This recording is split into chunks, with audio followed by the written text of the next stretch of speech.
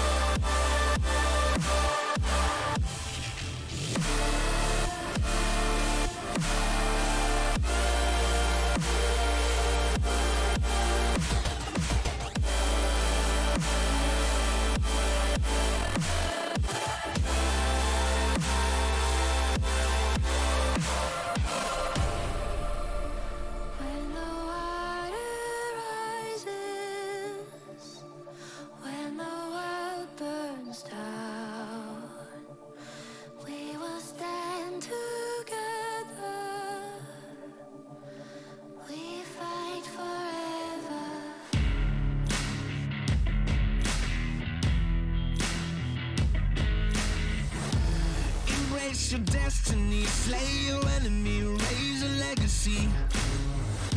No more apologies, trust your abilities, gather the energies. Pull yourself back together, been staying off track forever. Child of the nation, go seek redemption, time for salvation. Today is meant to be day of victory, time for history. Reverse the tendency, fight the entropy, channel your rivalry. You're praying for fortune to come, you're hearing the sound of the drums. It's too late to backtrack, go pack your bag now, keep your feet on the ground and stand up. You've got what it takes to fight back. Don't stop until you black out, out, out, out. Stand up, up, you've got what it takes to fight back, back. Don't stop until you black out, out. Give all you got and show them how to make a miracle. Stand up, up, you've got what it takes to fight back, back. Don't stop until you black out, out. Give all you got and show them how to make a miracle. Go save your team, be a hero. Take home the cup, be a star. They waiting for you, take aim, shoot your arrow. It's your time to shine, show them who you are. Stronger, gotta go faster, gotta get better, gotta work harder. It's fight or flight now, get up now. Go where you move, go for the goal, lead up the stadium, you know how it's done. Stand up, up, you've got what it takes to fight back, back. Don't stop until you back out, out. Give all you got and show them how to make a miracle. Stand up, up, you've got what it takes to fight back, back. Don't stop until you back out, out. Give all you got and show them how to make a miracle.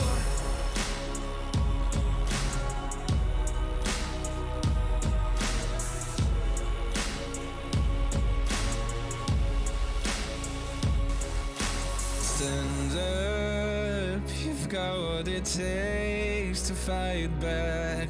Don't stop until you black out, out, out, out. Stand up, up, you've got what it takes to fight back, back. Don't stop until you black out, out. Give all you got and show them how to make a miracle. Stand up, up, you've got what it takes to fight back, back. Don't stop until you black out, out. Give all you got and show them how to make a miracle.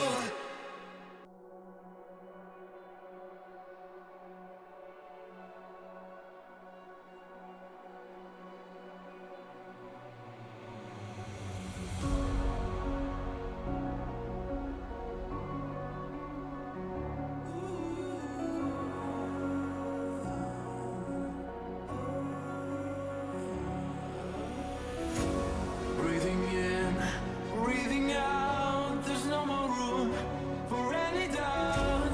Empty mind, steady hands. Just stay close, stick to the plan. I hear them coming, I hear them coming, and I'm ready as I'll ever be. I hear them coming, I hear them coming down, and I'm ready as I'll ever be.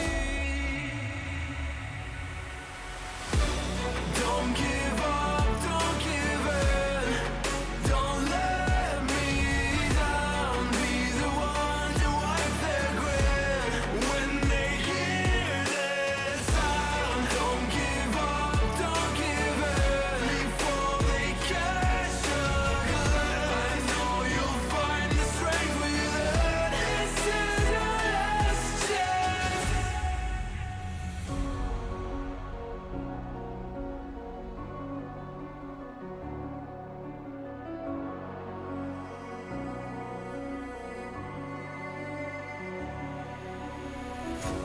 This is it, this is not a drill. Hold nothing back, this should to kill. In this leap of faith that you're in me too. You stand alone, but I'll watch over you. The clock is ticking, the clock is ticking. A single second could mean everything.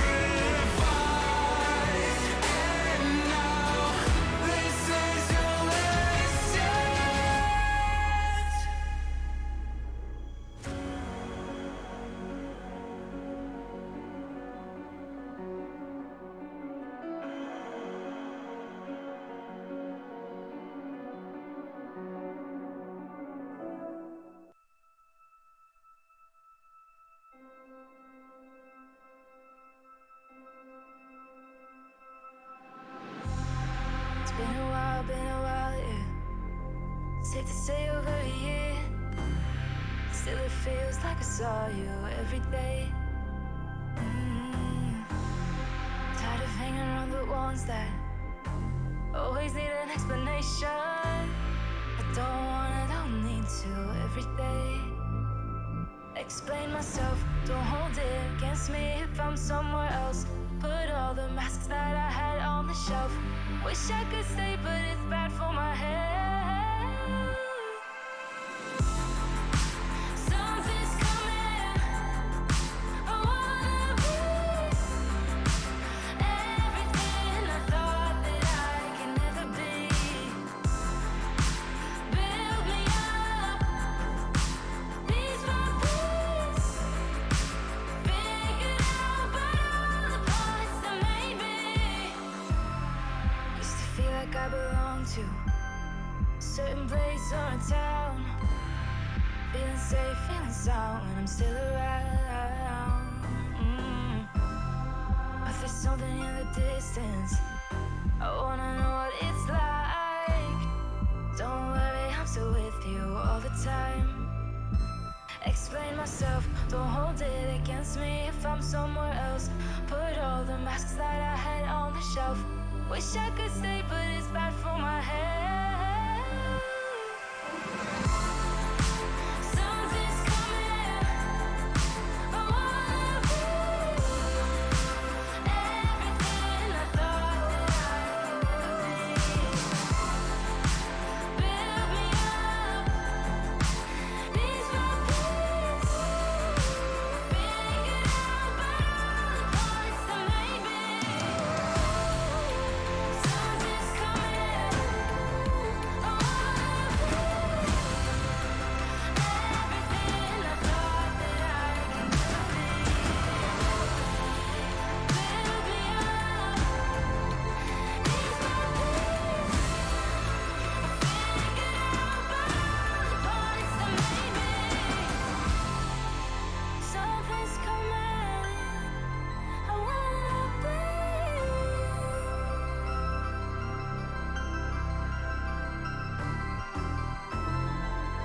Build me up, piece by piece.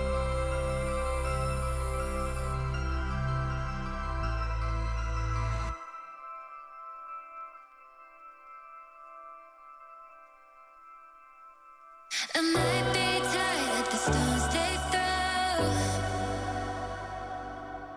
picking up scars and I hold them close.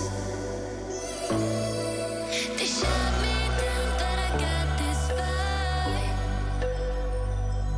Shine a light on me when my heart goes dark.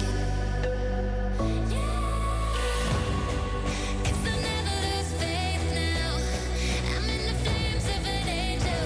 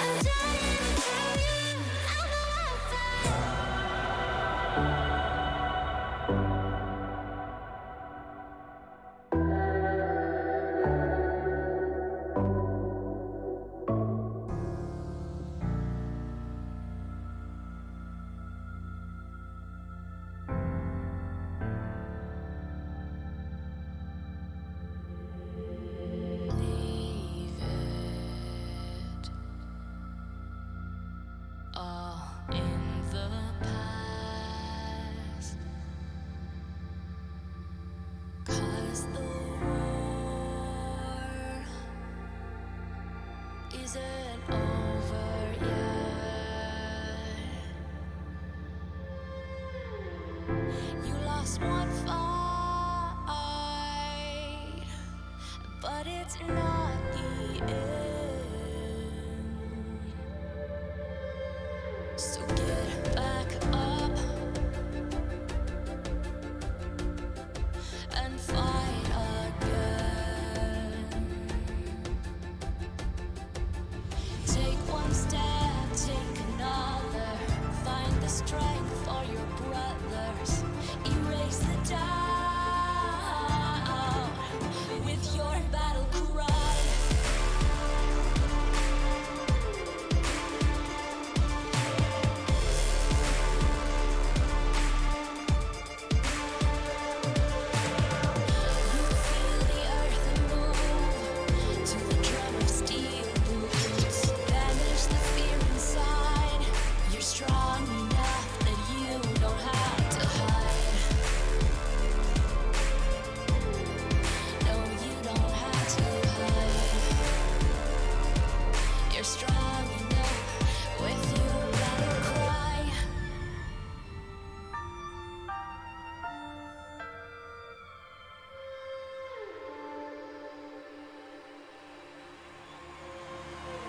Clash of steel spills your blood. A whisper out fills your head, but you have to fight again. So take one step, take another. Find the strength for your brothers. Erase the doubt with your battle cry. With your battle cry. You feel the earth move to the drum of steel boots. Banish the fear inside. You're strong enough that you don't have to hide. No, you don't have to hide. You're strong enough with your battle cry.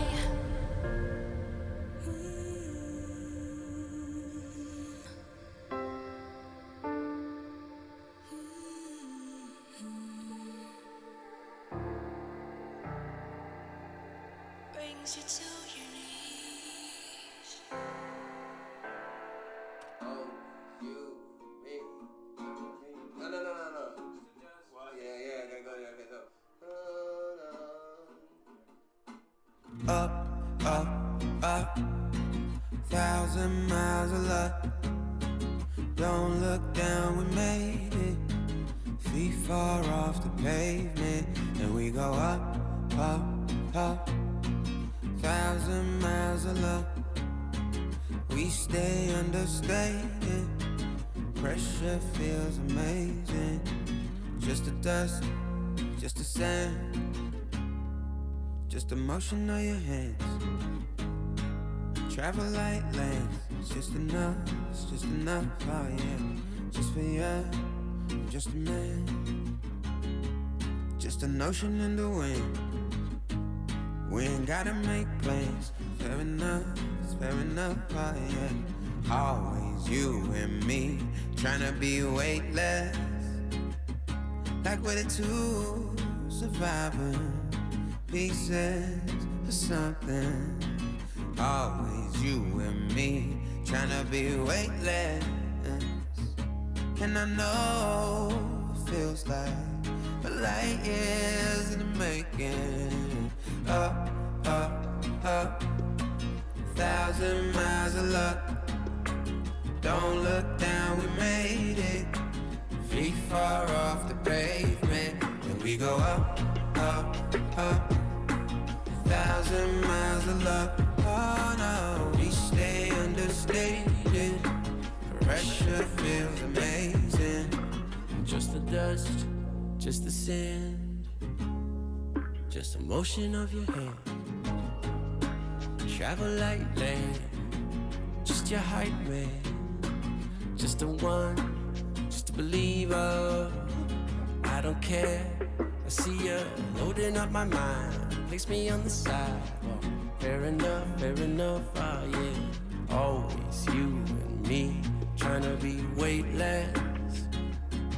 Like we're the two, surviving pieces of something. Always you and me, trying to be weightless, yeah.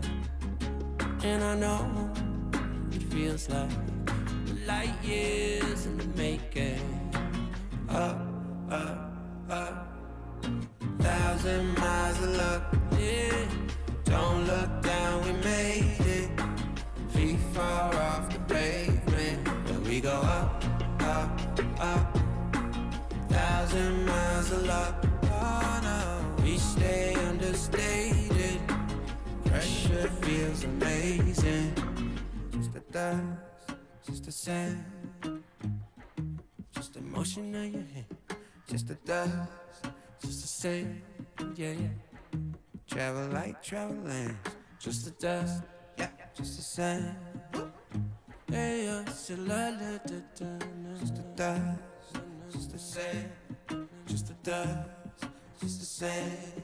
Always you and me, trying to be weightless. Like we're the two, surviving pieces of something. Always you and me, trying to be weightless. And I know it feels like light years in the making. Oh, duh, 1,000 miles of luck, yeah. Don't look down, we made it. Feet far off the pavement, and we go up, 1,000 miles of luck, yeah, yeah. We stay understated. Pressure feels amazing. Under peach yellow skies, dreaming big and aiming high. Name the clouds passing by, wishing we run away. All we need is our passports, baby. Leave the rest in our troubled minds. Let us go down in laughter, baby. Trying to figure out what we're after. We're never heading back until we're older. We couldn't care no more, not any longer. Under peach yellow skies, we keep on searching, but we will never know what we're after.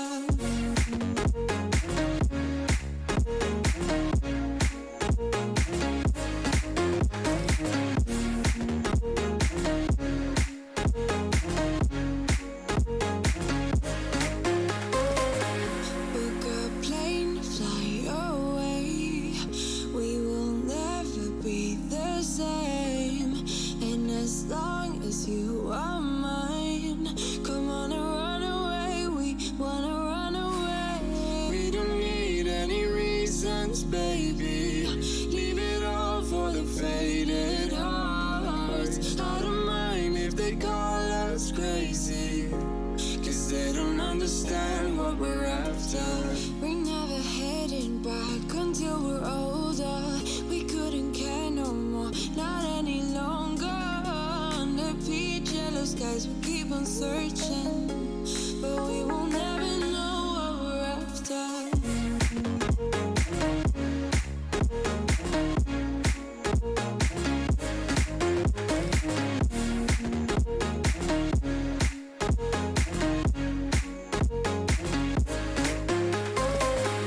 We're no kids no more. I need to feel alive in this dreadful town. I'm running out of time, and as long as you're mine, I wanna run away. We're never heading back until we're older. We couldn't care no more, not any longer.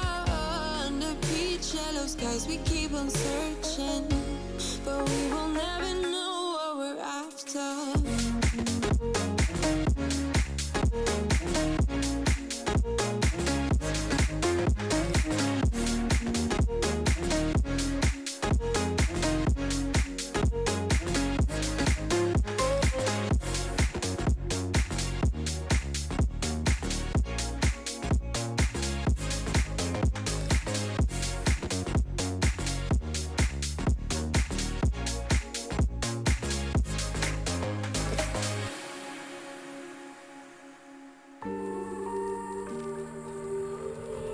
I've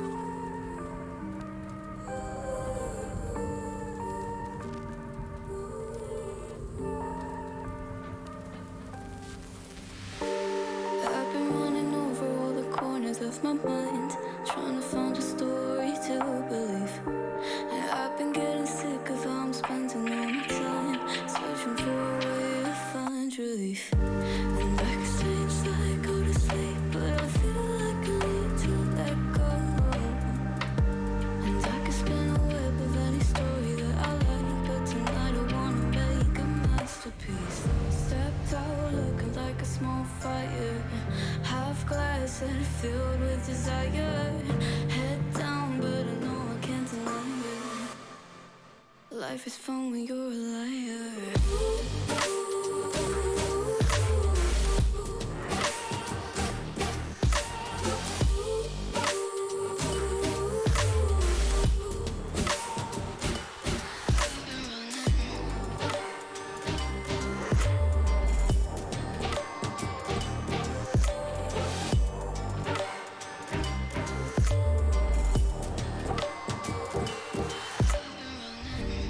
I'm just trying to learn from all the things that I've been told. I'm gonna paint a new reality. It doesn't take a lot to turn a person into gold. Yeah, I've been getting good at alchemy. And you can stay inside in the dark, but without it you never let go. And when you're done with hiding and you wanna have control, you and I can find a perfect fantasy. Stepped out looking like a small fire, half glass that filled with desire. Head down, but I know I can't deny it. Life is fun when you're a liar.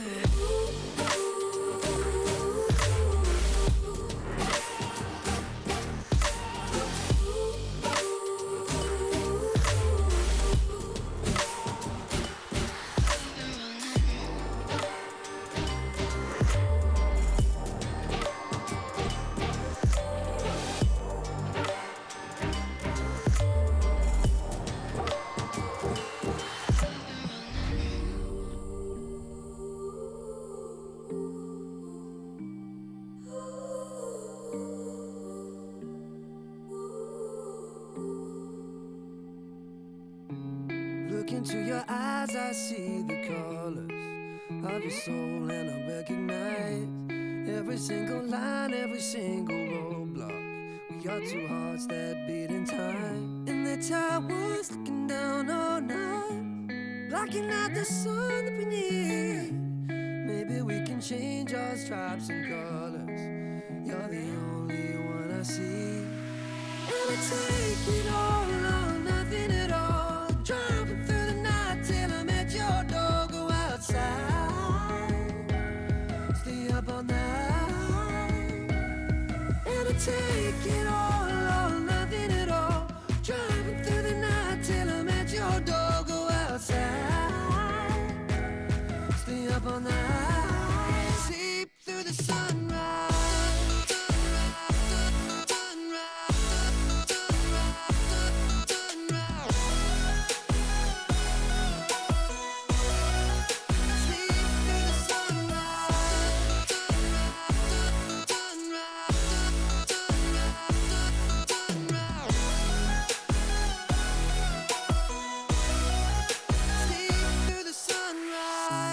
Look into my past and I count the numbers of the dreams that I left behind. I don't even care now that I've discovered a new kind of peace of mind. Up above us, looking down on us, there's an angel I know. We don't need to worry or discuss much. It's time for me to hit the road.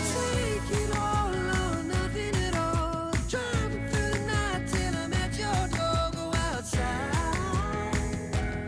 stay up all night. Sleep through the sunrise. Sunrise, sunrise, sunrise.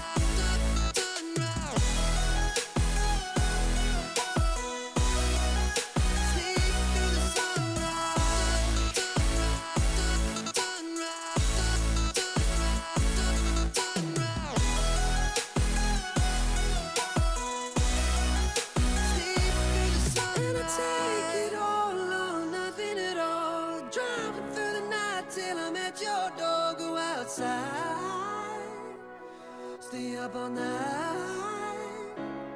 And I take it all or nothing at all.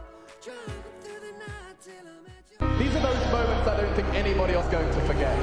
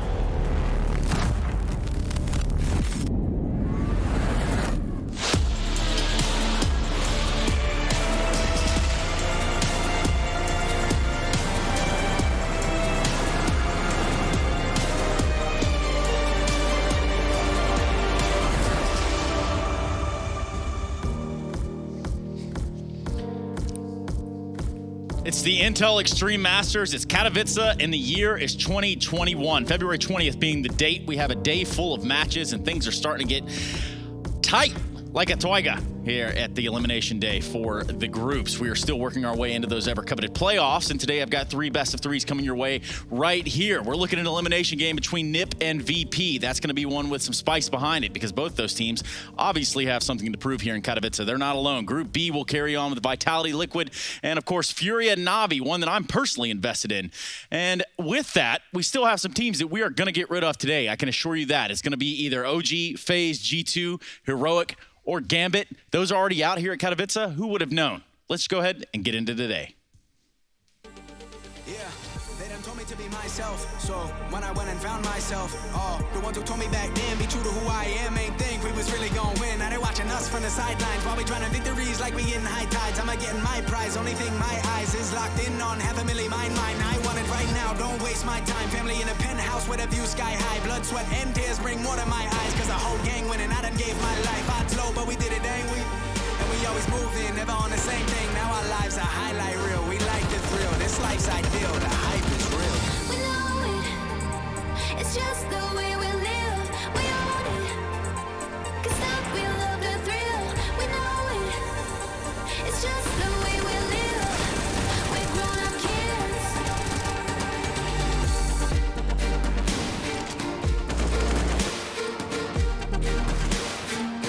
Just the way we live.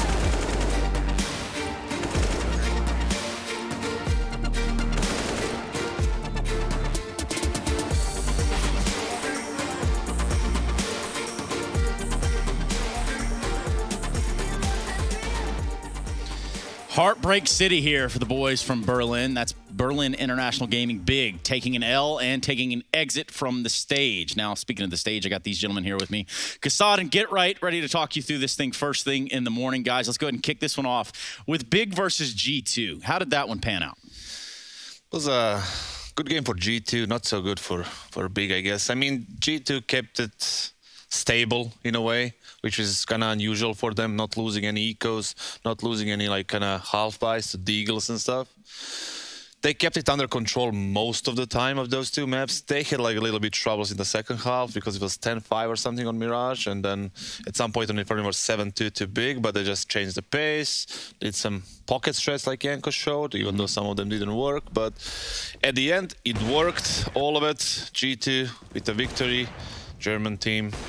Out. And, you know, Chris, how big of a heartbreak would that be for Big? I mean, if you just had to guess, if you've ever been there. I mean, it is a big heartbreak from Big. They were expecting a lot of things for themselves. See what you did there. Good one, right?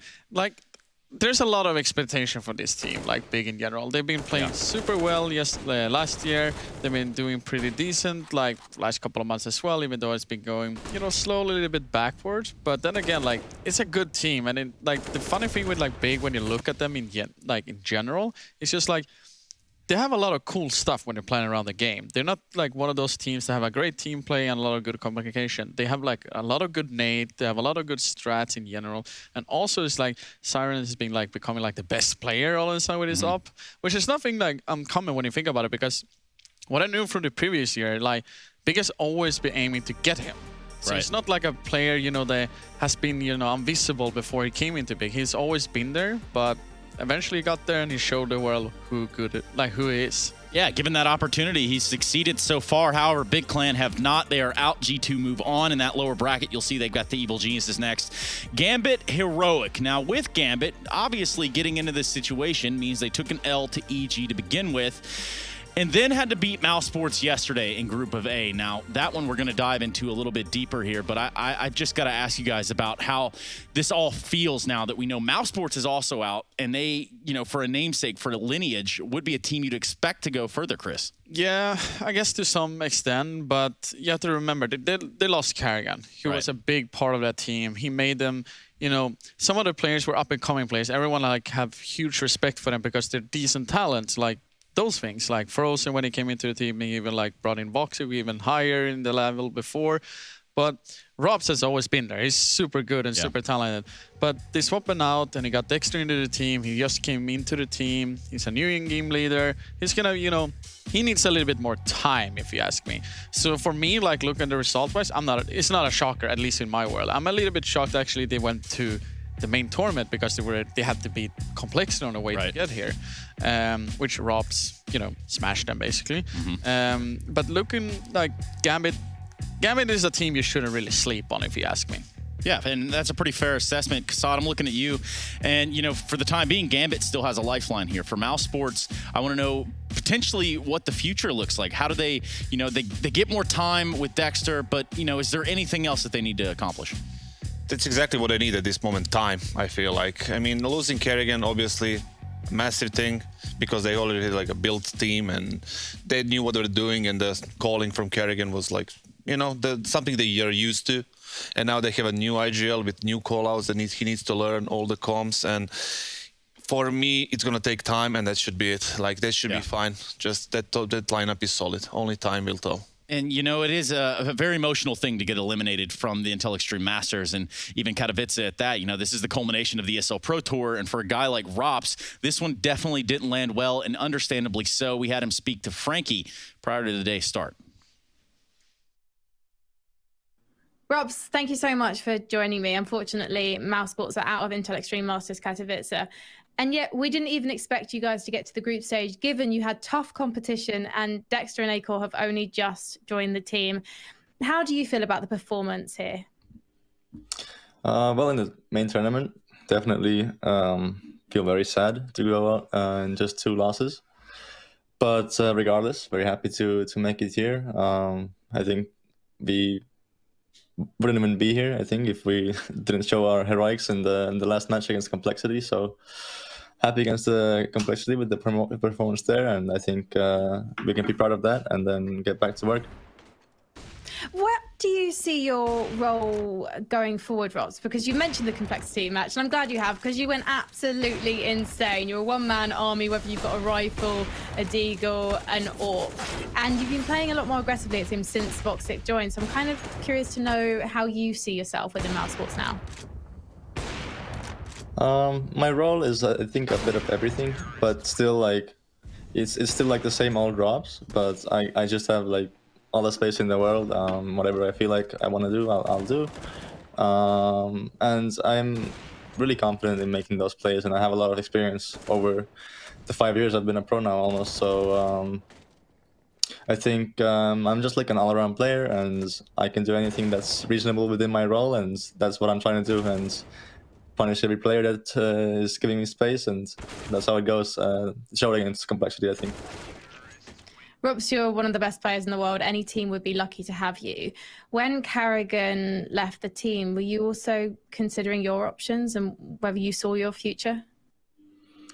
Well, of course, we have been talking about this change for a long time. It wasn't a surprise or anything, so we knew that this was going to happen.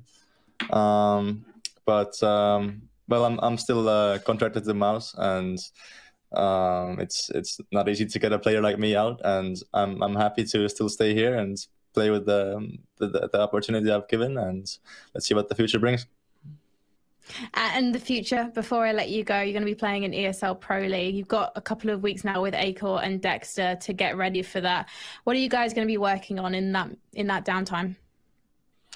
Well, to be honest, we haven't worked basically anything yet. So we're gonna start with the basics. So far, we only played Puggy CS. We played the map of Mirage this tournament, which we didn't even touch at all. We obviously lost that. That was also against Complexity. So yeah, we haven't had time at all to practice or get anything nailed down. So we're gonna start from the bottom, and Dexter is gonna show us how he wants to play the game, what his vision is, and bring in new strats, and then we're just gonna take it from there. Well, your Dust 2 is already looking pretty solid. Thank you so much, Rops. Can't wait to see what Mouse Sports come up with in ESL Pro League. Yeah, thank you, guys. Man, poor guy. You got to feel for him a little bit there. Chris, you look flabbergasted. How does it make you feel? I mean, just seeing a player like Robs, 5 years in Mouse Sports, it's becoming better and better for each year. I feel every word when he's talking in that interview, but one thing that stood out the most is what do you mean with that contract thing and in Mouse? Was kind of a weird one. That was just that's first I was feeling sad and come on, I feel like he's devastated about the losses, and now maybe he misspoke. Maybe he misspoke. Yeah. A little bit. It Perhaps. happens. It just. Yeah, and times get weird when things start to change within rosters. There's a whole lot of moving parts, and a lot of it that you guys aren't privy to, we aren't privy to, and there's a lot of assumptions that get made, and it just gets weird. It gets real gray area. For us, though, the only gray area are the teams that are going to be eliminated today. Mouse Sports is out, and they're not going to be the only ones. We're looking at a NIP VP elimination game, first game on the cards, followed by that Vitality Liquid, and then Fury and Navi to round out the day. So a lot of exciting stuff. We're going to move past Rops and Mouse Sports. We're going to go into a break, and we're going to come back with the pre-match for this first game of the day.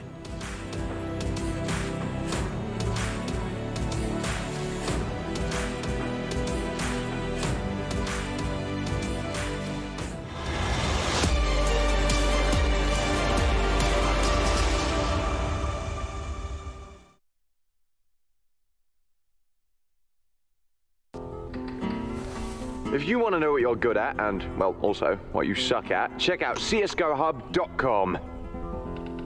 Coming!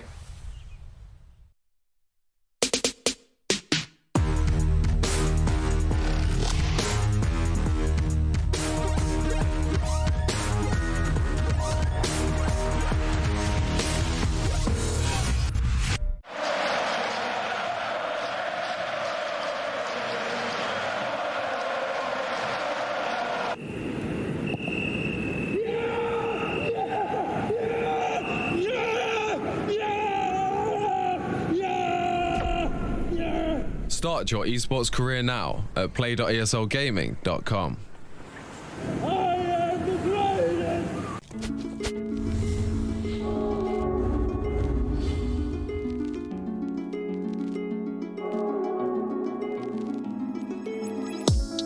You just hung up, say you want away. You, yeah. You, yeah.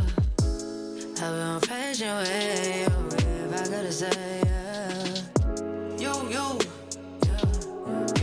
You. No, I don't mean to stress, but you ain't even guessing that lately it ain't been the same. All of this test relation,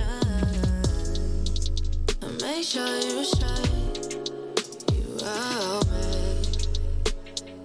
Just need a night, yeah. We could hop in the cool, hit the highway. Cool, we could ride away. Down, skirt.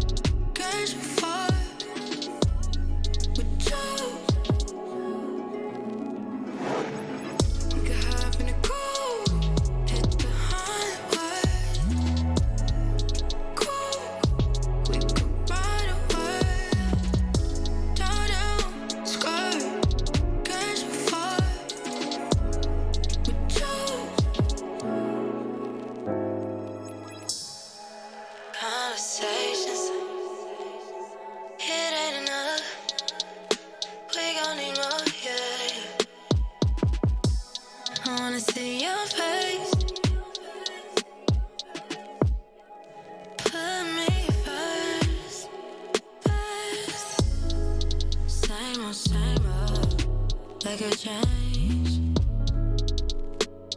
but don't get me wrong, I'm trying. You got that touch, need you get involved. It's getting late, come around, be done for the day. Now it's my turn, boy, just make it work. Baby, it's worth it. Are you pulling up?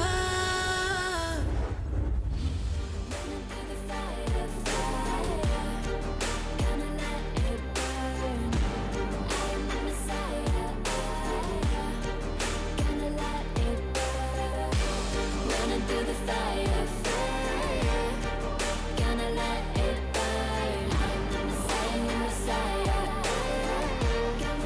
Gonna let it burn. Gonna let it burn. Gonna let it burn. Gonna let it burn. Gonna let it burn. Found me in the darkness. Now they see me. Intel Extreme Masters Katowice is brought to you in part by Intel, Acer Predator, GG Bet, Pay Safeguard, and DHL. I'm close to home. I'm fighting harder because I've come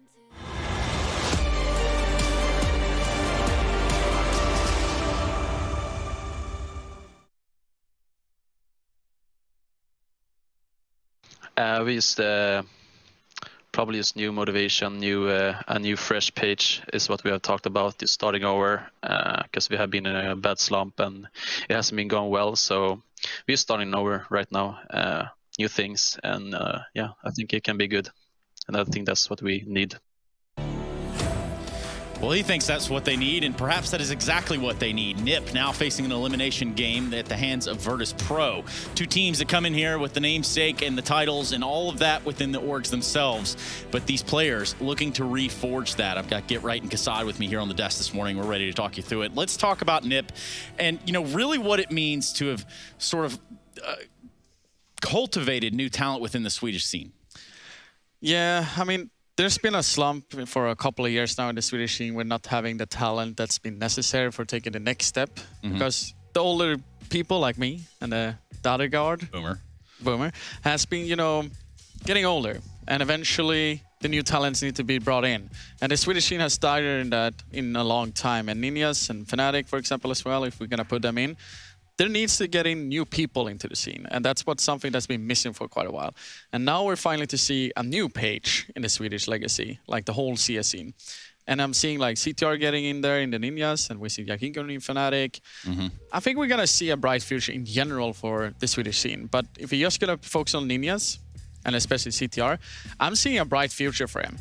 When I'm been watching him, especially new, like now playing with the Ninjas, I see some similarities from myself and some other players that we had in the past. And I think he has a bright future in the team, and I know he's going to deliver soon enough. The stats is not telling the whole truth, if you ask me, because you have to really look into details and actually in the game and see what he actually does for the team.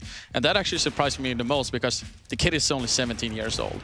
He's just now starting to play against Tier 1 CS, and that's, you know, that's not an easy task. Yeah. And especially playing against a team like Virtus.pro, it is a special team to play against, and it's a place that a lot of people are not used to.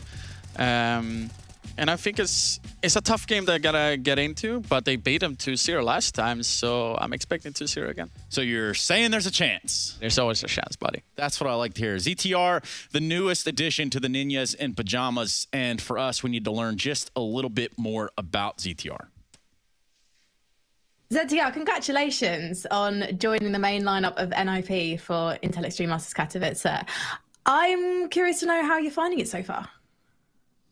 Thank you so much. I'm finding it a very enjoyable and learning experience from playing with these games, both Blast and IEM, against the best teams in the world.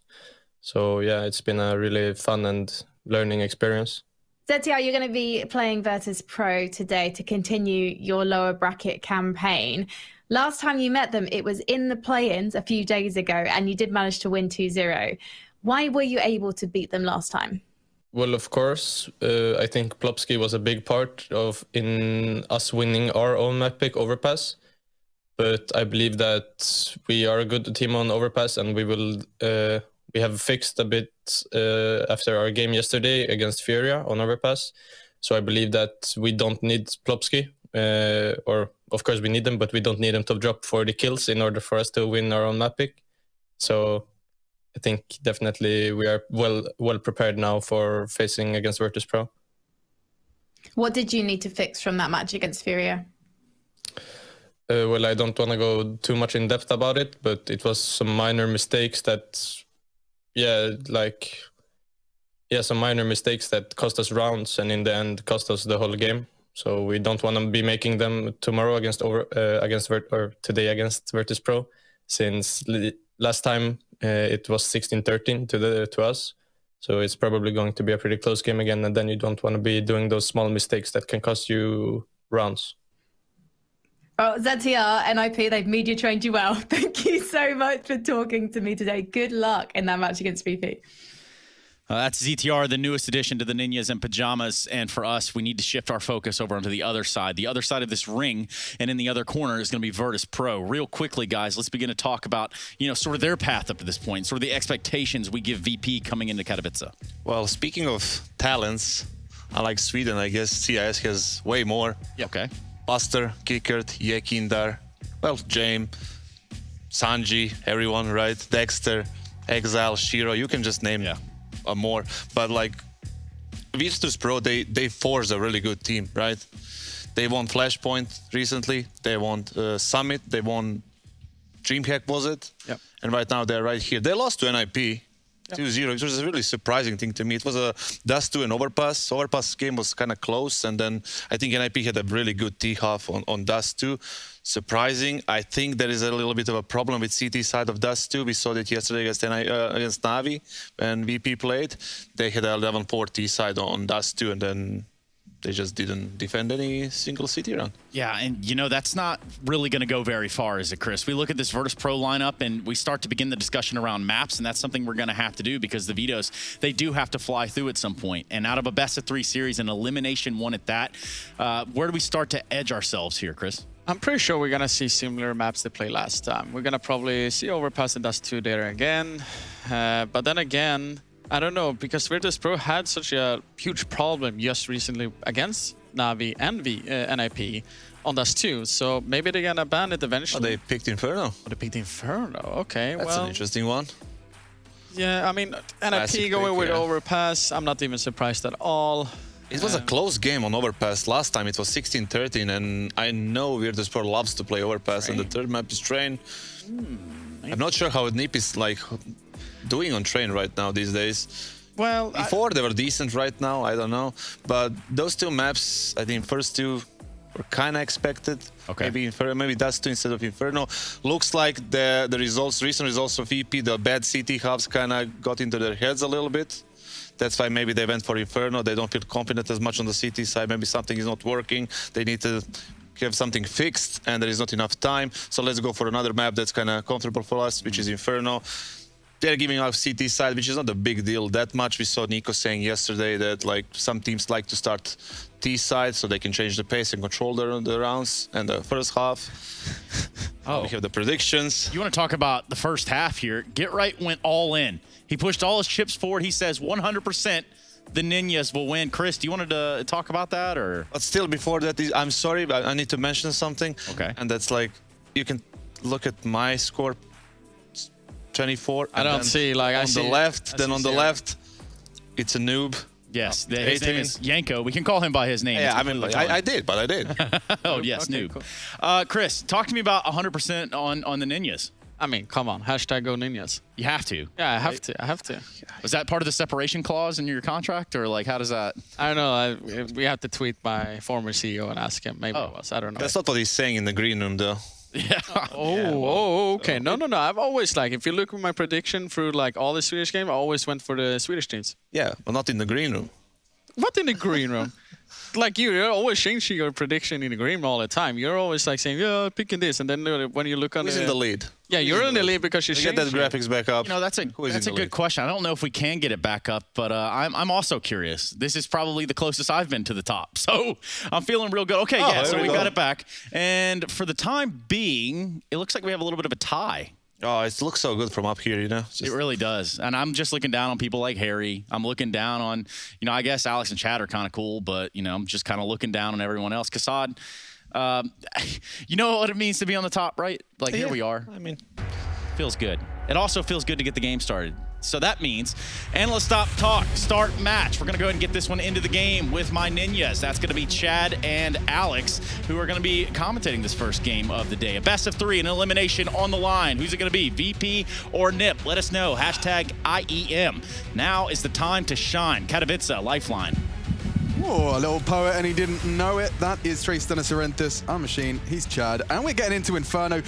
My goodness, I mean, he's dead. This looks like the majority are leaning towards the boys from VP. A couple of Ninjas in Pyjamas predictions in there. What do you think is the influence in that? Yeah, well, obviously going head-to-head, right? NIP have the most recent result over VP, but I think that anomaly of Plopsky going absolutely mental on Overpass. If you missed it, go back and watch. The guy had 37 kills in that game, and it was a close match. I'm going to think that's probably not going to happen again. And as we get underway here on Inferno, VP are actually on a bit of a streak. 4 in a row on this map.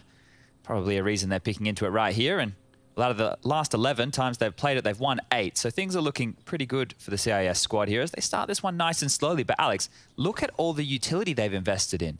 3 smokes, 2 Molotovs, 2 flashes. There's only 2 players operating with armor here, and that's YEKINDAR and Buster. So if Sanjeev, Kickit, or Jame go down, they're not going to have that utility to work with. Decoy towards top banana. Hamp is very close. He could unravel this here. He certainly could, and he's going unnoticed. Plopsky to try and bait them in, but the boost is a quick execution, and damn, the kills do come quick for VP. They still have all this utility as well. Yeah, my God. 3 smokes, 2 Molotovs. They are going to walk into that site, demand it. There's nothing that Nork's going to be able to do with just a USP. His smoke may delay them, though. If he can get his smoke down before there's Bloom, he may be able to shave some time off of this. Let's see. Will they disrespect it? It's likely. There's 3 behind that smoke, and he's... Oh! What? Happened straight through every bullet from Kick and Hit. Well, that gets awkward now. They're even faking them out here, but the rotation back and forth, you can see a bit of a pendulum swinging bottom of banana there. VP think better of this, heading back towards B, and that's the right call. ZTR, Rez, they're stuck over towards A still. They're not buying into this completely. Another smoke towards Spawn. Okay, I thought it was a deeper one. No, it's going to be a standard. Okay, now they're going to take the side. So the bomb should go down without too many dramas right here. That kit of Nork is dropped. So they'll need to recover that. And I mean, they just need a hero moment. The only thing that separates VP from a 1 pistol here is ZTR and Rez popping off. And already it gets awkward. Rez doesn't get much, and that will be Virtus.pro converting. Kickit, I should say, converting. He gets 4 kills in that one. The double kill at the start did give them that distinct advantage that they just took their time to convert. Yeah, and that's one of the things that we've been noticing with VP, right? Once they get this territory, they like to park the bus a little bit, wait for you to make the mistake. Same with a lot of these CIS squads. We've been covering that with Spirit. And yeah, I think that, look, NIP, they're riding a bit of a high, right? You think about Blast, they had that fantastic performance against Astralis. That was ZTR's debut. Coming in here, they've already taken down VP, so they'll be confident. But I really think that there's probably more pressure on VP's shoulders than what there would be for the Ninjas. Molotovs towards top banana. Gonna push them right back, and here he is again. Kickit taking a lot of space. 4 players for VP already in banana, just 1. I know it shouldn't blow my mind, Chad, but it did blow my mind when I looked at Plopsky's profile and saw he's 18 years old. I mean, like, it feels like he's been 17 for 3 years now. Yeah, well, we talked about, like, the changing of the guard a couple years ago, right? But it has really been, in the last, year and a half, I would say, just a massive influx of these young fraggers. The pure CSGO players, as we like to call them. Yeah, the thoroughbreds. Let's see what happens here with Hampus's Deagle, because Buster's going to be ahead of that smoke. I say that as he moonwalks back, doesn't want to be caught on the swing, doesn't know what's around the corner. All right, quite a slow round again, and we're going to be getting a lot of this out of VP. I mean, there's no way Hampus's single smoke is going to corral the entire execute into the stack. Somehow ZTR's got to dissuade them from short if he wants this to pay off. I don't know, a Deagle headshot would be nice, but it seems that other than posturing, there's nothing more to come of it from VP. 40 seconds on the clock as they walk back to banana, just cutting noise. And utility-wise, I see 2 smoke grenades. Hampus, what have you got? What are you made of, my man? They're not rotating either, so as boring as this might sound, NIP could just save unless Hampus gets 1 or 2 through the smoke here. 20 seconds, still no rotation from NIP. Yeah, it's almost like they're kind of accepting that they'll just have another go. Yeah, if Hampus can slow the plant, like, he's a one-man army right now. They're starting to move over a little bit. Hampus is isolated. The smokes will be fading shortly. He might just have to go down with the ship here, but you can already see the intent of NIP. They're wanting to save. We've spoken about this with the Ninjas in the past. I think we called it the double dip deagles because they were doing a lot of these kind of saves with the deagles in play. And they're holding on to these smokes as well. So they gambled. When you're looking at teams on a map like Inferno, if you get banana control, you can just execute B. A lot of teams don't like going up short or apartments because of those closer duels. So Chad, long was I'm thinking about it now, Chad. Yeah. Is there any reason not to gamble stack on your second round force? Because you gamble stack, you've got a better chance if they come your site, and third round would be an eco regardless. Like, I mean, this is Threat probably just walking through the logical flowchart and saying, we gamble stack every force. Yeah, and look, that means they get the option second round now, force, and this one here they can go for, right? So you bang on in that regard, right? It's basically what we talk about with percentage Counter-Strike. There's no point just throwing your bodies on the line right here, and if you do, make the right call with that stack, they're coming into more numbers, and you can trade more efficiently in that regard. You can just see how simple this is, right? At this point, VP are just dry running. They're sitting here, they're going through the paces, what they do in practice, talking it through, and not really having to worry too much because NIP didn't force the issue. But this round right here, round number 3, we will see them force the issue because they don't need to hold on to this going forward. That's a CT smoke, and I wonder what that gives Hampus to work with. Nothing other than lead in his face. Has his teeth knocked out by Buster, and it looks like they are going to bust into this site. Just like that, he's already across pool. They're not giving NIP a chance to set up for any sort of ratty smoke angles. Good nade. That's about it. What a pace change as well. So they've completely just locked NIP out here. And like I said, they're more likely to go for it this time round. They can save again. It will make for another anticlimactic situation, but that armor will be so good for them to keep if they can carry that through into round number 4. Means they won't have to invest. Dude, imagine if VP go 3-0 up with 6 kills total. That's not bad at all, is it? Not even having to get the I think fights. There's some bloodshed coming, though. They want to stop and punish anyone exiting the site. Rez catches kick it, forces that AK onto the ground. 2 AKs actually on Buster and YEKINDAR. One's loose now. Yeah, that's not bad. And I think James going down with the ship. He is now. Cops a bullet on the way out the door. Sanji and YEKINDAR survive with an AK and a Galil. Some damage done for NIP, 3 of which just saved armor. They'll be able to upgrade with better utility. So yeah, they didn't have a crack at winning the round, but they had a crack at doing some damage. I will admit that Buster's brave as hell seeing a CT smoke around top banana and continuing to walk into it. Very alert, good shooting, and now 3-0. We get into our first weapon round from the CT side. Sweden, represented by the Ninjas in Pyjamas, the new talent pool. Given the get right stamp of approval, one of the 2 people to predict that the Ninjas can take this one. This is an elimination game. Virtus.pro losing their domestic derby to Na'Vi yesterday. Quite the game, but Na'Vi definitely getting the revenge they sought. Yeah, they showed some class yesterday, Na'Vi, but I think VP want to bounce back. This is elimination right here. Rez clearing out alt middle. Needs to be very careful because there is a player below him. Here's this aggressive CT smoke again, and they're going to try and use one side of it with a flash. Damage done. He had just a single bullet land into the thigh of Buster. Sound cue is minimal info. That's bloodshed. Hampus puts Buster on notice. Nork does connect as well. Oh, and that's 3 frags in favor of the Ninjas. Awkward for James now. Last man standing. NIP corral VP into those independent duels. There's lots of time to work this, James, but it doesn't look like anyone wants to have a look in here, and you can see Rez is still all the way over towards A. But if he sits here for 20 seconds, Chad, you might want to know if he's still banana, you know? You might want that info. You might desire it. Rez might be getting a little nervous. Instead, they just send ZTR to back and get that info about top middle. He'll be actually holding long passively. So James going to have 3 to deal with here on the B site. Sound cue made, Nork towards CT.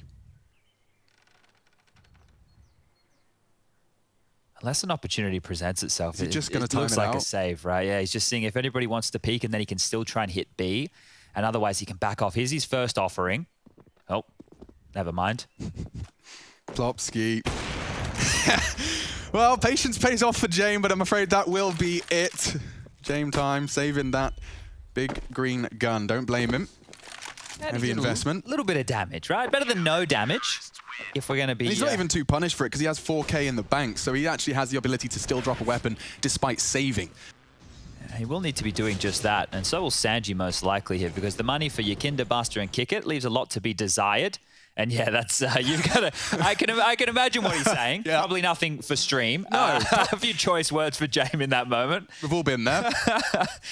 All right. He's still top banana. Okay, I'm over it. We're moving on. Let's see how this one shapes up. Round 5. We do see the slight sacrifice for Sanji. He dropped 2. He had 6.8. He dropped 2 AKs. No, he is a vending machine. He dropped 2 AKs. He's a vending machine that gets 18 frags regardless. It's only the 5th round of the game. Give the guy a break, please. Okay.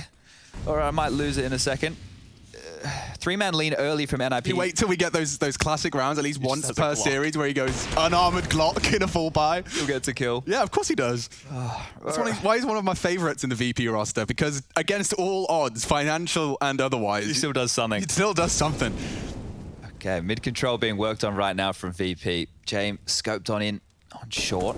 And this is where Nor currently resides, but I don't think he'll be getting too aggressive right now, as NIP have offered up top mid control and top banana right now. And as I say that, of course, they retake Molotov out. Plopsky gained some info. I do like that they haven't opted for the full smoke and incendiary combo. Just a molly and a flash to force them back off that half wall, but you will have to retake control, which is exactly what Buster has been set up to do. Flashed in, cleans out sandbags. A late boost for the B defenders. A VP going for it again. These guys are resilient. And Sanji, he's been given a treat. Oh, upgrade mid-round here. Might be Christmas. Smokes come in. They're hitting B fast. Yeah, Hampus is going to need a multi-kill here. Kick It gone through the smoke on the pistol. Nearly a similar fate now. He's eating that flash. His baby blues. Now with 2 kills. One more could confirm the round, but James fights his way into the site. A spray, a wild spray, could deny the plant, but it doesn't seem... Oh, it does! The bomb will get planted, but both line up. James and Kick It caught. Poor old YEKINDAR yet to frag and 4 to find. Not clean on the first, and that will cost him. So NIP, successful retake. Thank you very much, Plopsky, as that smoke faded just a little too soon before they could get their after plant positions. NIP are already being very annoying in a lot of these scenarios. And what I mean by that was you could see that the intent from VP was clear. Let's make a lot of footsteps, let's spam and see what we can bait them into. They spammed back, and as that spam from the CTs was coming through, they lined up a second flash to pop and go. But NIP were already disengaging at that point. So the flash came, they were no longer close in front of the CT smoke in pool, they were tucked in towards site, and that flash from VP, it meant nothing because they weren't pouncing. They were hoping to catch them off guard while they were unloading their mouse. It's a very different call now. Look at this, 3 up second middle. They're going for a different flavor. Okay. It's just the pistols, so a half buy. It's going to be hard for them to take space here without being quick about it. Yeah, the space being taken on banana for the first time. We haven't seen NIP do this. I think the awareness of what they're up against is going to encourage a bit more of a fact-finding mission. They're popping through mid here, so these pistols could get onto Arch against Rez. Nice work. He has perfectly avoided the flash and counter flash. Actually, it was a team one. Buster kind of sentences YEKINDAR to death. And they haven't lost a single player. They'll preserve 3 AK-47s on that CT side. So this is actually going to set NIP up for quite the run here. It's going to be a question of how quickly can VP stem the bleed of those brutal Kalashnikov rifles on the defensive side. Recovers himself a bomb, and I think that's about it. Yeah, okay. Well, this has been clean from NIP, and you have to consider how the first 3 rounds went, right? VP 1 pistol back off of the Kick at 4K. He hasn't got a kill since. Then you consider how the 2 anti-ecos went. That was the Deagle 4 spies from NIP, where they only gave away 1 or 2 kills within those rounds. So they've really not given VP a chance to warm up the headshots, so to speak, and they've been keeping themselves honest, right? We'll sit back, we'll play this really slow. We understand what type of game we're here for. We don't need to get into a brawl straight away. And now they're being very jarring for VP. The AKs will come back out. There's no AWP for James here. Banana control from Buster has made a bit of impact over this side already. Molotovs to follow. YEKINDAR entering in. Needs to find a bit of space here. He's been watching the mirror demos. Ooh, Sanji catching the aggression. That was an AWP in apps. Taking a leaf out of JW's book from 2015. That's a great angle, but only the one. Rez needed him a bit more there. He does damage.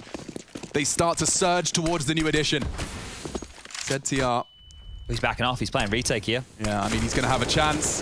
Good damage again, but retake will have to be the name of the game. Good spray again. Hampus finishes the job. Oh. The Recovered utility. They're not in the site yet, but neither are the CTs. This is a great smoke. This enables them to walk on into the site, or at least have the threat of them walking through that smoke. That may delay the plant even further. Yeah, bomb should be going down any second here, but you can see them grouping up, trying to take Honestly, I think that smoke has bought them the 15 seconds here. VP are really taking their time on this one. James Sanji's trying to get so paranoid about well. that smoke play. As soon as he makes the sound cue, he's expecting a push. They're clearing pit. It's given the CTs chance to reposition, but James holding this apps peak, and Hampus just crouches on into the scope. Awkward now for the Swedes. CTR's so low. Plopski is full HP and has the kit, but he's coming in from Moto. Great flash. Need the frag, gets it, will get traded. Buster and Pit, James and Apps, he knows where they both are. Has some time to work with, but James just going to play a passive stance here. Oh, okay, that's some info at least. He knows that James is lurking in the apartments. He knows Buster's lurking in the pit. He doesn't really have the time for this anymore. Yeah, it's all over Red Rover here. Plopski's going to either just go for damage or get out of dodge. I think he just wants to stop Buster, right? Well, the AWP gets away as well, so James already out of there. Plopski, how much HP are you dealing with, my friend? Enough to stay alive in the pit, so does some damage. James holds onto his AWP, and the round goes for VP, but that got a lot more highly contested than it looked like, right? Once they had made their way up mid and they had found those initial fights, they had site control for such a long period of time. They were being very thorough, and it ended up panning out for them, but I was starting to get a little bit worried, and I want to make a note of the way that they're playing this aggressive apps and boiler setup, right? Rez has actually been in that position a couple of times now. So they're aware of how many resources VP are putting into these early banana takes. And that position where Sanji plays just at the base of halls, it's a very passive spot, right? The fact he even gets a kill, that's great. So that's all Sanji, in my opinion, right? They're really slowing that down and giving VP a chance to come back in towards A. We'll be able to buy here. NIP have a pretty decent bank. Nork hasn't even invested yet. Still got 10K left over. And we've got the GG.bet odds on your screen just here. VP considered the favorites by the bookmakers. And you can see ZTR. He's down the bottom, but I'm sure he'll warm up. He had a lot of impact for the boys within his debut. Yeah, and I will say that there's a lot of interesting kind of tidbits as to his impact joining this roster. Aside from gameplay-related stuff, he seems to be a very good communicator. Even just then, you could see him doing a lot of talking just in that 2-on-3 retake situation. And there's also that new air of motivation. Especially you combine that motivation of a new addition in combination with NIP struggling, as Rez outlined in his pre-match interview. Threat has got all the pieces of the puzzle to play his game. So do Virtus.pro, though. It's time to see how they meet, how they intersect. Battle on Banana is won by the CTs. Could be back towards A. In fact, the bomb is in apartments already. They've got a 3-man lean here as well, so... A lot of room here. A lot. With the fact that there's no one mid and no one top banana anymore, NIP are holding onto a lot of utility, right? And this is where they're being that thorn in the side. So they've soaked up the early aggression. They've actually dealt and met it. And now they can limp out their nades. As there's only 50 seconds left, VP aren't working with anything other than 2 smokes and 1 flashbang. So if they go for an execute, dude, if they walk banana, yeah, be thrown. This is going to get really awkward. You're probably going to have to run through a grey screen. Plopski doesn't have one, but Hampus does. He's got an incendiary as well. Okay, so you either push through this or you've got 15 seconds to plant once it fades. Tracer fires a little too much of a cue. He doesn't hear the steps, doesn't drop the flames. VP, this is getting really uncomfortable now. They can still extinguish, but this is so risky. YEKINDAR wins his duel in the flames. Quick trade. Bombs loose, 14 seconds. 3 of them held at bay by the spray. 10 seconds, get it down. Sanji, of course, steps up to the plate. Plopski trying to deny, and he has. That's a round-winning performance from Plopski. Hampus aiding as well. And he wants it. One more, hiding on the coffins. He looked for Paul. Kickert saves himself. Okay, 4-4, but I'm actually very impressed by the way NIP have punished the VP gaps here. There's just not enough threats across the map here to make NIP use this utility. They should never have that much left going into a 30-second execute. The whole point, because of the silence of VP. Yeah, well, the whole point of being a late team is that you're meant to be able to milk this utility. You're meant to show enough threats earlier in the round. The fact that Buster loses that early duel to Plopski, thumbs up again to Plopski, playing fantastic against VP. That just stifles it, right? So, okay, well, we've lost our entry frag. Now we're not going to take any risks. We don't want to give away any more kills. But if you don't take risks and you don't look threatening, you can't bait utility. So it's a bit of a catch-22 cycle right there. Yeah, and seeing Plopski have these kind of performances, or the kind of performances he had in that Last game, that's a big duel to win. YEKINDAR making more nightmares for Nork. Sanji caught him previously, and out they go. Look at the pace. ZTR is under threat. Rez has relieved some pressure. He caught Sanji with the flames as well. This gets awkward. One chance for Jame, perhaps. He's got to try and look for Plopski's push, and he has. B's open. Yeah, he's going to just knife out. A complete change-up. What's the reaction from NIP? How quickly will they piece this together? I think Campus is working it out. The in-game leader. Knife out as well. Jame will beat him to it, will he? He's just taking all the space. So quickly. He has paused enough for Hampus to tuck in. If he gets the smoke down... If he doesn't disrespect it, that rotation means nothing. Everybody's moved for no reason. Yeah, you can see they're already cancelling. Boom. So it makes sense. Jame wouldn't be expecting the bomb site to be open by the time he rotates over. He had a window he wasn't aware of, and now this has forced the rotation from NIP. Rez leaning over towards the B bomb site as well, and VP are yet to make up their mind. So 38 seconds left on the clock. Flash towards middle just to get them back a bit of room. Oh, they're running out of time again, Chad. Yeah, and look who's tucked in towards that Have they got graveyard util? position. They've got so much of it. By the time you get to short, you've got 15 seconds. If they molly it, you've got 7. Yeah, so the intent now is shown. Molly's coming, footsteps are going to be heard. An Incendiary would do wonders here, but ZTR's got bullets too. And into the pain train, just Jame. He gets 1, but it will be the Ninja's 5th. 4 for Rez in that one, 4 from Plopski in the previous. The individuals of NIP are pulling them into a lead here on the defense. It feels like Threats briefed them with, hey, let's not just be strung around by these guys doing late round hits, late round fakes, that kind of stuff. I mean, even just a pep talk saying, make sure every nade you're throwing is justifiable. Sure, don't just throw one of those willy-nilly flashes, one of those willy-nilly nades. Make sure that you're actually going to hit a target. And I love the fact that not only did they deal with a late round play here, they also dealt with the early play. YEKINDAR gets the opening kill, and then they exploded off of that, and NIP have been ready for both. So this is good stuff. Pretty good energy flowing right now in the Swedish camp as we're going into round number 10, and it's just down to pistols for VP here. Looks like NIP will be stretching their legs a little bit. Nades down the bottom, harassing Kickit. He's, well, been absolutely peppered through that smoke. The nade will finish him off. Another kill for Plopski. And we're not expecting too much here. YEKINDAR, the young Latvian, up mid with the Eagle onto Rez. Definitely making that one look easy. Give me one. Oh! From them, yes, please. YEKINDAR is in the server. He announces his presence. Jane wants to blow the head off of ZTR. He's got 2 players to deal with, and I think in a bit of info for YEKINDAR. All the timing. Yeah, it's everything. 1 from Library, ZTR to distract. Plopski's a bit slow through this, and another frag for YEKINDAR. He is just taking this round by the horns. Finally found. Can they convert? Every heroic play. 2 Glocks here, though. 1 down. Jame tucked on site. Buster in apps. Maybe the element of surprise from Boiler. Hampus doesn't do his due diligence. He didn't check it, didn't sweep in just to have a glance, but it is only a Glock. Reaction from Hampus can be quick and swift. In they come. No info pit. What's Buster up to? He's playing late for the clutch. That's the first. He wants to get a gun. He could find the AWP. There is an AWP, but it's not planted for him. He needs to get a move on. It's not planted for him. What do you do? What? Okay. Both off it. Oh, what a catch! The fake, and they move into his line of sight. He sneaks out of the Boiler. Doesn't opt for short. Round the world, and a humiliating defeat there. Buster pulls their pants down in front of the whole class. That is daylight robbery. Look at this from YEKINDAR. He does so much here as one individual, right? This is 3 kills to open up the A bomb site, and then because he's done so much, he tries to do more, right? You can't really fault the guy for messing around in the smoke, picking up guns. He's killing everybody at this stage, and then the fact that they convert that with the Glock, Buster letting them up short, what is going on? Yeah, the restraint he displayed there. Look at these CT smokes. Oh. This is a strat. This is something. Deep stuff, okay. A very difficult round to pull off. They're going to know that this is an option right now. More spam down mid.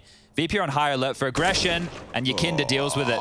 It's so telegraphed. That's the problem with those kind of smoke strats. If you don't find anything, you're in so much trouble. Devil's advocate.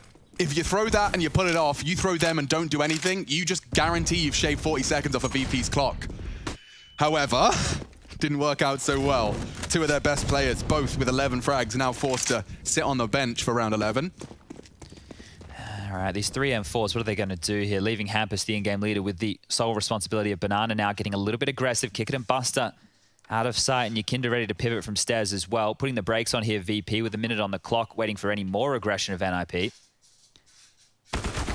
And look at that, spots the leg through the boards, and down she goes. So the B bomb site is open for business. How quick do VP want to accelerate here? They don't take any unnecessary risks. You really don't. they have a lot of utility left because of that aggressive maneuver. So whatever execute they go for is going to be picture perfect. There won't be any missing flashes, any missing smokes. The mollies can be good as well. May as well cross your T's and dot your I's as we see it all get lobbed on over. And that is a B take, folks. Look at your options. What did you have available to you if you were on this site? Cleared out, bomb goes down. And the main counter, Chad, actually, I think now, while they save, would be a good chance for you to explain why that smoke we saw G2 throwing, you know, near Emo, you bounce it off the pillar just to isolate between Nubox and Emo, so there's...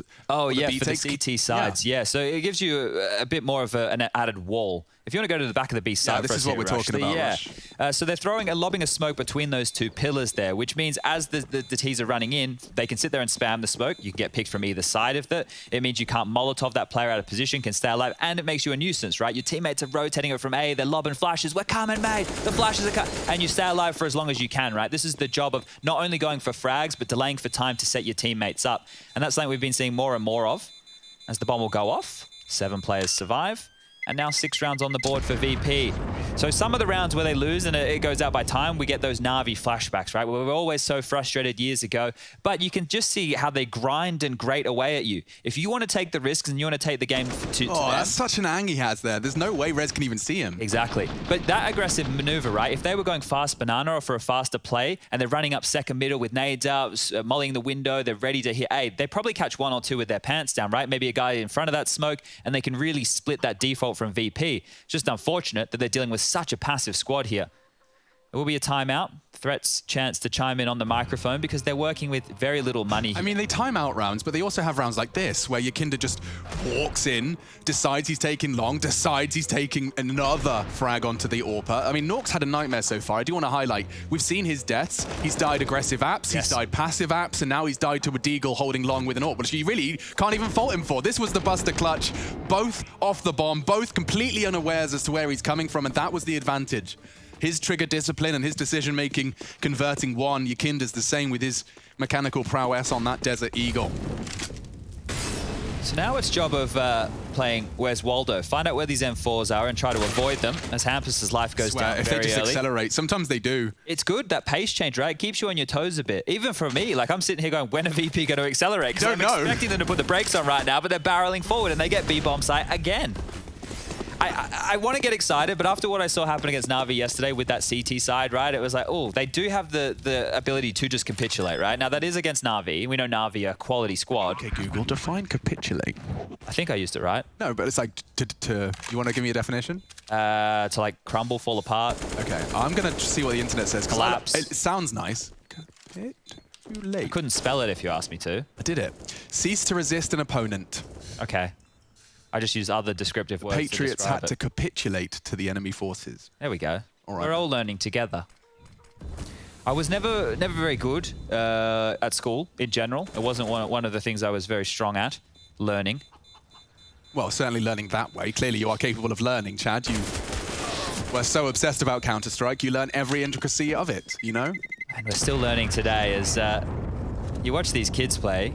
It's crazy the way that they think about the game and just the way that they use all of the details to their advantage. It's hard when you talk to players who are still currently playing, who were playing back in the early days of CSGO, you'd be like, well, you know, what's changed? And they don't notice it because they've been part of that change, but I've physically watched it. When we do these map fly-throughs in the breaks and it changes from old nuke to new nuke, I don't know how many people are actually noting those things. I played on the old nuke, right? Yeah. For me, like the version of the game, it's changed so much. It looks completely different. Yeah, in the words of Albert Einstein, Chad, everybody's a genius, but if you judge a fish by its ability to climb a tree, it will live its whole life believing it's stupid. Banana was YEKINDAR. Early info found. Plopsky might want to deny this. It's only the HE and trivial damage dealt.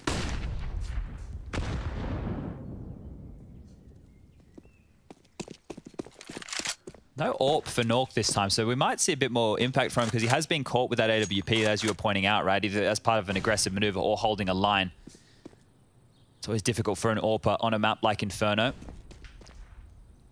Boosted up now on the porch side is Rez.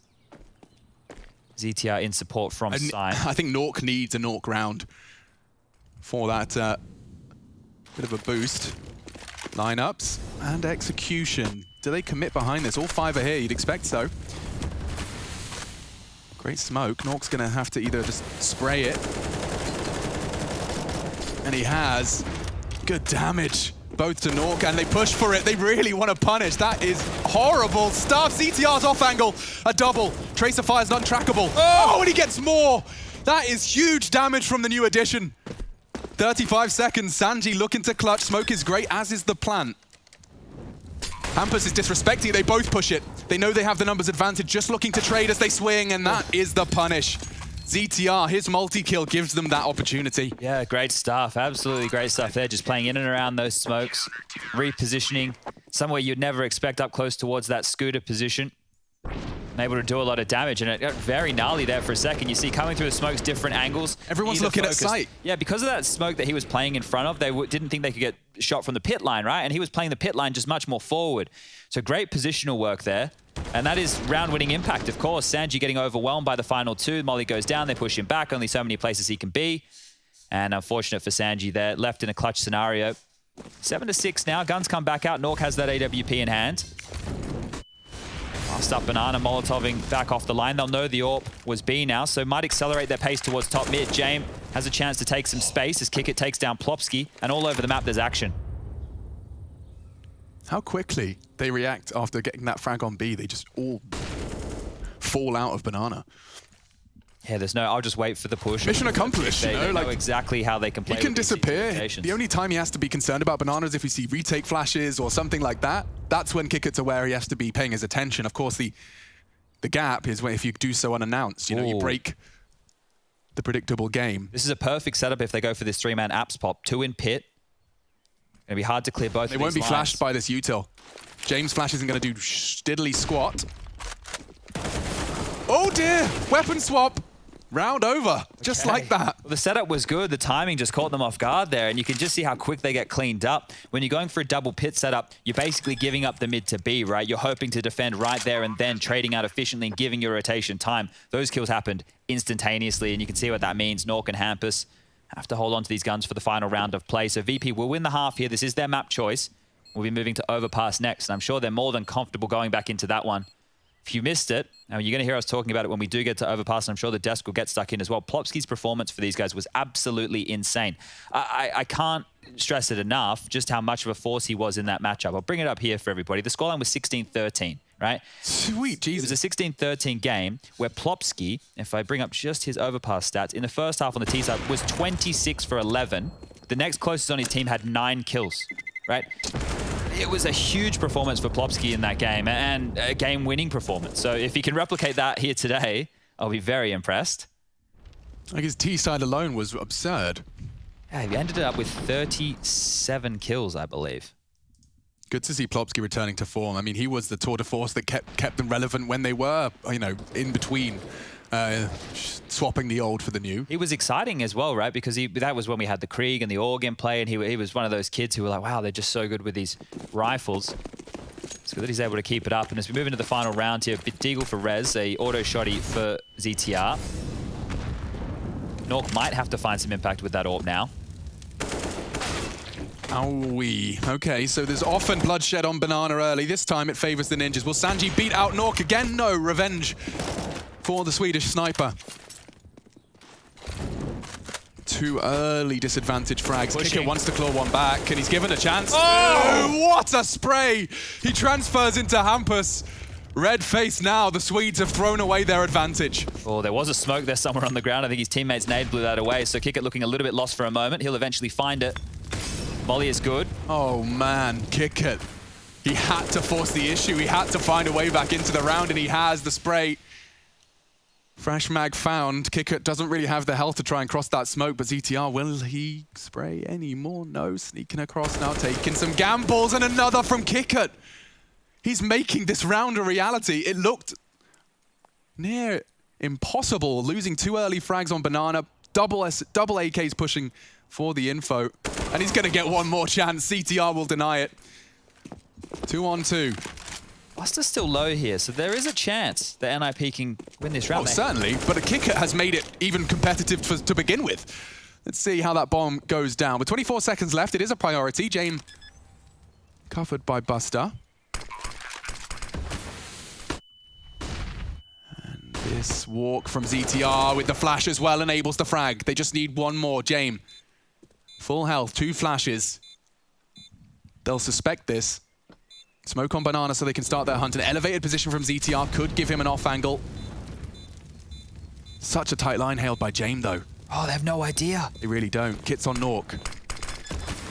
Spray is everything. Oh, and already won. Need the trade. James' evasive jump isn't quite enough, but he's got time.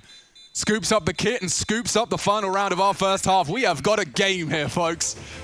8 to VP, 7 to the Ninjas. We will beat RB.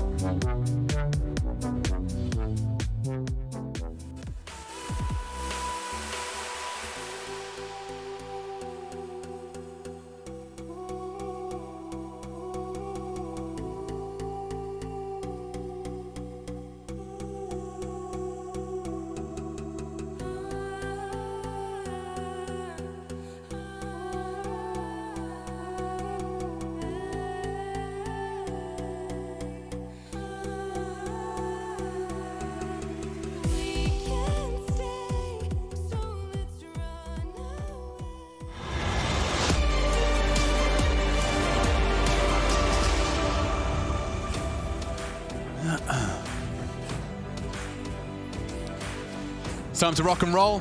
Do see NIP close the gap. A nice attempt from Kickit, though. Got to give him credit. 5v3 becomes a 3v3. Lovely spray. Finishes off nicely, though. ZTR clutches up. The new addition continues to hang with the big boys. Taking a look at the scores on the doors, you can see an even kill spread. Two members, one of either side, have so far had a bit of a tough time of it. Sanji on one. Nork, Gachi getting caught. Fair few times on that CT side. It's all smiles. It's early days. This is an elimination game, though. I'm Machine. I'm joined by Sponge, and we have got NIP now on the T side. It's time to see how they plan to approach this one. GT.bet favoring VP, and straight up middle, YEKINDAR, Sanji. Oh dear, it's all blue on brown.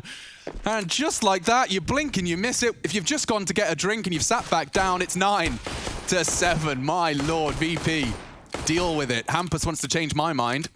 I have to do a whole lot more than that to do so. This would be an absolute miracle round. Where was Sanji holding from? They were just crossfired arch. It was long and arch, yeah. Yeah, and they just hopped up one at a time, unable to trade, and were executed. So you can see all the bodies with the bomb scattered top middle. Normally you would have a smoke or a flash, obviously pissed around utility a little bit light on, thought they could get away with just the numbers, and that's clearly not the case here as Hampus. 1-on-5, this is quite the way to kick off the second half. 55 seconds left. Could isolate a fight here onto short. Does so. Position given up. Another dink. Jame and kick it a low. He ain't giving up without a fight, Chad. He even got the bomb. So now this actually does become a little bit interesting. If he catches Jame here, which he could do. Yeah, but the timing's so good. Jame just ducked under and could have had a clean kill. He doesn't, though. Hampus pops his head and Buster, one bullet. Oh my God, he's on the full HP. Okay. He makes that scary. Fair play to Hampus. He's definitely one of the leaders we put in the fracking in-game leader category. It's becoming more and more that way. In-game leaders used to be the players that would go and tell their teammates what to do, right? For me now, the best in-game leaders in the game are the ones who don't tell their teammates what to do and just go and do it. They show them what to do. Exactly, Yeah. right? They're the ones who go, well, there's a gap here, or a play needs to be made here. They're the ones who seem to be taking it. You think about that list of players. We have Alexi B does it, Boomich does it, obviously Glaive does it. It would be easier, or rather, excuse me, more difficult to actually list in-game leaders that struggle to frag, actually, at this point in time. There really has been a long transition.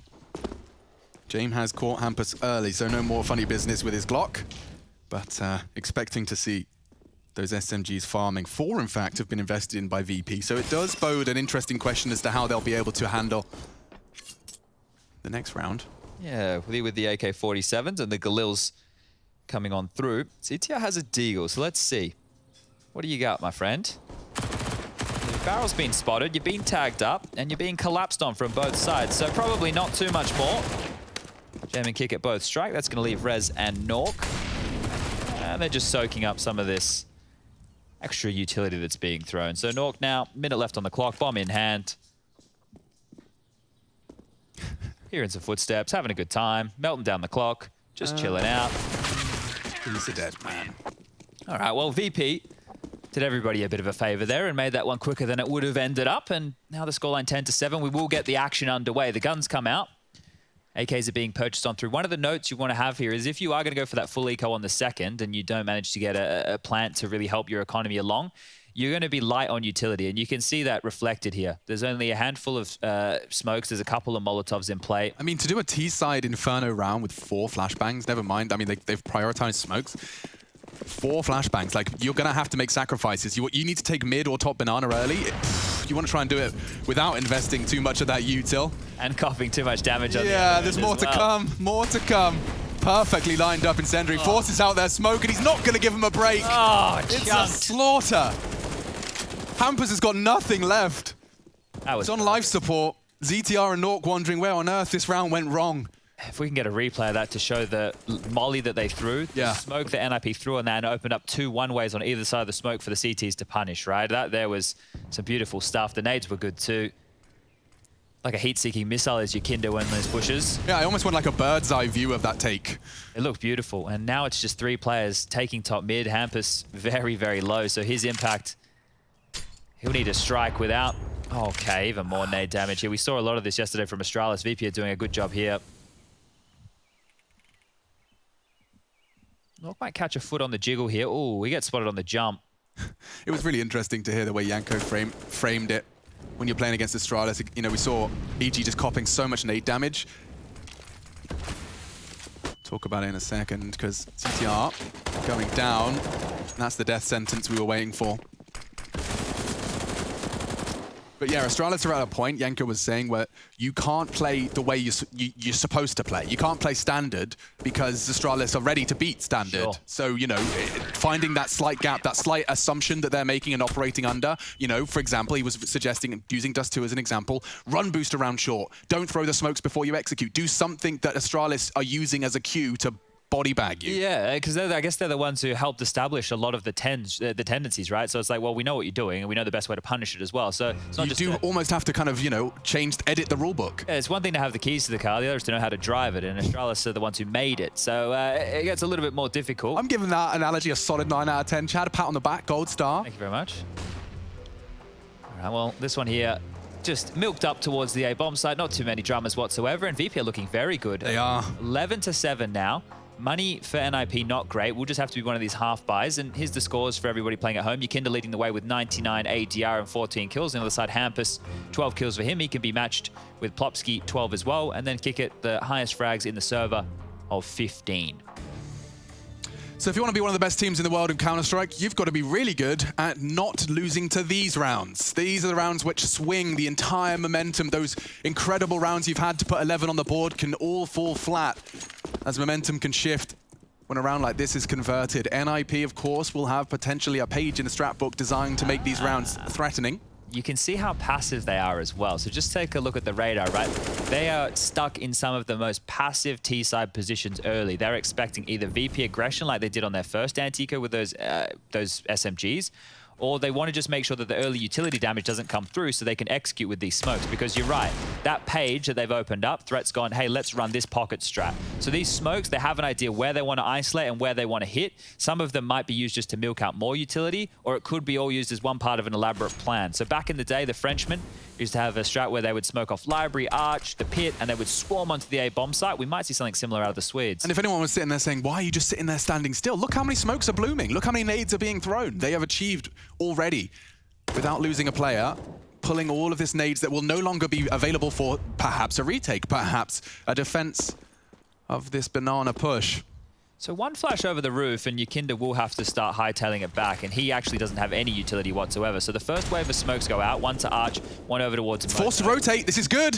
YEKINDAR, lot of work to do. Buster's on his way, so is James. I think they've worked it out. It's all a little bit of a lie. I don't know if they're going to get much more. YEKINDAR catching one on the way across. The bomb is across. A bomb plant would go a long way. Plopski punching in the digits now.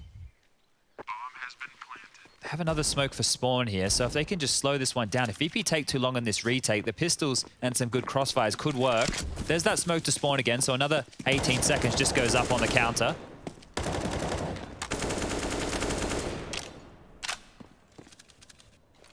Virtus.pro favored here. Flash turned perfectly. Sanji onto the first, knows there's new box, knows Emo's a possibility. Hampus needs at least one headshot here, and the angle, Nork can't convert, no one can, and just in the nick of time, VP will get that defused. They really were not in a hurry there, Chad. That's perfect time management. And the fact that they keep everybody alive is impressive stuff. The B retakes, the retakes in general on a map like Inferno, you hear us talking about it, they're so difficult, even against pistols. And the fact that they do this and look so cool doing it is great stuff as VP continue to march forward. The plant, look, it's not the end of the world, especially if you're able to keep everybody alive like this. There will be a little bit of extra money going into the NIP bank balance. Nork will be picking up that AWP for the T side, and the AKs will be alongside of it, and we can see the fans of the fan cams. Whoa, armored. Is that a helmet? I think it might be. Might be going on for a little bit of a bike ride soon. Early mollies again.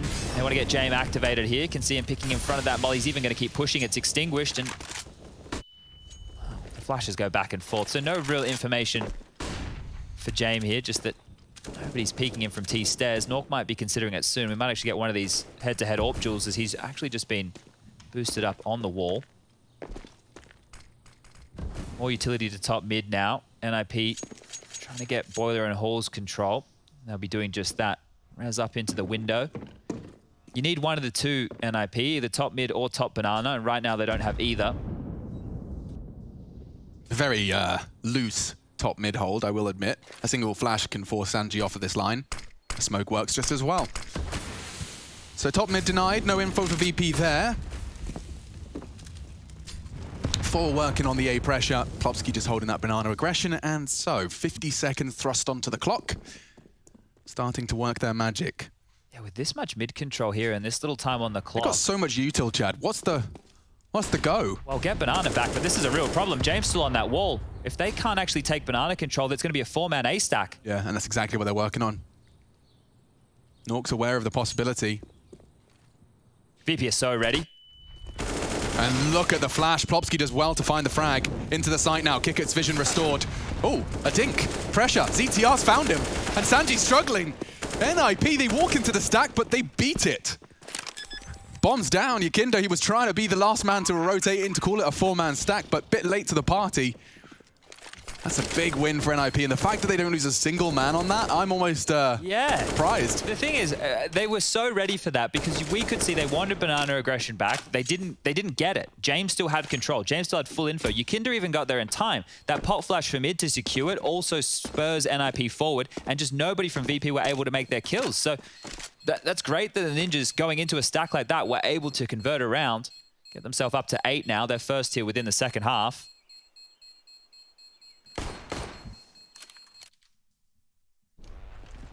Here it is. So that pop flash, he's so unlucky. There were multiple blind players there. Plopsky does a great job, and then they just follow straight through. Molly towards the pit, focusing sight. Flashes are good, and everybody just peeking out. Lots of different elevations to deal with, and just swarmed and overwhelmed. So it's one of those situations where you know what's about to happen. You just need to hit those headshots. Sounds simple. Obviously, just hit the headshots. Definitely not. Okay, round 21. Still by looking very good. The money is being whittled down a little bit for VP. YEKINDAR's got the most with 10k left over. James has about 4k to his name, so another buy round will be possible if VP lose this one. But he'd want to finish this as quickly as possible. Don't let NIP get some steam. Oh, that was his chance. YEKINDAR. He brings the aggression in such a crucial game as well, to have that confidence behind it, had the utility behind it to set him up for success. An early casualty for the Ninjas. Pop an A again. Yeah, and they got top mid. Sanji will hear all of this. He has the support of, I believe that's Buster, actually. And chaotic spray. Sanji struggles. KitKat needs more. And he's found it. Quickly traded. Hamper survives from Balk. They will have the utility. In fact, I'm seeing a lot of utility, so just planning this one out. Oh, he's ahead of it. He's ahead of the Molotov. Now Nork could be caught here. Yeah, he's not expecting this. Oh! And he misses his shot as well! Nightmare fuel! Good shooting. Hampus needs it all. 1v3. Turns the flash. Another duel. One out by Hampus. Just the one now to deal with, and the bomb is ticking. He has taken this advantage by force. Expecting the hunt. Knows Buster's just going to be lurking on that smoke. He's also paranoid about the graveyard play. Oh! Spots him! Buster gets the element of surprise. He's got the time. Got the kit. A valiant attempt from the in-game leader. Take a deep breath right there. That one got very, very close. Those fights, he was able to isolate those one-on-one positions from the bike. Like, obviously, hindsight's 2020, but could Hampus have just walked into his smoke and sat there? Yeah, well, to delay a little bit more. I mean, like, time is so sensitive. You're not hearing the defuse. It's one of those things. He doesn't know exactly where Buster is in that moment, right? He doesn't know if Buster's close, if Buster's towards the side, just really trying to delay this for as long as he can, waiting till he gets those sound cues, and then mantling up. So see how risky that is? He is so unlucky not to win that one right there. Almost a huge play from the in-game leader. Yeah, hit all of the shots necessary. And they're back in it. Guns are out again. More aggressive utility down middle. Hampus really trying to charge up and take this round by storm. The flash is good, but Nork's going to find the kill. A good entry for Nork, who's been struggling with this 28 ADR so far. What are you up to, James? Straight down banana. They can rotate YEKINDAR to A because they've got an AWPer on logs. I wonder if Plopsky heard the flames tickling his feet there, because they might know that somebody's close. Be careful about how they pick into this NIP. Well, Rezzy's visible. His little bottom, I think. Jay misses his shot regardless. And that should be his way out. Oh. Catches some flags. He's still hanging around. They're doing the jump while they're spraying. He's so confident he's not going to get tagged there. That nade, if he stumbled anymore, but look at Hampus. Yeah. That's the gap. He's pipped it. They don't know. YEKINDAR has the info? Does he have the info? He's looking for him. Okay, YEKINDAR switched on tonight. Gets very difficult now for the Ninjas.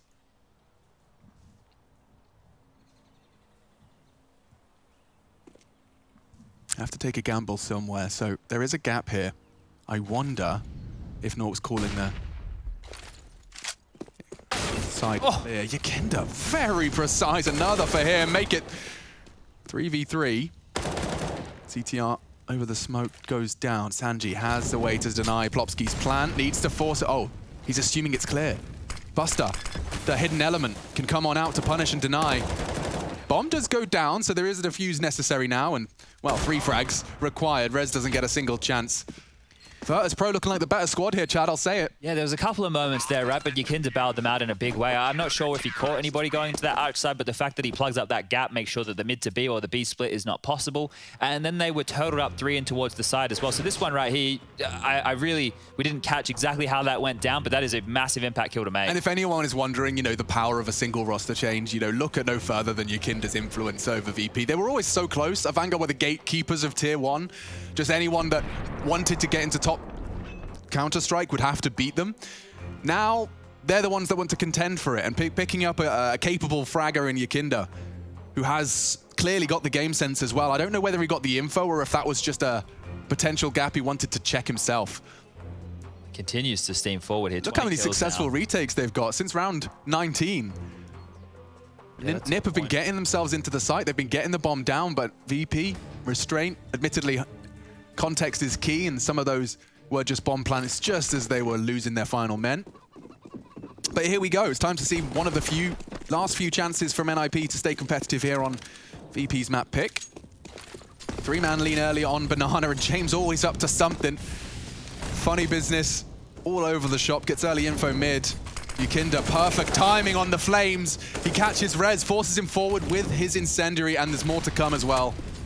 He has to be very careful. He's already down to 18, just a stray bullet through the smoke, and he might be in a lot of trouble. He wants more space. This is absolutely mad. Well, he evades the nade. I think that's the only way he was going to survive with 18 HP, was moving forward, surging into the smoke. Plopsky shouldn't have issues with YEKINDAR here. Okay, that's getting a little bit ridiculous right there. 4v4 now. Mid control taken again. Wow, that's quite the frag. That's just off comms. He was fully smoked, but they knew the AWPer was short. Sanji catches the long presence in Hampus. Kick it on site, full rotation.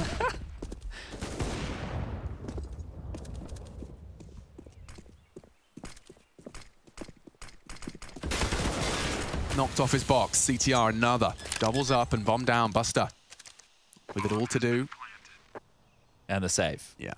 So I want to just quickly recap how that one shaped up. It was just a bit of a mess right there, right? Because YEKINDAR gets the opening kill in Banana. He continues forward with aggression. Now, by doing that, he didn't tuck into logs. I think that could have been because he was low, right? He wanted to go for another fight, but he gets out-dueled. At that point, mid control is already being taken, and they're able to swarm onto that bomb site right there. I believe Nork, coming up from that short side, gets a kill into library, right? That's where Sanji goes down because it was a wallbang frag, so probably through the wall just there.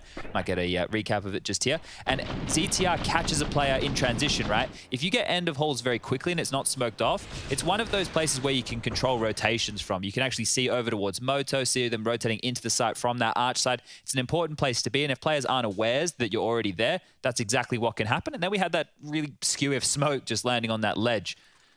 So it all kind of just crumbled apart there for VP, but as they do have a commanding lead, 14-9, not too many woes. The saved AK-47, bolstered by his team still being able to buy. Now, if they lose this one, VP, and don't save any guns, we can start getting a little bit worried. NIP might be able to mount a comeback. At the moment, it feels like it's just a matter of time. So how much more do NIP have to say in map number 1? Flash over the top Banana again. Plopsky leading the charge this time, and YEKINDAR, well, he still wants to fight. He has 2 more members behind him here in Sanji and Buster. They've actually got top Banana control for once here, NIP, without a casualty. So this is a nice little change for them. But oh, look at this. Aggressive Boiler. Jame and Kick It. Side by side. Hear it all, but don't get a kill out of it. Are they trying to isolate them top mid here because that Molly's short, the smoke's long. Doppel in Boiler. With an AWP no less. They know mid's clear, and they're hearing all of this. Yeah. Look at the rotation back and forth from the CTs. They just said, oh, we're coming, oh, we're not, oh, we're coming. Hampus is trying to make sure they're cognizant of it. This is wild, this setup. They're asking for a lot here. Kicker, you got to have a look at it, don't you? No. So they'll get info long here.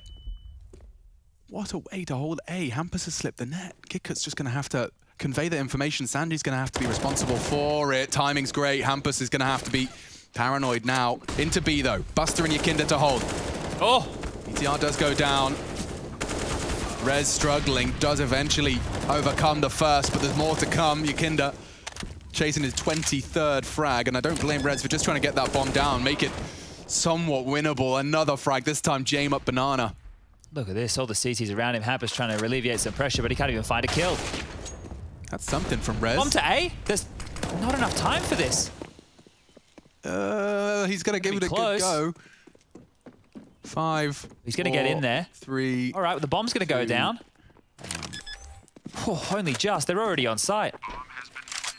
Yeah, I want a 1 HP 1v3. Haven't seen it. And we won't. Oh, I thought he was going to get real scuffed trying to round that corner. The fact that they even found an avenue mid to A, they get the bomb down. They help facilitate another buy. They already had enough money to do so. Plopsky had 5.4. Rez had a bunch as well. So, all in all, it gives them another shot at this NIP, but that's 15 now for VP, and it hasn't felt like they've really had to struggle through this. It's been quite clean in the second half, and they're dropping 2 rounds so far. I think the round recap is very indicative of that as well. But this was the pivot, caught through the smoke. And VP, yeah, they are a tight-knit squad. You can see as well, in victory and defeat, Kickert, very, very expressive. You can see how much this one means to him. To make a deep run in Katowice can be career-defining. The thing is, both these teams lost their opening matches, right? So they still have to battle through this lower bracket. He's going to keep their head above water here. Plopsky not getting the better of Banana this time. Buster and YEKINDAR are going to chime in. They get the opening kill over towards B again. Quite the potent duo, those two, denying that Banana control. And now up mid, NIP have had no problems getting this part of the map. It's just what happens after. Kick it towards Pit. Jame over towards Balcony. And there's James striking with the AWP. Whoa, and then some more. Just 2 more souls left to be collected. James straight away finding another. Hampus won't get a chance. And that's 16. Virtus.pro, they take their map and they take it convincingly. All the way from the play-ins and now battling towards the main event. Elimination on the cards. NIP's map up next. Yeah.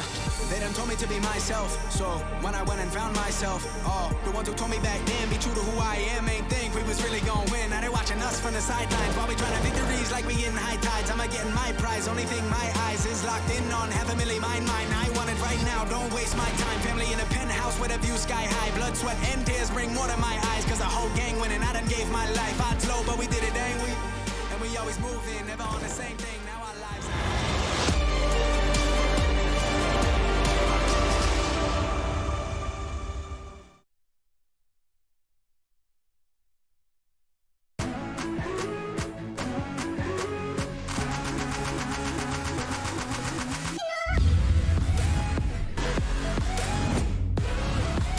If I had to put my main team, I would start with Nico as an intro fragger, because he's just...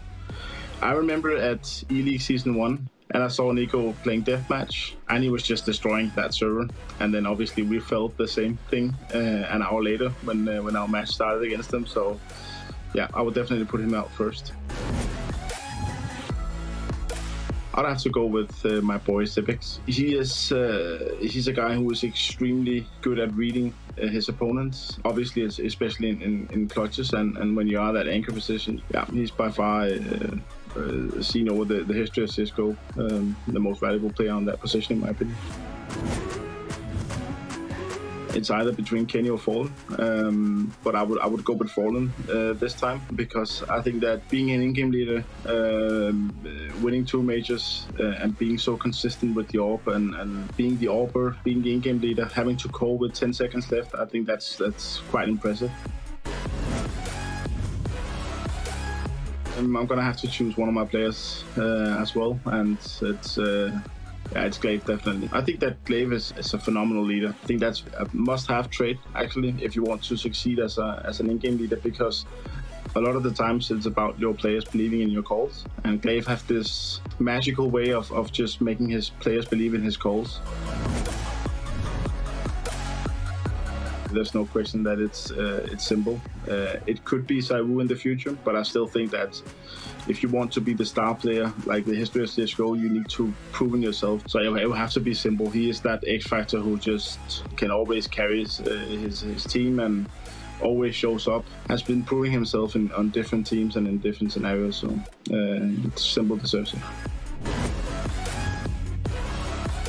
I would definitely go with someone I think that I know, and that is Zeus. He has won 2 majors and has been coaching a bunch of teams and has made them successful, in my opinion. So I think that he has been proving himself time and time again, and he's also a leader and a guy that I think a lot of coaches looks up to. So yeah, definitely put him on the team.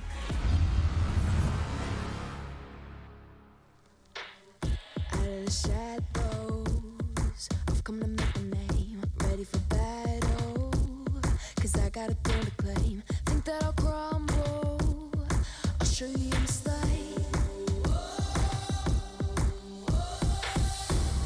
Where you see me coming, better run for cover, 'cause I'm not slowing down, I'm never going under.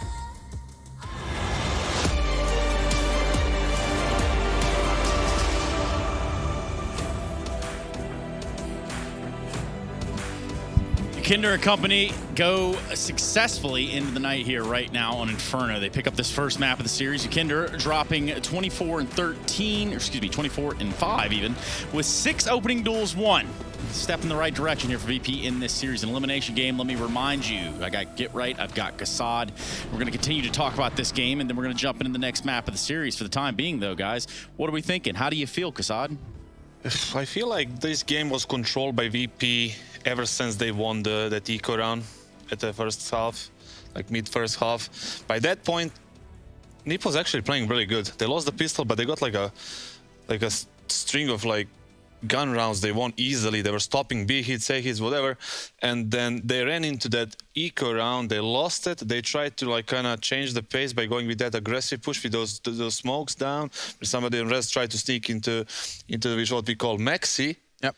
And he got killed there. After that, VP controlled the half. We enter the second half. They lose the pistol, obviously, and then they tried something interesting that even Chad and Alex caught on when they were casting it. That first gun round, NIP tried to play it with 4 flashes on Inferno.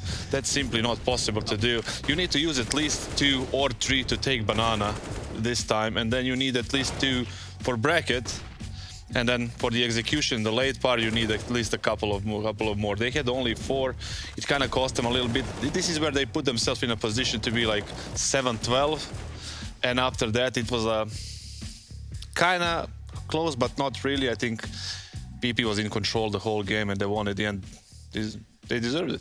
It's true. Yeah, and I think like in general, just like after that eco round lost, everything just fell like flat. Like in general, like when they tried to do something, NIP, they tried a lot of small details, like detailing nades, they did small tactics, like get VP off guard. They tried to, go aggressive boiler, apps, but it didn't feel like VP was having any struggle. It felt like you saw in the beginning where they had a 3-0 lead, then NIP crawled back into them. That Plopsky and Res specifically were playing really well. But one thing that stood out for me the most in general was like Knock wasn't performing to the level we expected to be doing with his op, for example. He was kind of invisible, was he? Yeah. Like especially on a map like Inferno, you have to have that op presence. And then also it's like they're starting CT first. I know he had a lot of rifles, but he also like when he had the op, I think like Sanjay actually punished him a lot. Like he couldn't get the easy picks that is needed for the opper to get, It's definitely that eco round that destabilized them. Yeah, and you want to talk about destabilization. Well, we don't have, too far to go for these teams. One of them will be knocked out on the outset of this skirmish, of this engagement. I want to talk about round 13, take a look at some of the stuff that we saw here. This ended up over on the A site. And walk me through this one, Chris. Well, VP is doing something this is really nice of VP to do it. They sadly lost the round in the end, like the overall picture, they lose it. But they take arch control, they take small pit control, they take the library, and then even get one of the players off guard before they're gonna sandwich the whole bomb site. So YEKINDAR goes into library, like sneak through the smokes, get a kill. But one thing that stood out the most for me is CTR, where he's like playing around the smokes because he smoked off from the apps and short at the same time and getting 2 kills when they're trying to get into the site and get this sandwich positioning perfect for VP. And then also getting away with a 3rd kill there in apps, which was like really nicely done individual, like for him. But then again, like when you look around how VP started off with all in A, smoking arch, library at the same time, then small pit, like close to the side so you can't get punished from big pit. Like, it is a nice strat, and I expected when I looked through in the beginning, I was like, nah, this is not looking bright for, the NIP guys. They're stuck in sight. when Mayorkas will fall for CTR, he's just getting those 3 important kills. Hampus finish off, in that 2v1 situation for the team. So it's nicely played by NFP, but in the end, like, they lost too many players. They got sandwiched into the side, and VP played it was nicely structured, not like closed out properly, and that's nice move by Kicker, by the way, in the library. Yeah. So what about the nice moves that take us over into Dust 2? Because, wait, that is the right Overpass. Overpass, yeah. I was looking at the wrong things. Actually looking at this FaZe OG game because, FaZe pick up the first map. Twist has a banger. That's an elimination match. And for FaZe to have picked up the first map 16-7, that sets them up for Dust 2. And again, elimination on the cards.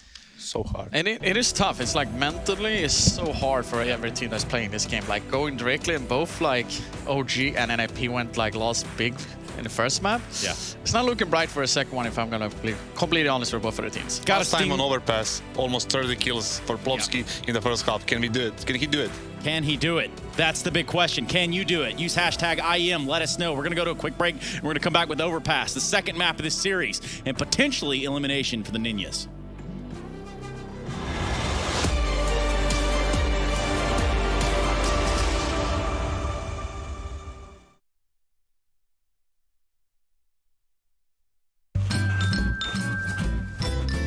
You ready? Huh? Hey, he's a good boy, huh? You ready? Huh?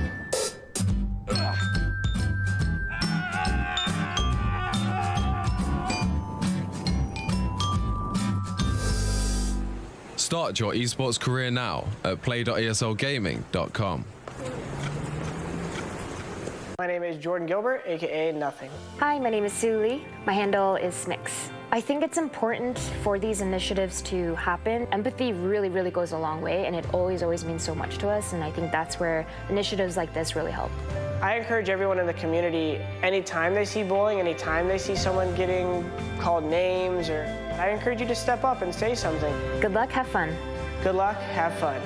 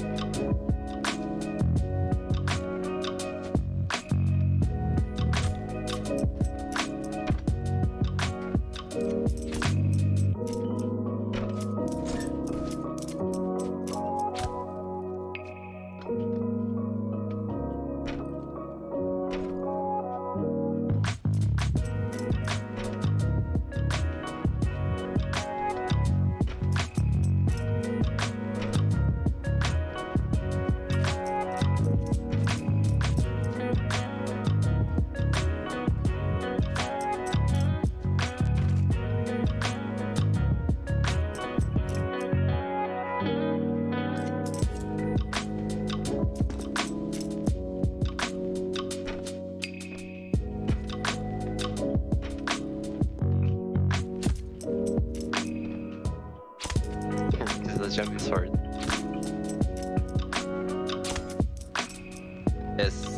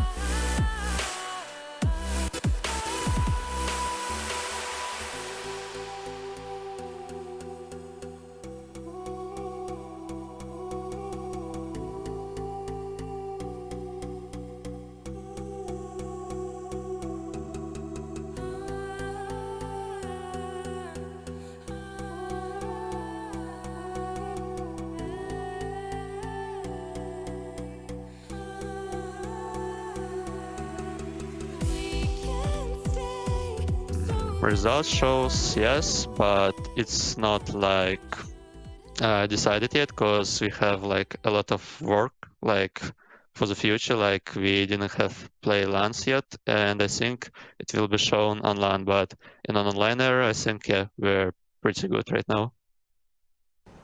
Intel Extreme Masters Katowice is brought to you in part by Intel, Acer Predator, GG Bet, Pay Safeguard, and DHL.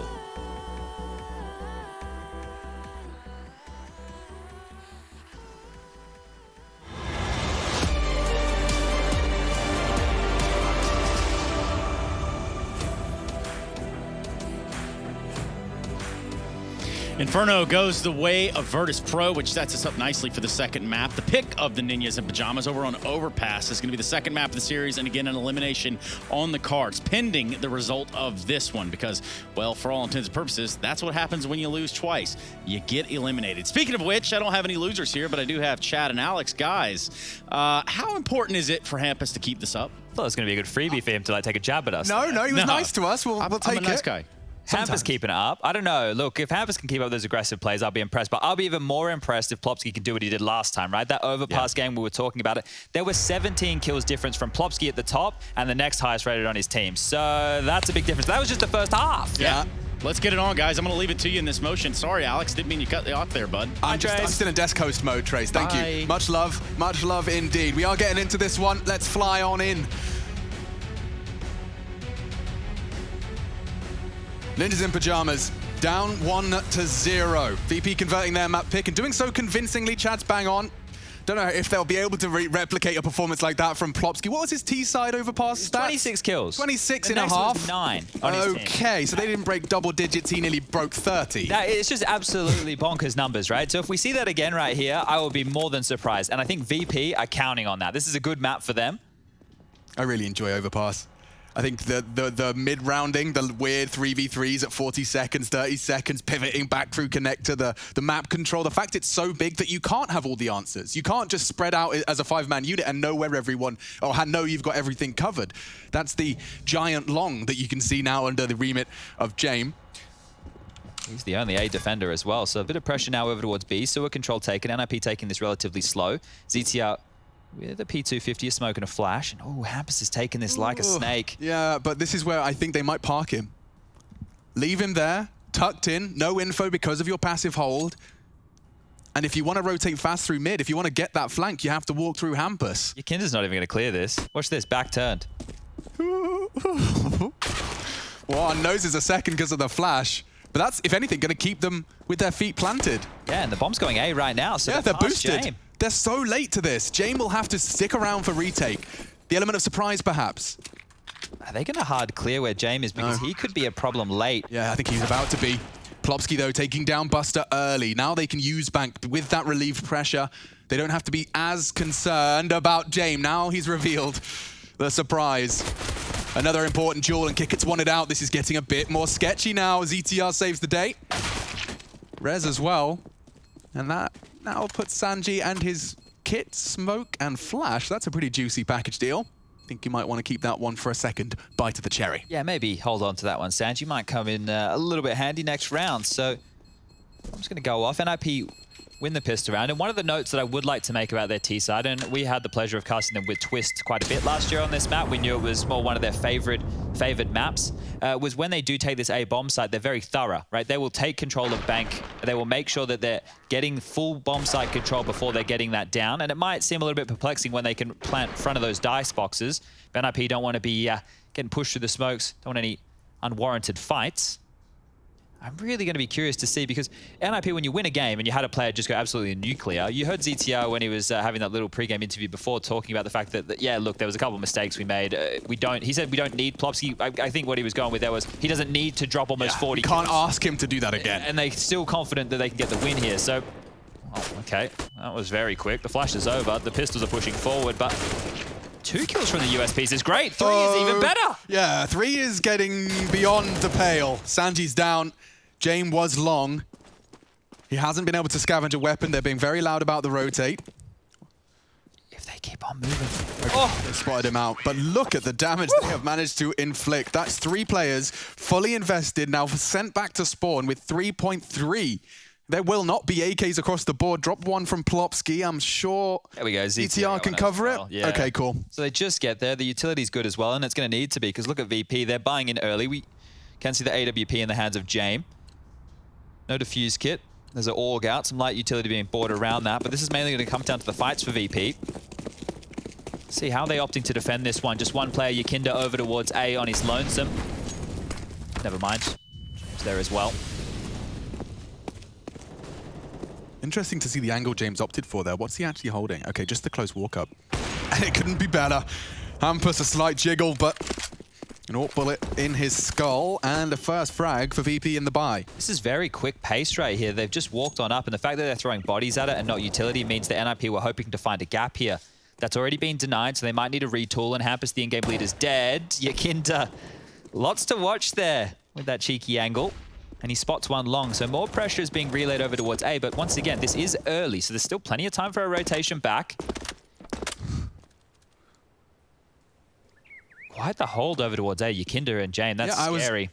Kind of quite complimentary of the way that they're doing a passive, yet information is still being held. Jump peeking, YEKINDAR can clear out toilets to an extent. James is holding another passive line. So that's the first wave of utility. Will there be players behind it? Time to find out. Looks like it. Sanji's on the rotate. And YEKINDAR converts another. Oh, James catching the long player as well. The setup, flawless. Planning in the smoke. That doesn't feel great. That does though. Nork doubles up. Maybe there's a way. Nork and Plopsky, reposition, safe plant. Sanji from bank, if he finds Buster, it's a good angle and he jumps. His scroll wheel could be the death of them. NIP had no right to turn this one around. It was a 2v4.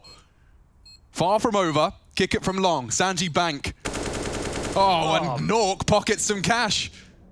$300, maybe the round. Plopsky's off angle is visible, and kick it goes down as well. What a win.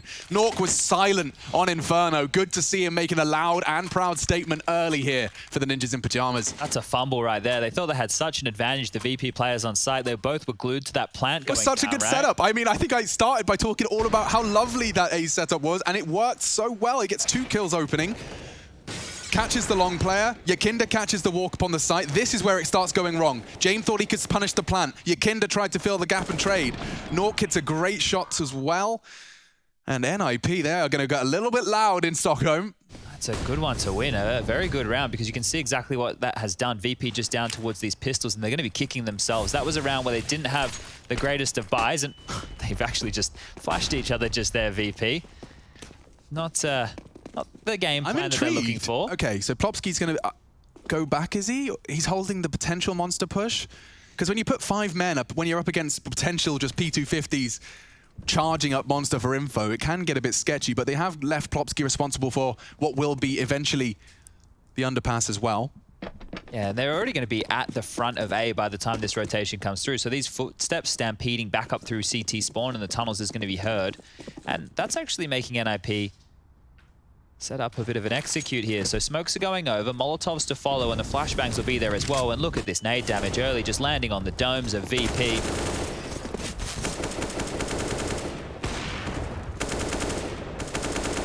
Corralled them quite nicely there. So the stack from VP didn't net them anything whatsoever. The bomb will go down, and YEKINDAR's in the backline here. How many can he get with this? Is anybody expecting him this close? Hampus is not ready. Oh, Nork peeks into the crosshair as well. Just shy of the mark. YEKINDAR, just the one deagle frag to show. James, P250. What? Hello. It looked like he was constantly moving from Rez's POV. Just bangs the head. I want a bit more here. They can still do damage to this economy because of how close the previous round was. So YEKINDAR hanging around, James too. No skin off their teeth, just deagle unarmored. Plopsky does catch him. This gun might get blown in the direction of James. I'm not sure if it was thrown around in the flurry of all of that. So he might be able to find something here off of Rez's dead body. No, it looks like they actually picked that one up. So tidying their rooms. Good boys, NIP. Making sure nothing can be scavenged there. And ZTR gets a molly kill and a UMP kill, right? This dice box molly's great. One over towards the truck. Oh, he was flashed as well. He had no idea. Hampus's flash kick it had like 20 HP by the time his vision came back. A couple of, I think they're NIP fans. I can't really tell. That's a Swede hunter, so I guess that's Swedish hunter? Yeah, but does that mean he's hunting the Swedes or he's a Swedish hunter? That's true. We'll have to do a bit of investigation. It could go both ways. You've got to work that one out. Nork straight through. Well, I've got confirmation it is NIP fans. Okay. So he's a Swedish hunter. He's a Swedish hunter. Ow, ouch. ZTR has opened up 2 rounds with 2 utility kills, chiming with Hampus. So he's definitely got that combo down. That's going to hurt. YEKINDAR might even get caught off guard here. You can see he was almost in the open there to this long push. He's still smoking off B. This is so quick. YEKINDAR, they're right here. He's not ready. Okay. Long, lads. Yo, long is a problem. Nork has opened it up big time. Smokes are down the round as well. VP lost. Hampus even wants a bit of a hunt. I don't blame him. Yeah, they're not getting out of here. I think keeping it relatively reserved. Sending the leader out to have a look. He swung the door open. They'll have heard the sound cue. They want to find a safe haven. Everything happened and they still have full nades, Alex, and they're already being hunted. Yeah, ZTR is actually going to stop them from this angle. Oh, sound cue. He loves it. I just want to find now. Everything's been ripped away from VP. Yeah, look at all that util. Everything Kickert bought, and they've even found him. Clean kills, sending them back to the Bronze Age. They did more with less in the first gun round. So he had just taken off guard by the timing. That was really good stuff. Obviously, those grenades to open things up over towards B. When you jiggle peek out like that of YEKINDAR and there's already 2 players just sitting and waiting, what are you even meant to do? Like, that's a minute 20 left on the clock. They've taken that very, very fast. And this means that VP in future rounds are going to have to play a little bit more aggressively on A, right? They might need 3 players there, just hedging their bets to have 2 players holding that B defense because they are currently being punished across the board. 5-0 scoreline, timeout being taken, and I think this is a good time for it, just to discuss where the holes have been. Where have the real problems gone? Because we're 5-0, right? But only 2 gun rounds have been played. So you have to keep that context here. This is a great start from NIP. Still plenty of time for VP to turn this one around. Sanji can get on the board as well. 3 players with over 100 ADR just there. James has bought into a scout, so we do know that the max loss bonus coming through of 3,400 next round will grant them a bye. Kick it onto a nade. There's some deagles in the mix. Smoke grenade as well, so see if they can make this a bit more competitive. Teams tend to play a little bit differently when they're on these lower buys or the smaller purchases, take a couple more risks. I mean, dude, their USP round, they got 3 kills. That's right. And it involved a long aggression. See if Nork's going to be holding that. I think he is from Playground, so YEKINDAR won't be getting anything if he does step a toe out of line. You can see the slight diagonal of that long wall does present YEKINDAR with a slight off angle as they clear.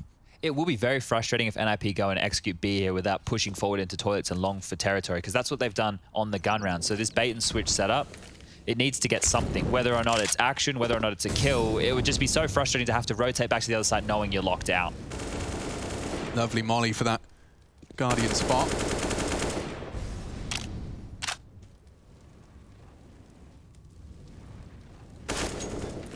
Good restraint here. Yeah. Nade looks promising, and so does the wallbang. Kickert switched on. He's aware. He's lost YEKINDAR, and there's so good damage. Yeah, James tagged another with the scout. And this is why you have to be so cautious, because this damage can accumulate and can be converted by any single one of them. Good angle again for a frag here. Just in the nick of time. Plopsky waits for the bloom. He's playing it right. Sanji, however, baited in by James to an extent. And that enables him to find and finish off the job. Does need another one. Damage. Poor Plopsky bleeding his way into the site at 4 HP. It should be an easy scout tag. Okay. Hampus, I think I'll forgive you for that one. It was an important frag to find. He takes the head off of Jane before things can go awry. Kickert's on his flank, but Buster's okay. That's the high HP player. And they are tagged, you're right. Hampus and Rez both within that scout and deagle lethality range. Kickert coming in with the element of surprise onto Hampus. Look at the timing. It couldn't be better. Kickert executes one. It gets real tough for Rez, and he goes down. VP. They can do it with a little. The closest rounds we've seen from them, both the USPs, and now it was just scouts and deagles. NIP, they were so cautious. They had so much control, but just whittling away at those health bars. Yeah, great job. Great job there from VP. And they immediately changed up, knowing that long and toilets have been in a position they'd be getting punished. They were further forward, and they didn't get the result they were looking for early. Now this TK really does come back to bite them, right? It sticks out like a sore thumb after the fact, but until that point, it looked like NIP were able to net up this damage. They didn't look too concerned by it, but some great shooting and maybe, you know, not being awares of what was open for the pushes. Kiket's had such awareness by going towards party side when he came out of underpass, just because he knows if you've gone long, you're not going to do such a deep clear. Really cool. Okay. Competitive, it seems. VP finding their first in our 6th. Need to win the gun rounds, though, here, VP, and YEKINDAR forward. That's far from ideal. Yeah, well, the rifles are out, and maybe the rounds will continue in a similar fashion. Just standing and melting. Hampus instantly dead. Did you see how quick that was? Yeah, was it double? Or a nade and a Molotov? That was a lot of damage just poured out immediately. And they even tried to extinguish. Rez didn't check him. A couple of oopsies across the board, couple of boo-boos. ZTR walked on into Buster's crosshairs. NIP, despite finding the opening frag, have lost many soldiers on their way towards the sites. So Nork will recover the bomb. We've seen the capabilities of these individuals. Nork definitely does seem to have shaken off his underperformance on Inferno.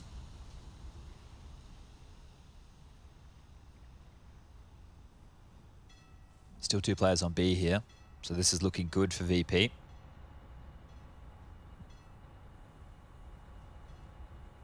$35. So it will be, I imagine, a walk-up monster, which is responsibility of Nork.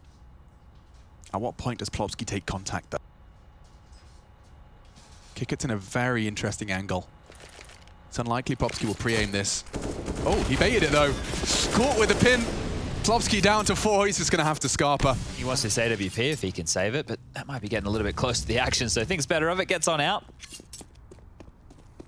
And that's going to be the second round for VP. So it didn't start great, but they turned it around. And I think Sanji's actually the difference maker here. In 2 rounds, he's been that third man over towards A, right? The first time he gets the kill with a deagle. This time, you're right, Rez didn't check whatsoever. And that could be because as soon as YEKINDAR goes down, he's the bathrooms player. You know that James is going to be playing more passively with that AWP, less likely to be in a forward position. Now, Sanji, he filled the gap, filled that space, and found an influential kill. So NIP do have 1 more buy round left in them here before the economy. We have to start asking questions, and they fully invested. Plopski even bought a Zeus. I think he just threw that one away. So AK's no war. Once again, Molotov straight in towards Playground. Nork only taking a little lick of damage, not too much to write home about. Smokes towards Connector and potentially a different way of putting pressure on this A bomb site. We've seen that nade off the door and jump sprays, even boosts to hold the angle, but this time NIP completely safe and sound. They smoked the door themselves. So VP are expecting more of a B-side attack here, and you can see that just because this time they're not playing that thorn in the side of YEKINDAR forward. James on the site. So hard to force him off of this angle. Safe from the flash. They're about to be overwhelmed here. This is quite quick again. Silence, and there's a minute. Yeah, he's got no info. Nothing to report yet from James. YEKINDAR the same. This 3-man B lean, they might want to start pushing for info now, but all too little, too late. James puts it between the wickets, costs him his life. Plopski burns him down. Good Molotovs, good utility. This is the execute. VP in a lot of trouble. I like the fact that YEKINDAR's playing for the retake here. In toilets, he can catch Rez. It's all about the element of surprise here. There is a lot of backs turned. Nork, though, gets info and the frag, a big frag to convert. Kiket's coming from T-spawn right now. I feel like they should be, saving this. That was so far away on that rotation. You know how you were talking before about Astralis, and if you play the standard game of Counter-Strike that they're going to beat you? Well, some of the things here that NIP are doing that are a little bit different from what you would traditionally see with A bathroom control, they're not always throwing that front bathroom smoke. And on this round where they just creeped up through connector, right, they hadn't had that normal utility. There was the Molotov towards divider wasn't there. The smoke towards the front bathroom none of the cues. Exactly. The flashes over towards long, you know, they didn't have those same tells. They just walked up knowing that VP might be able to isolate one fight, which they have done onto YEKINDAR, and if they don't fight any resistance, they can just walk on and execute like that. Yeah, and a great point that Kassad brought up actually just in the chat. He highlighted that when they frag James, for example, that double nade round, that's when they know that they can take some liberties on long, take some liberties on toilets, because that's James' responsibility. Yeah.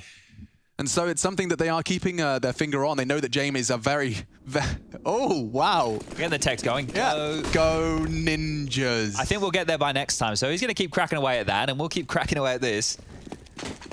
Still, NIP are making a case for the third map here. Those stack nades we were just talking about. Oh! Catching Sanji's jump peak down to 41. He lives to tell the tale, though. He'll regale us with his stories of that time I caught the double nade. Oh, the boost! And it doesn't convert YEKINDAR. Quick reactions. That was entirely mechanics. Well, ZTR might not clear this. This is a hard angle. Buster, very nice conversion onto short. It's not the first time he's held that comfortably. Hampus and Nork already so early into the piece with 70 seconds on the clock and already completely isolated. Nork is on his own little island, looking for the elusive Jame. They have so much time to work with, it feels like, NIP. I don't ever feel stressed on the clock with them. It's true. Even that last take onto A, they had, what, 45 seconds? Yeah, and the fact that they're getting away with all this room, they've really done their prep work here. Jumping side, well, jumping bank. So might not get the look into the head that Nork wants to find just here. You can see why that's a favorable jump peak as opposed to the one behind dice boxes, where I swear I see hang time. So many orcs find the way in. James has found the way out, though, and there is no issues here. Shooting. 6-3 now, so VP, they have to do this the hard way, right? They've almost broken the money of NIP here. You can see that they're operating with 4.9 on the high end for Plopsky, and at the low end, we're dealing with about 3.1 on ZTR. So this is a half-buy territory, or they can all in with the AK-47s and have Galils, UMPs, MAC-10s, those type of weapons supplementing it. But there was some good shots to kick this off. And you can see why NIP really are going for this style of play, because it's clear they can isolate fights, right? It doesn't feel like all the time that VP are playing off each other. It feels like there's a chance to isolate at least a 1v1 or 1v3 duel over towards these A bomb sites. So a little bit quicker this time. He's doing something different every round. James going underpass. It's always a risky maneuver as an AWP because you can't get out. If YEKINDAR goes down, James going to have left his A site wide open. YEKINDAR knows survival is integral here. James will have a very prime opportunity to at least find one. Cautious of the trade, can tuck in, but the threat of him likely to slow. Smart by James. He can escape now through B because they have sewer control. He can dip all the way back through the B site, rotate back up to A and get there in time. But the snake that is NIP is making their way, slithering through the bathrooms now. Those sound cues not there again. Ah, there's something. Bit of nade damage and a bullet fired, so looks like VP have completely stacked the site. Whoa, he's walking into the lion's den here. Hampus hunts YEKINDAR. The flash does enable him to at least find one. Jumping ZTR. If he gets kick it, not quite. No trade. Tucked in on Optimus. Flames will force him forward. A good shot from Jame. Poor Nork. Disconnected now. From behind his Buster. Needs a precise tap. He's got no health and no hope. There it is. A fourth for VP, and we are getting competitive. They pick up 4 of the last 5 rounds of play, and NIP's lead is disintegrating before our very eyes. Yeah, and even with that extra money coming through, because there was no plan, NIP will not be able to buy in this one. So it'll just be down to the pistols. Finally, they're humbled. You get 2,500 going into their bank balance for next round, and yeah, you're right. So James gets that opening kill. They have the stack on the site, so they've heavy rotated, knowing that he was unable to help out YEKINDAR on the site. And then it looked a little bit labored from Buster there, but eventually finds the frag. Nork goes down.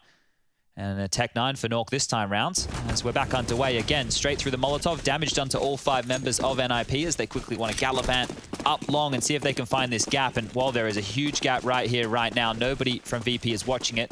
James about to get back around the corner and just in time. Bang! And the dirt is gone. Barry Scott here. Not going to get the next. Maybe there's a multi-kill for someone else. It's going to be Sanji who pads the stats nicely. Needed that. 10 grand in the bank for him as well. He has not been going too heavy on the investment. That's going to help VP for the longevity of these closing rounds of our first half. Second map.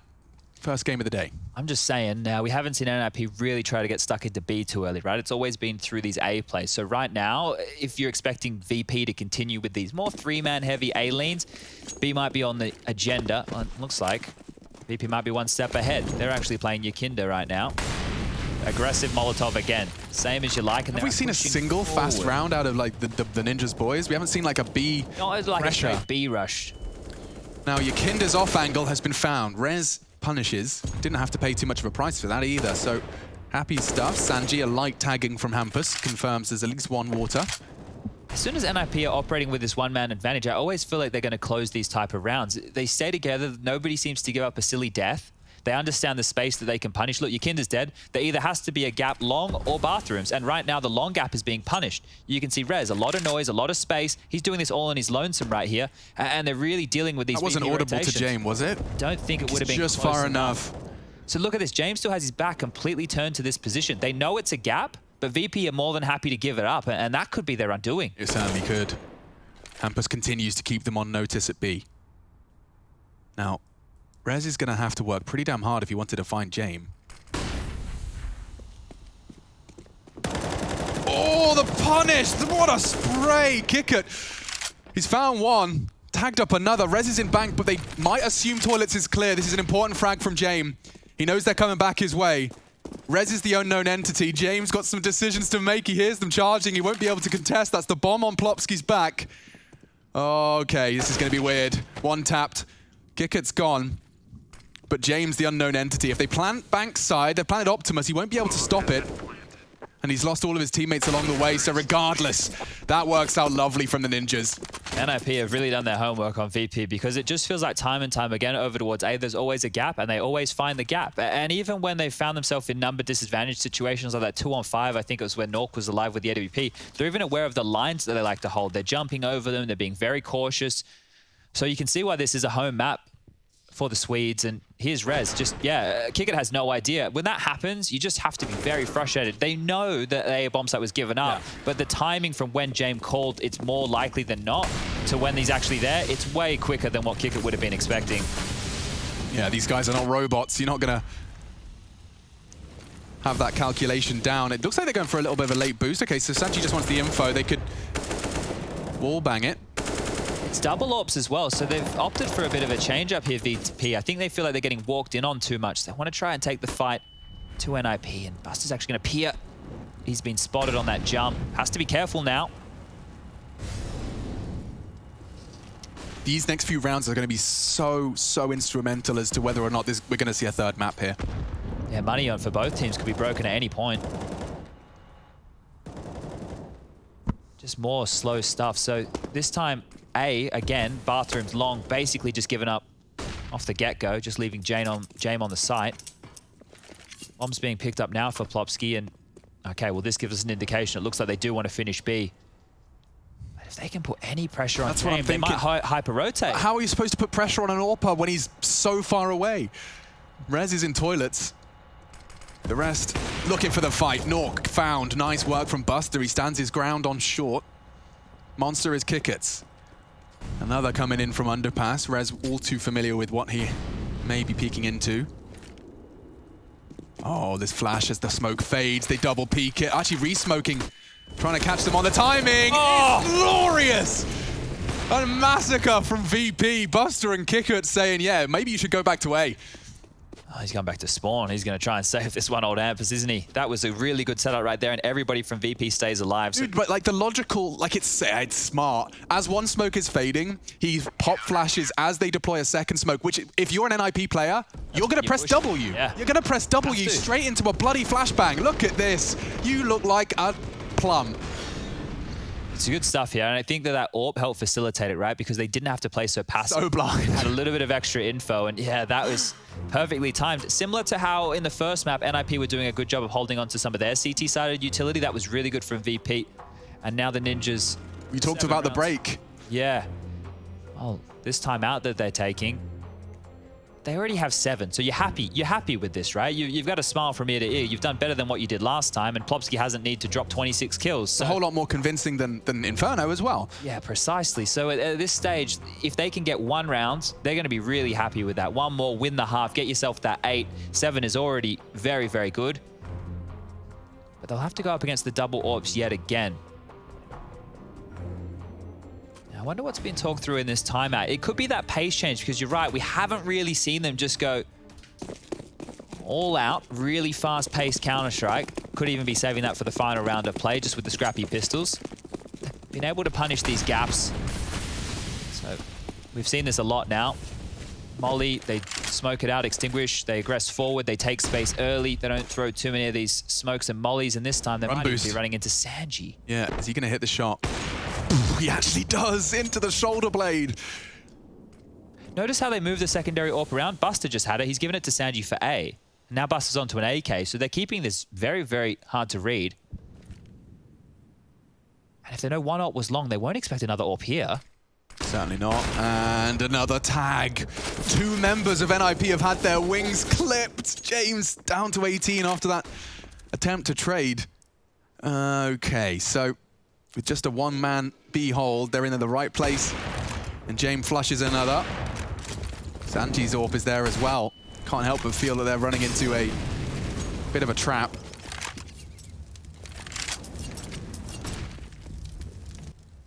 YEKINDAR reaggressing now. Keep mixing it up, trying to bait him in as well. Very powerful angle. You have to knock him off that one.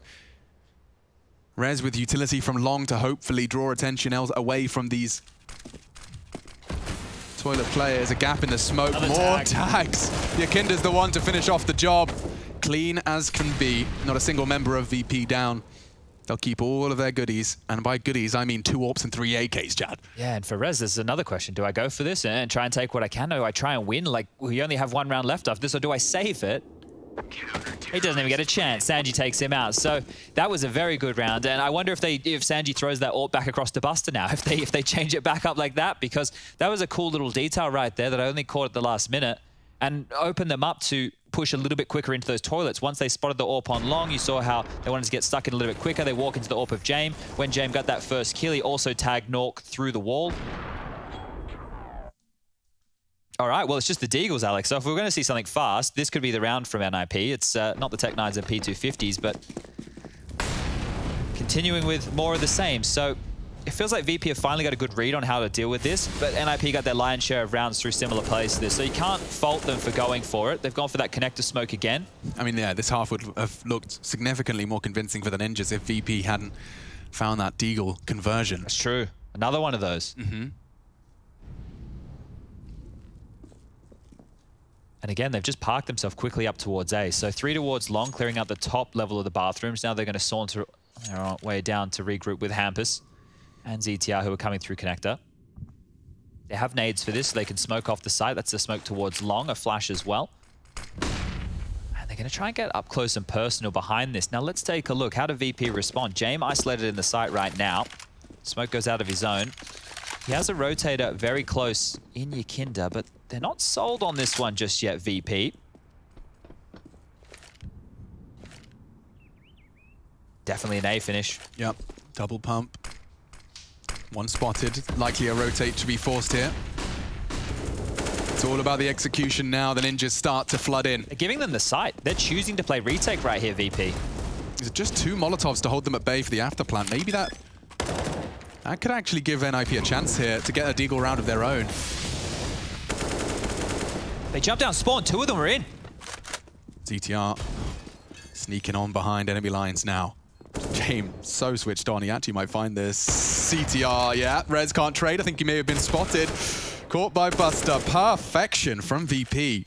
Rare to see teams so willingly let play for the retake and do so cleanly. Kickett's always the late arrival. He likes to go monster through bloody T-spawn. But there it is. Virtus.pro will take the slightest of leads on the half here on NIP's pick. Swapping back in 2.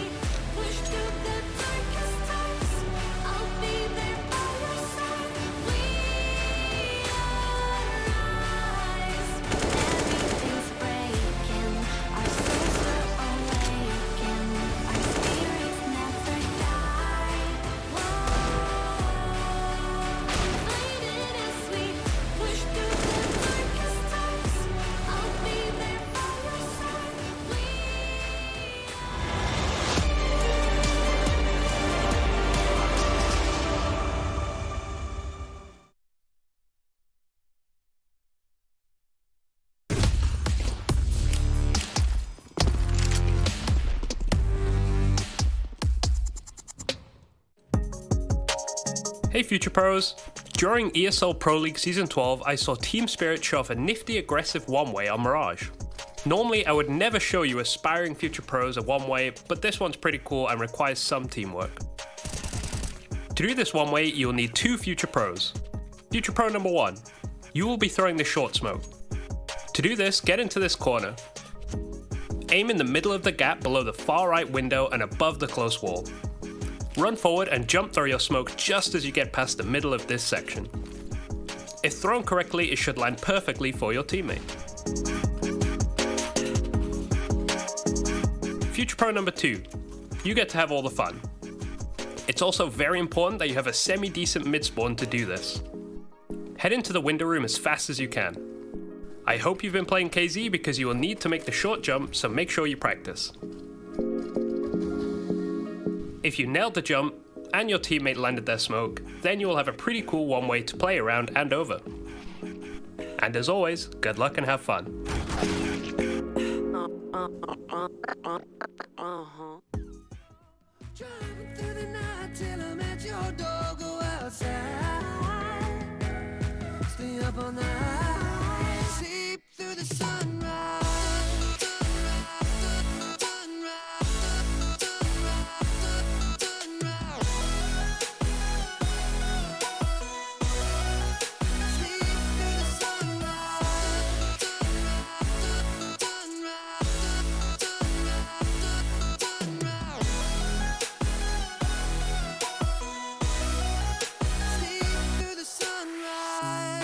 Into my past and I count the numbers of the dreams that I left behind. I don't even care now that I've discovered a new kind of peace of mind. Up above us, looking down on us, there's an angel I know. We don't need to worry or discuss much. It's time for me to hit the road. Take it all or nothing at all. Driving through the night till I'm at your door. Go outside.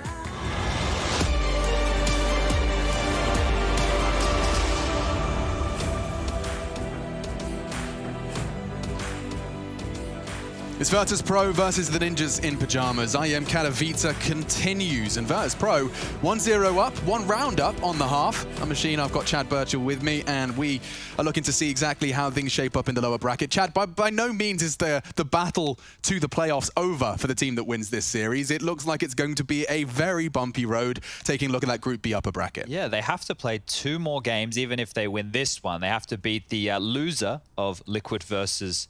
who are they playing? Vitality. Yeah. Bloody Nora. That's going to be a rough game for whoever wins this one. So, let's see if this one has many more legs to it. The odds from GG.bet are clearly favoring Virtus.pro, and Rez gets a bit of early info here. There's all 5 members congregated very closely around that connector and playground position. And early info here, so if they swing open the door, NIP are going to see nobody's home. Rez behind the tree, this is rough. Yeah, he's going to have so many targets, just way too many. He'll get overwhelmed. Did do some damage, but it's trivial in the grand scheme. Plopsky's already in connector. Kickit's still dealing with rotations. They're pestering long. There's no intent right now from VP with a lot of time left on the clock. Look at this. Decision-making from Hampus is actually pretty spicy. He'll join Plopsky. They know Kickit is often super late behind the pack, but I mean, look how ridiculous he is. Ha-ha! He's got you again. Kickit strikes. Plopsky was trying to be aware. Now Hampus is vulnerable. The element of surprise is there. Oh, Kickit! He has had so much impact across both of these pistol rounds. Look at this. They're taking them all the way back. Yeah, ZTR has got the awareness to try and deal with that, but... Bring around a Rosie. You can hear it all. Where are they going? I don't know anymore. They just went all the way back, and now they're going all the way back to A. Okay. Oh, man. Kickit, you are mean. Nork doesn't have the bullets. But that's 2 T-pistols in 2 maps where Kickit's got 3, if not 4 frags. He's on for his 3rd now. ZTR's the only one that can be added to the list.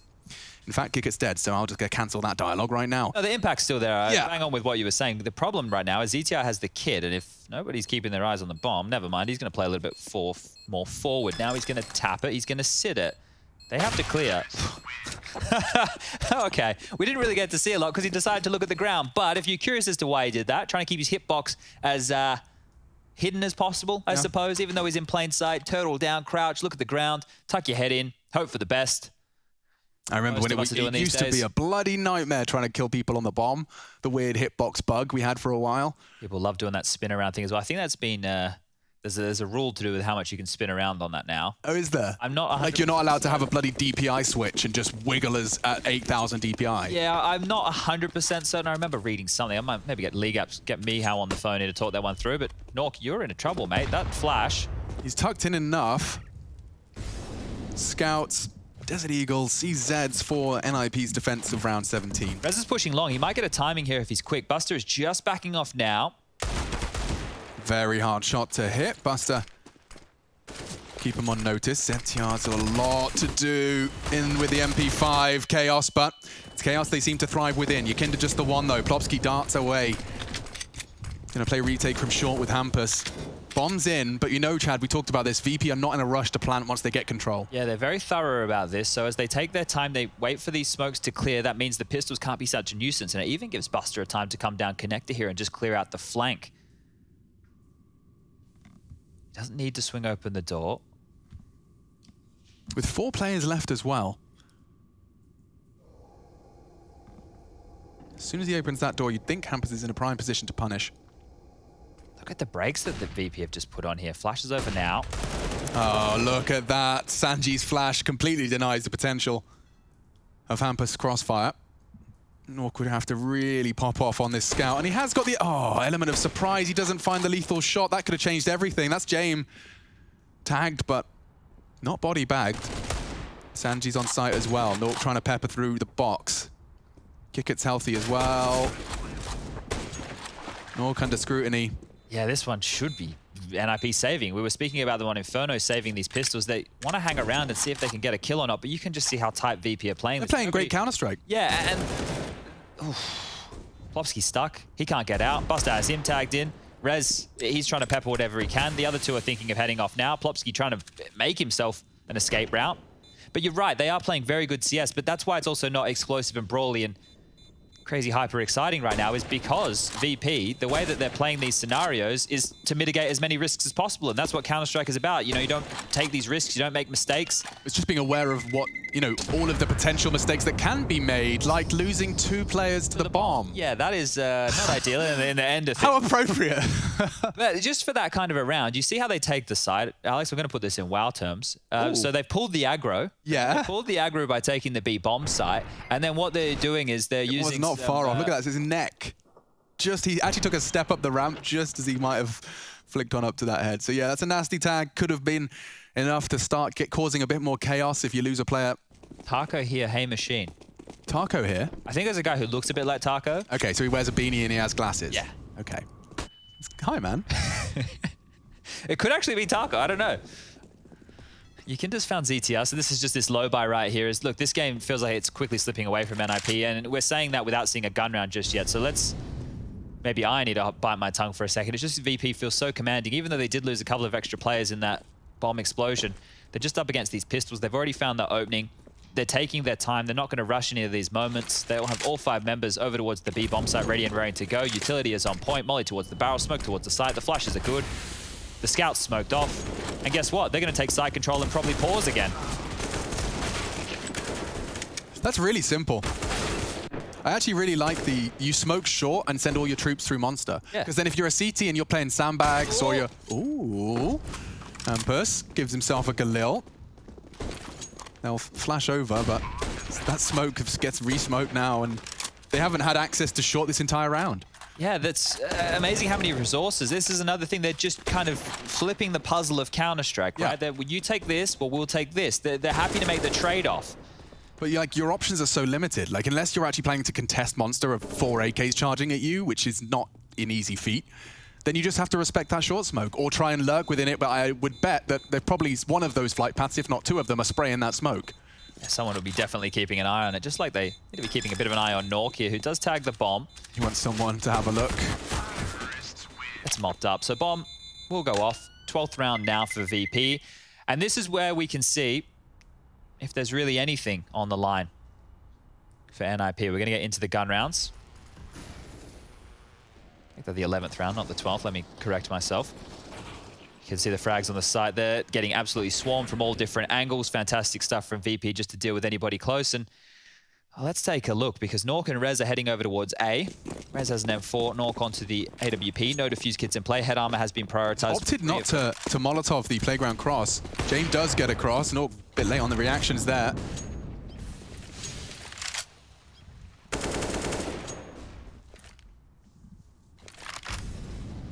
Dare I say it, a standard start Yeah, and there's no early intent, and you can tell that by the bomb being down so passively, right? So they're just going out with the default spread, seeing what information that they can collect here before making any decisions. We're seeing long given up as a gap right now for NIP, with Rez and Nork both tucked in towards those bathroom positions, waiting for anybody coming quite quick. B has a three-pronged defense with Hampus in swing. He's in heaven right now. And you can see this passive setup and what it wants to achieve. Ooh. There is a timing on long, right? At some point, Nork and Rez need to be aware that gaps that they were punishing in their first half can also be taken away from them. So I'm sure we'll see Hampus rotate back and pick that up late.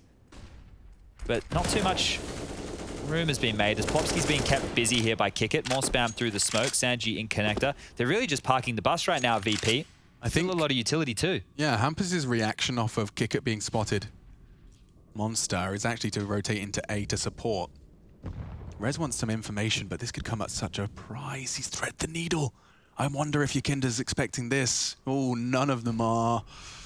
And the door's open. He can get 3 kills on short here if he doesn't rush it. He decides to go for the first, and he converts the second. Not quite the third, but damage is inflicted. There's a gap back to A if Buster goes now. There is. Hampus rotated into B. Nork will try and fill the gap, but Buster's got space. Oh, we know how powerful this can be, Chad. We saw it from the Ninjas, now from VP. Smoked it off. Nork maybe going to try and linger through it, but they're already punching in the digits. Couple of seconds to spare. Can't contest. Hampus aware of the Kickit presence in toilets now. 3 gathered bank. They re-smoke it. And despite the man advantage, I can't help but feel that this leans VP's way. This is a tough round to retake. Tough round to get back into. Conversation for the Ninjas now. We're halfway ticked and there's no kit. Kickit finds it. And another. They're running out of resources here. They're losing every single member of the Ninjas squad. It's just Plopski. He's more interested in self-preservation at this point. He will find a safe haven in bank, but Virtus.pro, these are the mid-round calls we were talking about. You know, one of the reasons I started this broadcast talking about how much fun Overpass can be. That was great. That was exactly what I'm talking about. Virtus.pro, they worked their way through overcoming that double kill from a fast flank on their B take. And this is the thing, right? Buster needs to be operating with that in the back of his mind. What I mentioned is easy for me. I can see all the pieces on the board. Buster, for him to go, oh, Rez has pushed connector, killed 2 of my teammates. The only way is for us to go into A. If I make the space right now, we can win. For him to have that just happen so quickly, this is split-second decisions. This team is operating super late round. So the fact that they get away with that right there is such a massive round because you're looking at it with Rez coming on the flank, multi-kills. That's a dream. And Nork, don't forget, like he was there in time. The only reason that bomb went down uncontested was because of Buster taking that space with his initiative and dropping that smoke. And now they can really punish, right? Because the economy is in tatters for NIP at this point. Sure, they got the AWP. They can give that back to Nork, but their buy isn't going to be great. They're going to be operating with very little on some of their players. SMGs, one's been bought for Plopski at this stage already.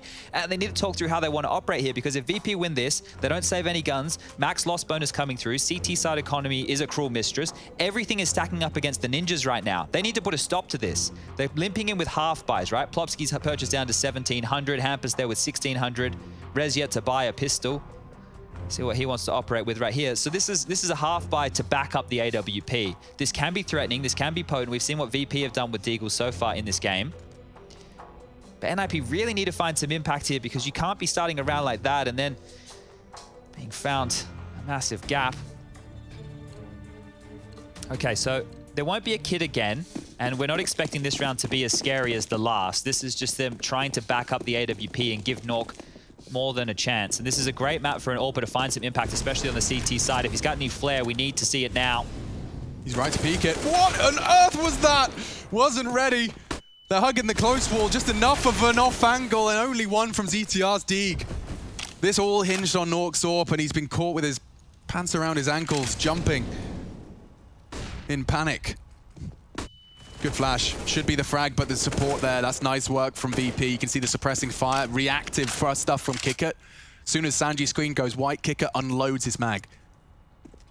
Just insane to me that the game of Counter-Strike can be played in this way, where they just freeze. They don't have any presence over towards A. Buster is watching the flank. They're letting the mistakes come to them. And knowing they're up against this low buy, it's the right call. The AWP is already in no man's land. And as long as they can keep eyes on it here, VP, that's the biggest threat denied. They're going to walk closer to it to deny Plopski with that MP9. No flashes. No hope. It's Plopski needing a multi-kill. He does swing out for one. Finishes what Hampus's Deagle started, but it's VP that want to finish what they started on Inferno. NIP's pick, and 13 is one frag away. There he is now, only a matter of time until Rez goes down here, trying to just take whatever he can. And there it is, Jane will finish off the final frag, should be able to pick up that AWP, so that's a freebie right there as well. And it's just getting better and better for VP. Augs appear to be the answer. You can see two purchased on in there, so that's 3 scopes on the CT side. They will get a full buy with the max loss bonus. And that AWP, yeah, it must have been a mouse wheel hit as Nork has jumped out there, because that looks so awkward.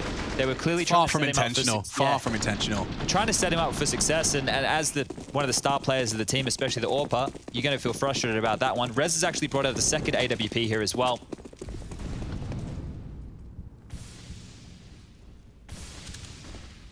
Double A AWP setup. I've seen this team get exploited with gaps with the double AWP setups before. Rez is much more aggressive, really searching for a kill here, knowing they need to get something, get this round moving, get themselves a round, get themselves anything. Gets late arrivals. I don't know why I haven't been addressing them so much, or they haven't been so apparent to me before, but he is always just the tail end of this polar bear. Well, they're already in A. They just walk straight up bathrooms and executed.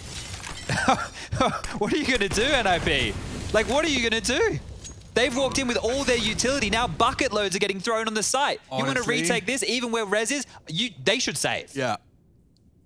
That sounds insane, but what are you meant to do? They've got every nade they could desire, and they just keep flashing, smoking. What? This is ridiculous. And you talked about gaps, Chad. You talked about exploiting those gaps. They just walked toilets and planted in about 30 seconds off the break. And against 2 orbs, a setup designed to stop that. Rez, you get a kill, sure, but the bomb is already over halfway tick. That is 14. Scenes. They didn't even have to do anything. They just had to walk past you. Is that based off of a read? That's based off of having a player like YEKINDAR in your team who you say, hey, big man, go first, just walk, kill, we'll trade you. Yeah. He has so much confidence in the fact that his teammates will trade him. His teammates have so much confidence in he'll get that opening kill. And by the time you're out toilets, you're like, lads, I think we've done it. It's like we're running onto the site. Rez was so far forward at long, he couldn't hear any footsteps. Nork was already caught in rotation. Oh. It was a gift. Yeah, let's see how this one shapes up. So the bomb's being planted at 1:09. Okay, that's what I wanted to see. That's how fast they managed to get themselves all the way into A. Look how far. I mean, it couldn't be further from T-spawn. If you're playing fast rounds of Counter-Strike and that's what they look like, that is that's the type of fast rounds I want to play. It's a dream for Virtus.pro, and on the T side, no less. Okay, well, they saved everything, so let's take a look. We'll pretend that last round didn't happen. Yeah, YEKINDAR wants to do it by force. A change up of the pace already draws blood. They're boosting. Oh, Hampus surely booked. I'm assuming it's Hampus. It's actually Plopsky this time on the barrels. Oh, he spotted the noggin, so I'll drop down. Well, they've gone 1 for 1, and this actually favors VP because the CTs need to play for aggression again. Spam through the smoke, tagged on down, 14 HP. Perfect, of course. Doesn't Oh, what a nightmare for NIP. They picked this again after what happened the other day. Plopsky going absolutely nuclear for them. You said it was a 16-13 as well. It was a close game. With a Plopsky 30. It was almost a Plopsky 40. It's 37 kills, man. Yeah, you're right. I'm actually not doing it justice to say give it a 30. Okay. All right. Ninjas in Pyjamas. Developing. VP punishing, though. Still sticks around long enough to catch Plopsky. Rotating when against VP, when Kicker's still alive. The timing! He pulls away in time.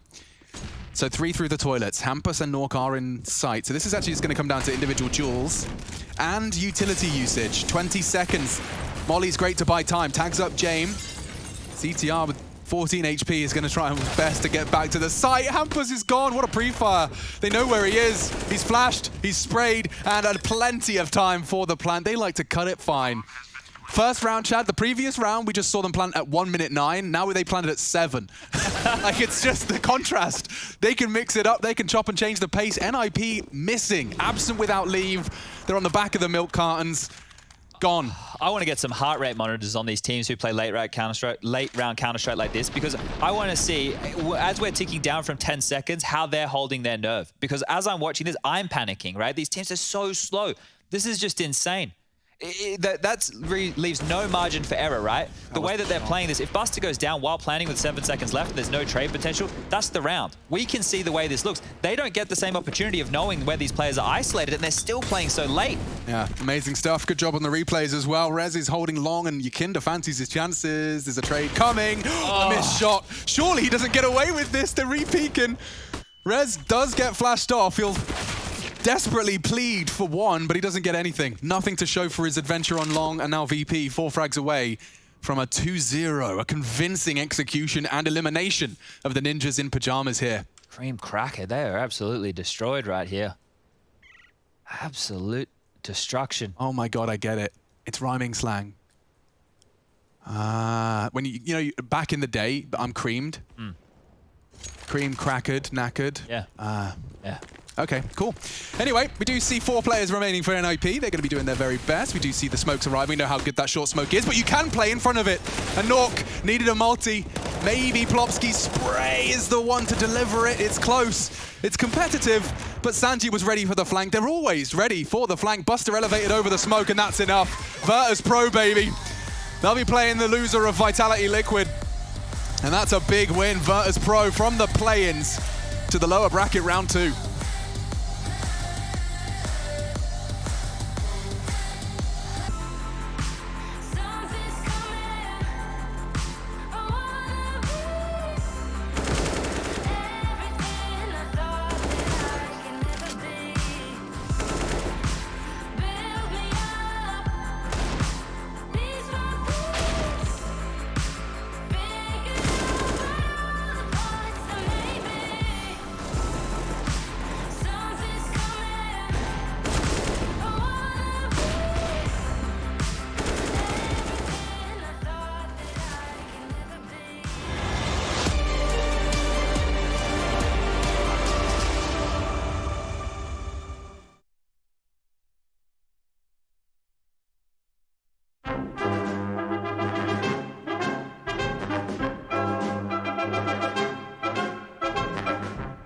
Close to me, going.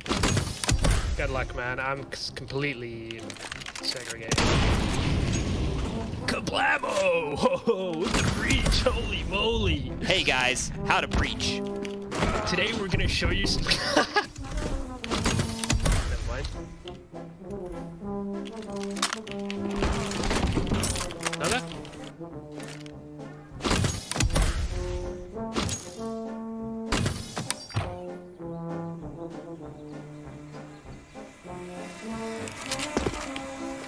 I'm behind him, he's like on the coast down here.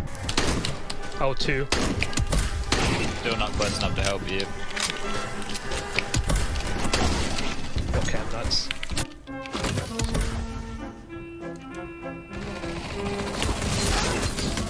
Get through this though.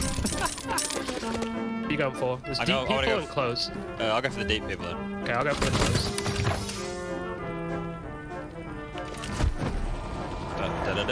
I've whiffed, I've whiffed, I've whiffed. He has no idea. Oh! No!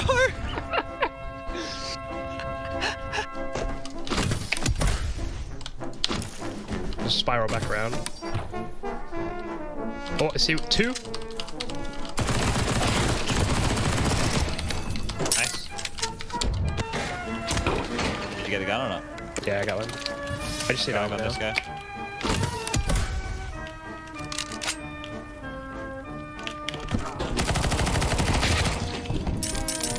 Nice. I'll go for a gun. 2.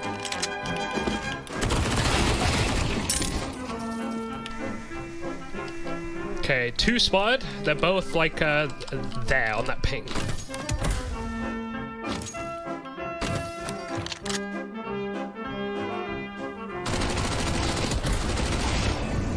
Nice. Easy.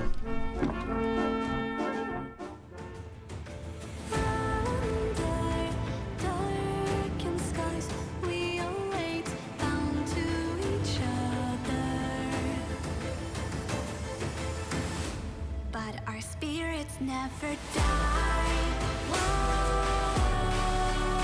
Faded as we push through the darkest times. I'll be there by your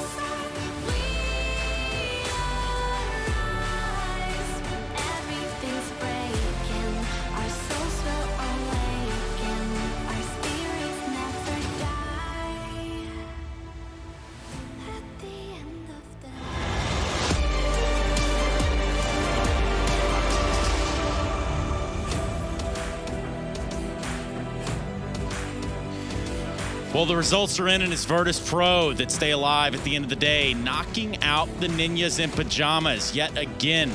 NIP falls short in Katowice, and that's okay. They do get the chance to come back regrouped and stronger, putting the Swedish scene back on the map, but that's just not going to be the case for this iteration of the Intel Extreme Masters. Welcome back, everybody. We got a couple more matches for you today. Well, we put a pretty bow and a ribbon on this one with NIP falling out. VP stay alive. They get the push forward, and I'm looking at Get Right and Kassad. And right now in this moment, I'm thinking for Get Right because, you know, for NIP within the Intel Extreme Masters, there's been some trophy lists, and this is not going to be one of them. No, what is it? 2 years in a row losing the grand finals. It's not a good start, you know, the Katowice train basically, and then been slipping out more and more through the years. This was a poorly showing from NIP, if you ask me. Like, especially since like the first time they played, surely it helped a lot when they had Plopsy like going ham like against VP last time, and they played super well on Dust 2. I don't know what happened today, but I felt like I was like a little bit disappointed on Knock in the first map. I felt like he was kind of not there on that map. So like in the beginning, I was like, oh, cool, he's back. You know, it feels like, you know, he's getting up his groove. And then he just fell off again. Like, I don't know, it just like, that was not a good second half. Not ideal. It felt for me that VP had full control of the second half. You know, NIP started off nicely. They had a decent start in the T half. It looked like VP got just as many rounds as they needed to go into that second half and dominate, and I guess qualify for the next round. Yeah, and staying alive. That's exactly what we're doing. I believe we have YEKINDAR ready to join us over here from the VP side. YEKINDAR, are you there? Hello, can you hear me? Yes, sir. We can hear you loud and clear. First and foremost, congratulations. How did you feel about the match today? Did it live up to your expectations because you were wrecking them on Inferno? Well, I mean, I guess you could say so because I know we wanted to win. We knew we could win against them. We lost one match against them in play-ins. We wanted to show ourselves that we are still better than them, and it worked out. I'm glad that we are got into the next game against who we have, Liquid with Vitality. I'm taking a look at it right now just to make sure. I don't want to get it wrong for you. You're going to be playing against the winner.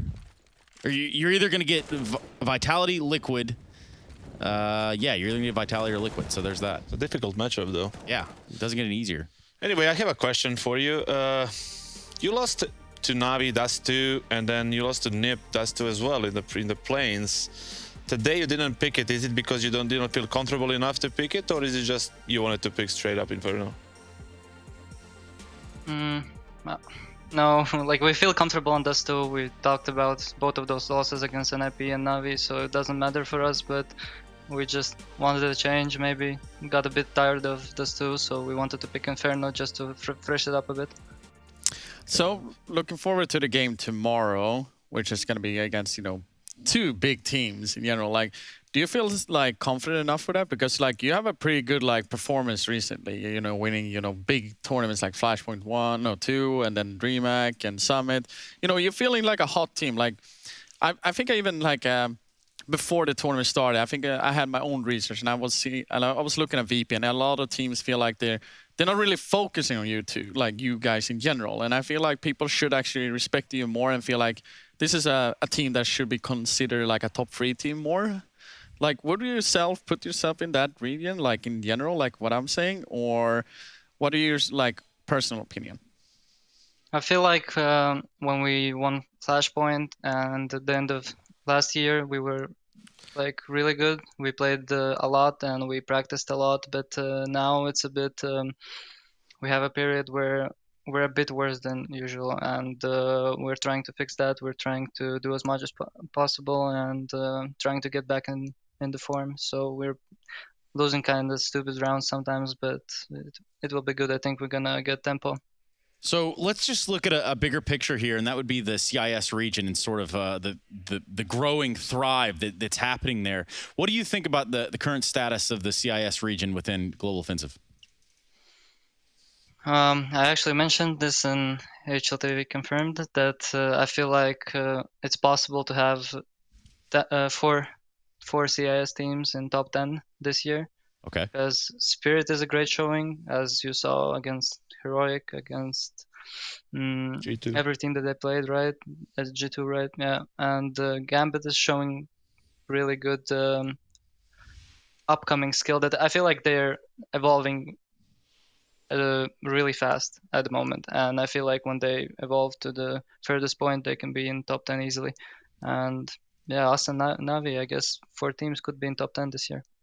Well, cool, man. We're going to keep an eye on you guys because I think some people are putting you as their dark horse, I think is what the best way to put it. They see you guys going further than what people want to give you credit for. So thank you so much for your time, and congratulations staying alive. Thank you. Have a nice day, guys. Adios. So that's YEKINDAR. Pretty hot prospect coming out of the region, and obviously he's got a few words to say right there. Very well spoken as well. Speaking of being well spoken, now is the time to check in with the Ninjas in Pyjamas. That's right, we're going to bring Threat on and talk to him direct. Threat, it's a rough day in the office, bud. Yeah, that was really tough. I really expected more.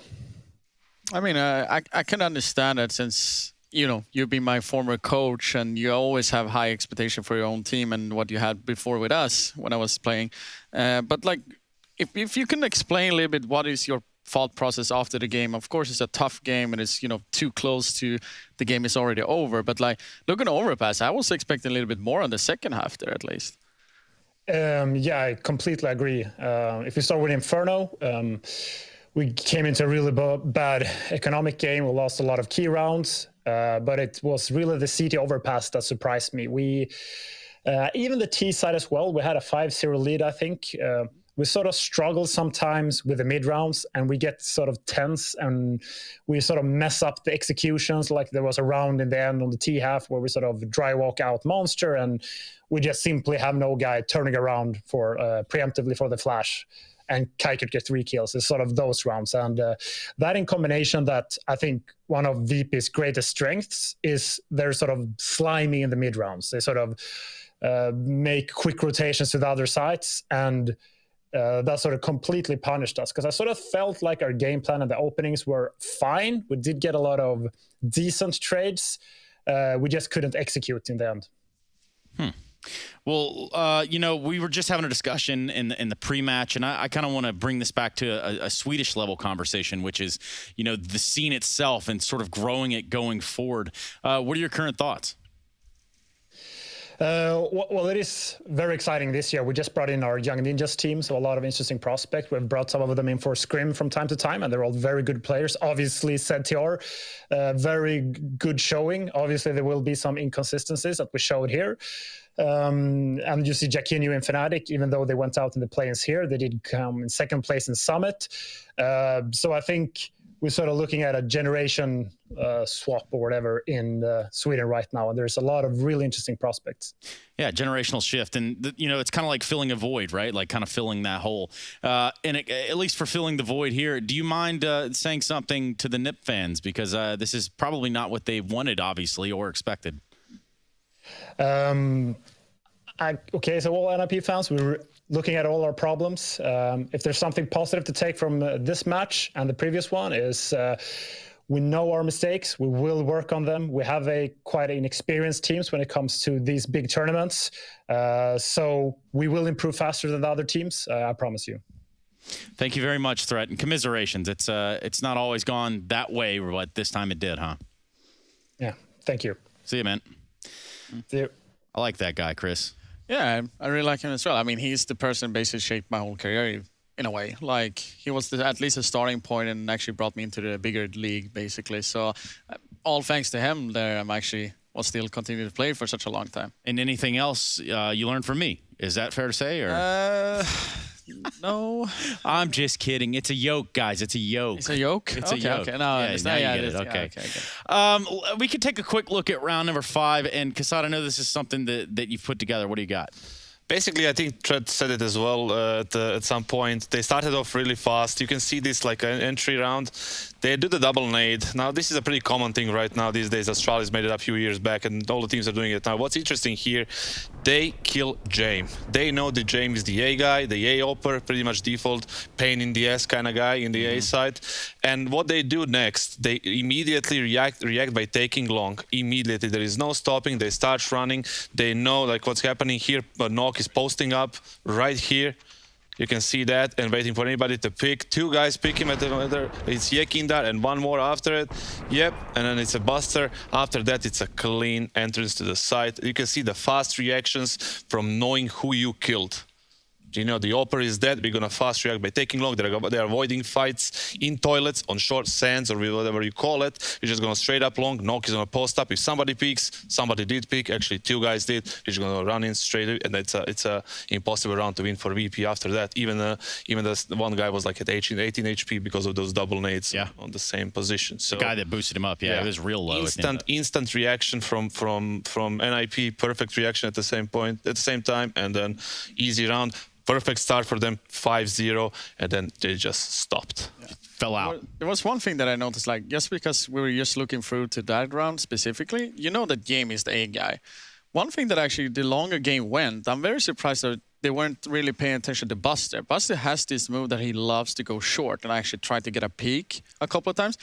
Like, when VP was starting to get a roll, he actually got a lot of like kills. He got away with a lot of kills, like small details timed there and there. Yeah. And that's actually one of the things that I've noticed through the years when I've competed against VP, even when they were Avangard back in the days. He loves to do those things. So annoying. Yeah, it is very annoying. And like, it's not too hard to punish that guy, because like, if you just force him into a corner which he loves to be standing in, you can Molotov him off, get him in the corner, spam him through the wall, or even pop flash and just kill him, because that happened a couple of times. I think I even counted up like maybe 4 or 5 times to kill a person for free, the thing is with those kind of plays, when you play against that, and he kills you like that, and you're just, what the hell is this guy doing? Yeah. But the thing is, like, he frustration. Knows, he knows the play. He did it before, and it's backed up by confidence. Yeah.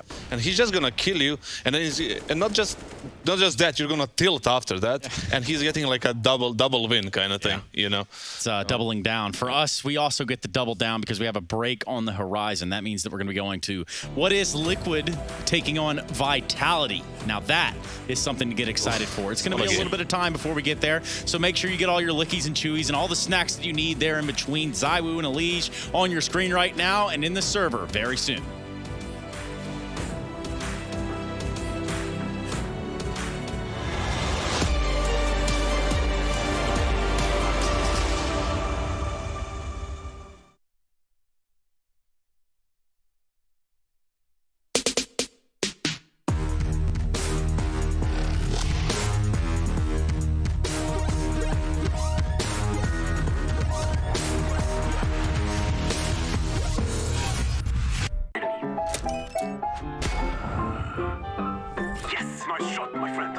Cheaters ruining your plays? I have eyes on the enemy.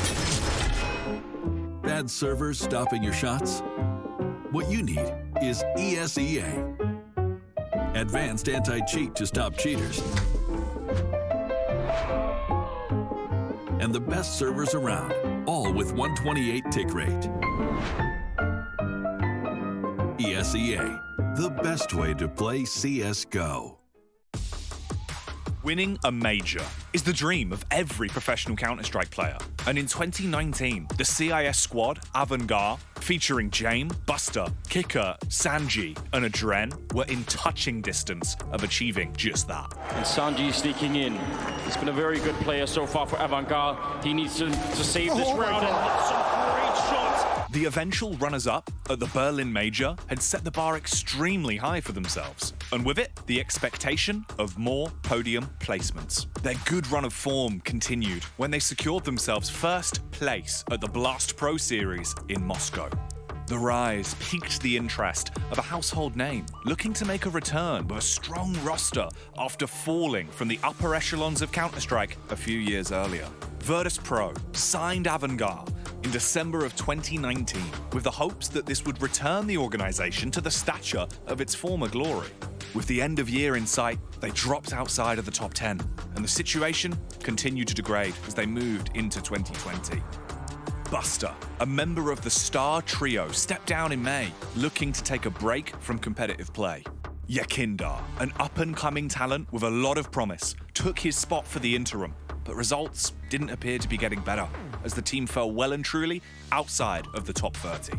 As the team was hitting rock bottom, Buster returned from a 3-month hiatus to replace Adren, a storied player from Kazakhstan who was struggling to keep up with the modern game. From that moment onwards, the trajectory of Virtus.pro changed, mixing the pure skill and aggression of YEKINDAR with the already established star trio of Jame, Kicker, and Buster. They had bolstered their firepower immensely. Starting at the bottom, wading through smaller tournaments in the online era, event after event, they began to pick up steam and notoriety. IEM New York in late October saw Virtus.pro topple Na'Vi twice along their run in the regional major ranking event. That's a scary spot to hold. That's one. Peeks back in. Oh, it's a double. All right, one and done. I said absolutely nothing of the sort. I promise you, even the barrel's showing. He gets the tag on Perfecto. 15 HP, pistol out. He knows he's doing well here, Jame. They would eventually go on to take first place over Namiga. Sandy onto box. Maybe we've got a problem. There's still plenty of time. There's kits on both of them. Smokes as well. This gets scary. It's getting even worse. Speedak has to clutch. He's got 2 targets. James found him. I think they've got time. And just like that, the comeback is complete. Just over 1 month later, they managed to secure another title by defeating OG in the grand final of Flashpoint Season 2. And finally, closing out the year with another win at DreamHack Open December. And that's just it. 2 members of Saul left. Muterus, he's going to go down as well. And that's BP taking it. 2021 began strong for Virtus.pro. A decisive victory at CS Summit 7 in late January, where they managed to keep a clean sheet. And going undefeated was the perfect way to make a statement of intent for a team who continued to take gradual steps back up the rankings. With their sights set on IEM Katowice, this will be Virtus.pro's toughest task yet. Is the team ready to disrupt the status quo of Counter-Strike's Big Three, or will the upward trajectory stop here?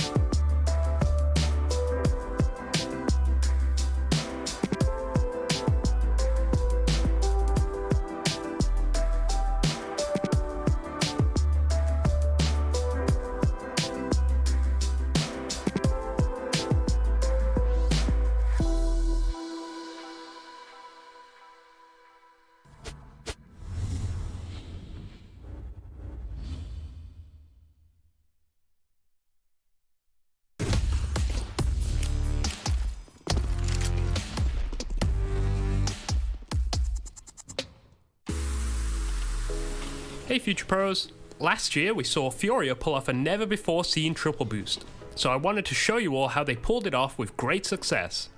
Setting up a boost like this can be incredibly dangerous, but let's look at the utility thrown that maximized their chances for success.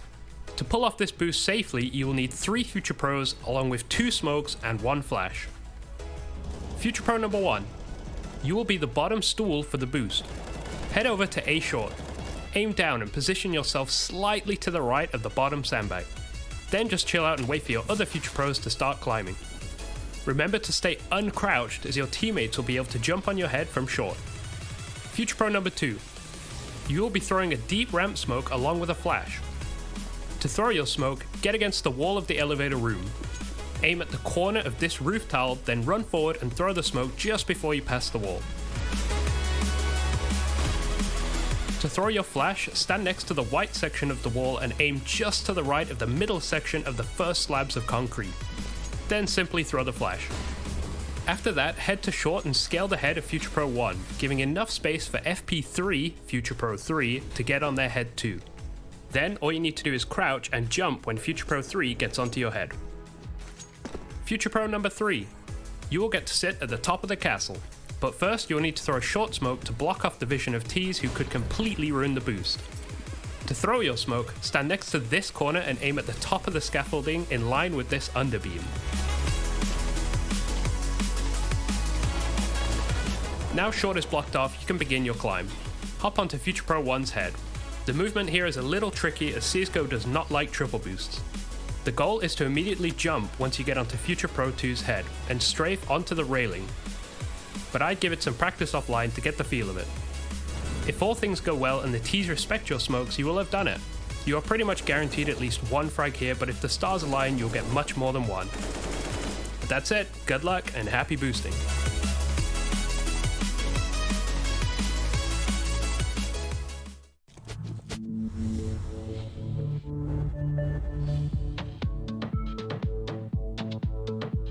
My skin full of scars, I can feel anything. Turn up to feel the difference.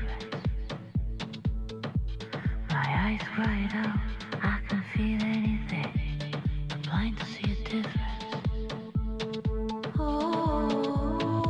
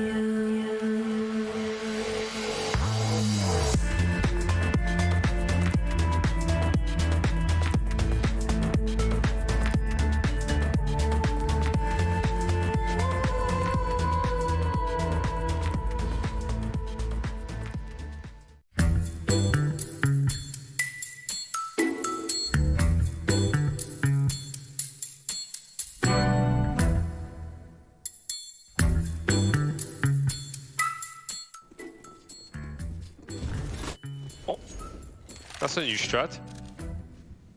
There's one guy underneath here.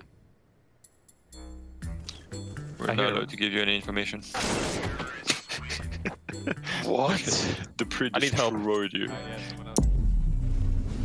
You can try to peek this guy here, man. He's gonna flash. Okay.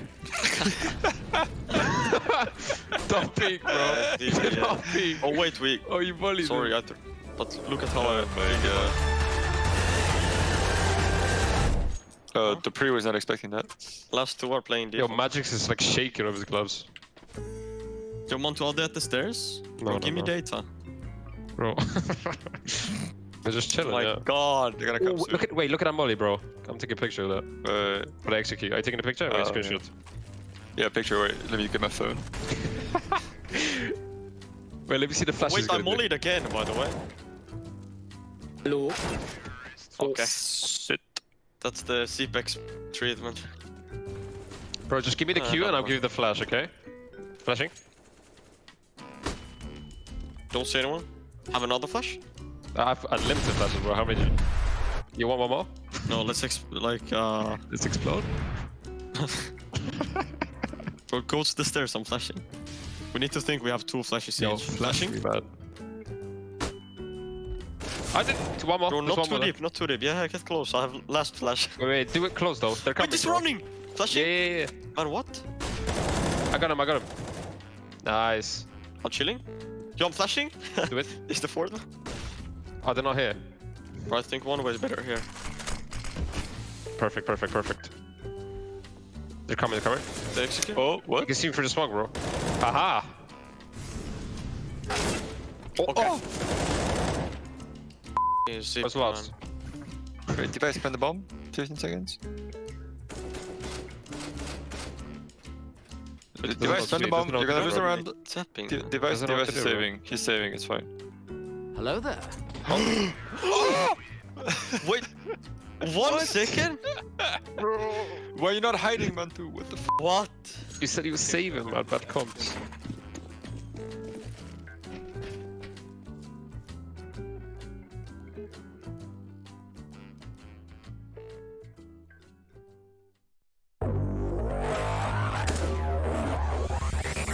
I'm going one more time, dude.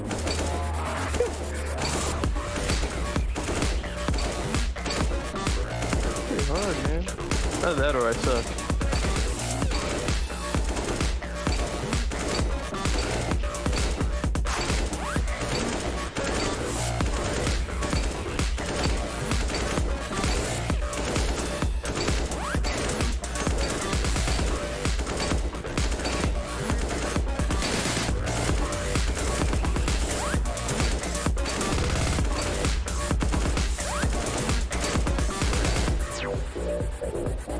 I killed 32. I'm good with that. I'll stop there.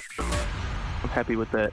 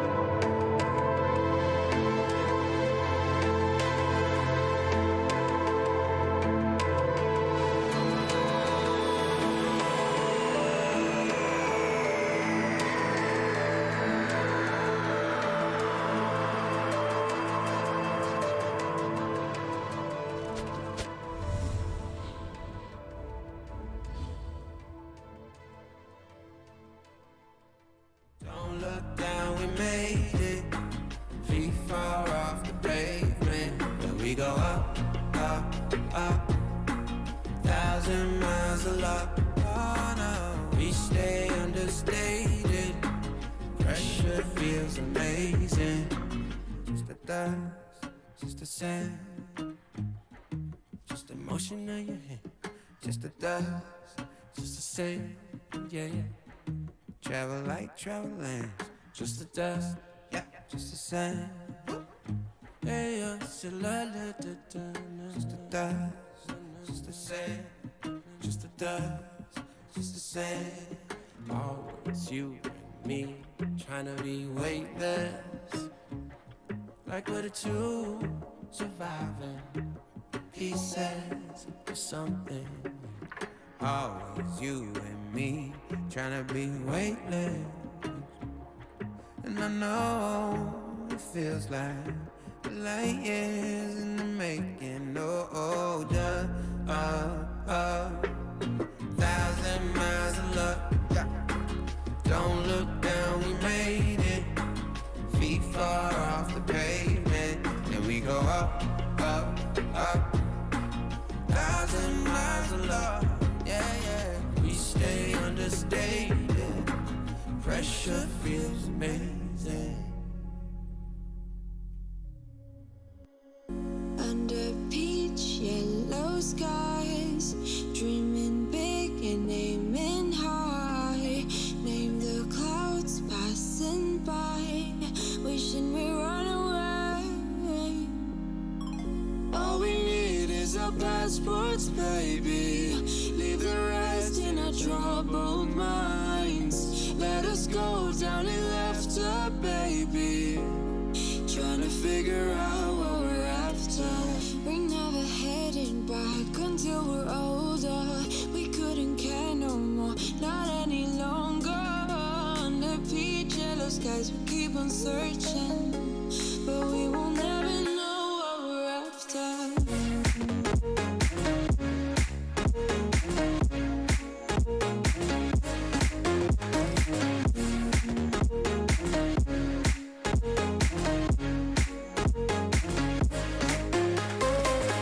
Book a plane, fly away. We will never be the same. And as long as you are mine, come on and run away. We wanna run away. We don't need any reasons, baby. Leave it all for the faded hearts. I don't mind if they call us crazy, 'cause they don't understand what we're after. We're never heading back until we're older. We couldn't care no more, not any longer. Under peach yellow skies, we keep on searching, but we will never know what we're after.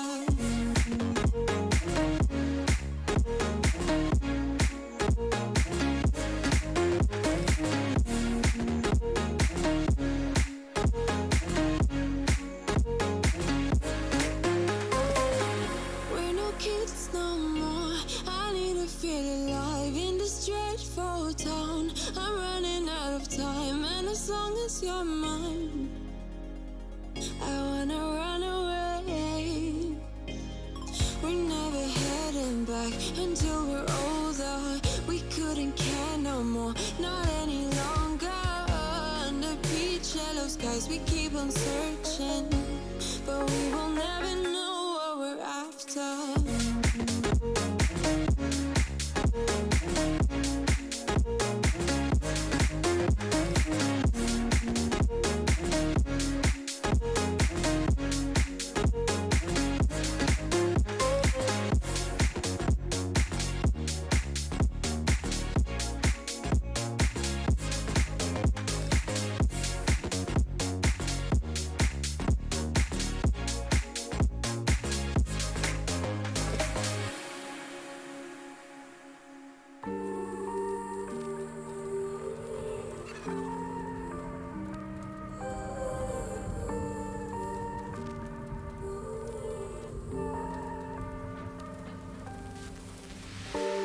I've been running over all the corners of my mind, trying to find a story to believe. And I've been getting sick of how I'm spending all my time, searching for a way to find relief.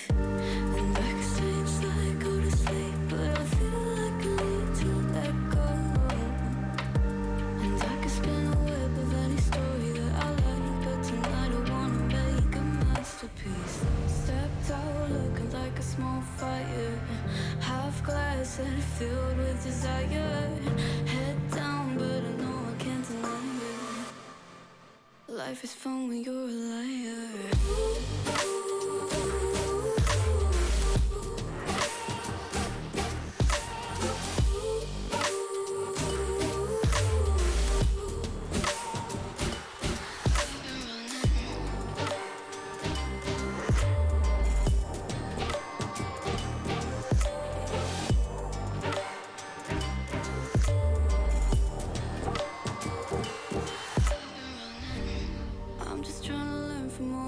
That I've been told I'm gonna paint a new reality. It doesn't take a lot to turn a person into gold. Yeah, I've been getting good at alchemy. And you can stay inside in the dark, but without it you never let go. And when you're done with hiding and you wanna have control, you and I can find a perfect fantasy. Stepped out looking like a small fire. Half glass that are filled with desire. Head down, but I know I can't deny it. Life is fun when you're a liar.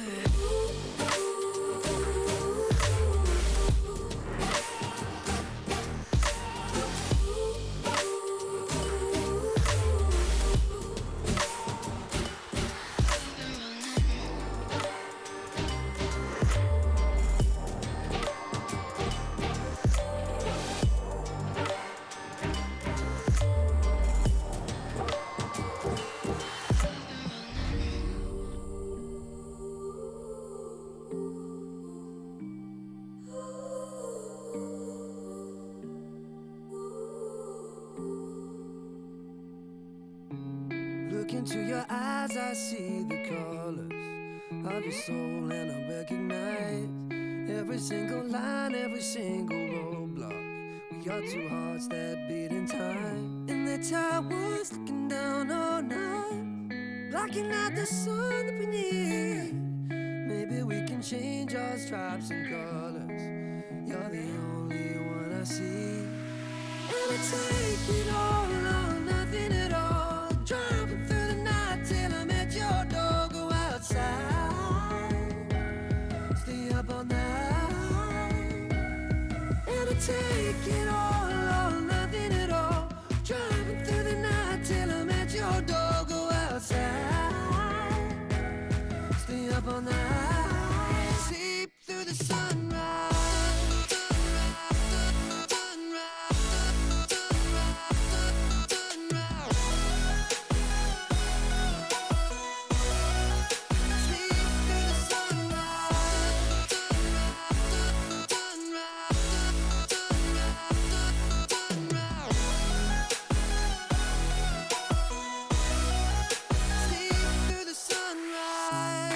Into my past and I count the numbers of the dreams that I left behind.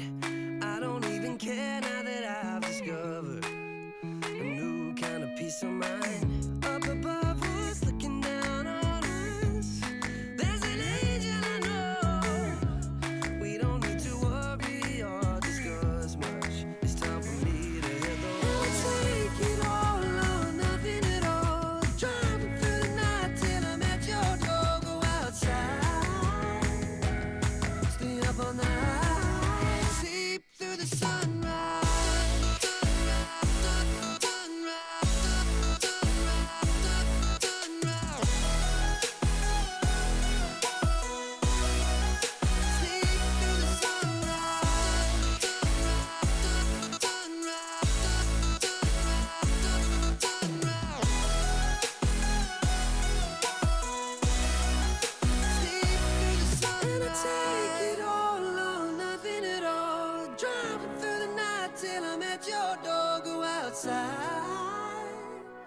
Stay up all night, and I take it all or nothing at all.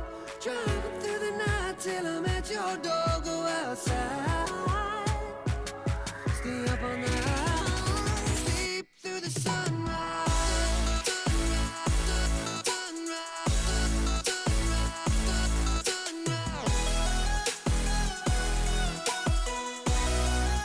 Sleep through the sunrise.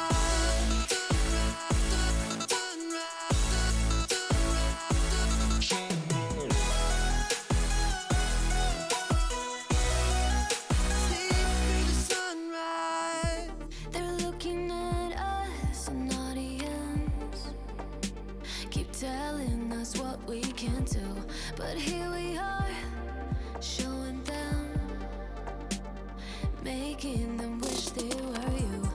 We've heard the most when it comes to this.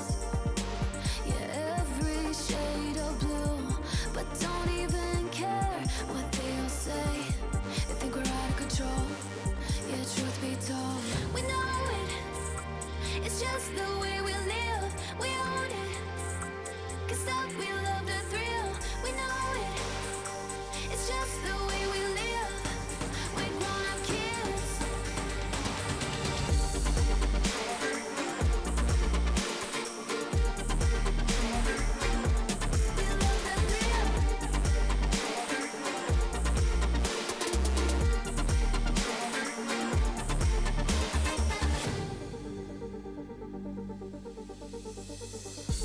They're looking at us, an audience.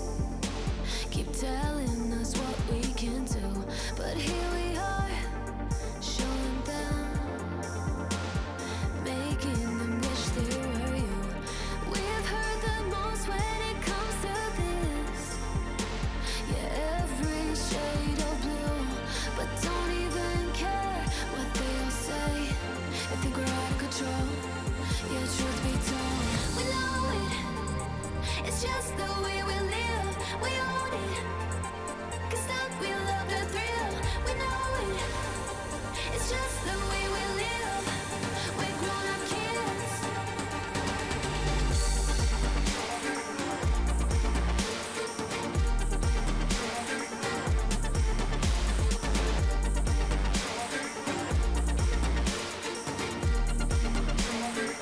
It's just the way we live. We know it. It's just the way we live. We own it. 'Cause that we love the thrill. We know it. It's just the way we live. We're grown-up kids.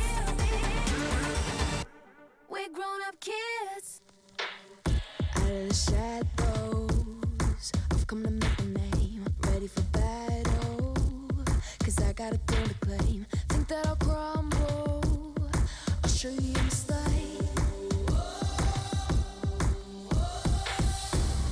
Where you see me coming, better run for cover, 'cause I'm not slowing down, I'm never going under. I survived the pain, I know it made me stronger.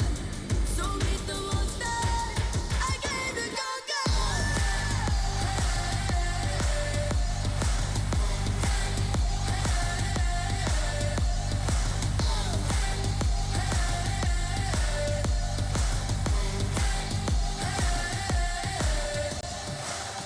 When all the smoke clears, I'll still be on my feet.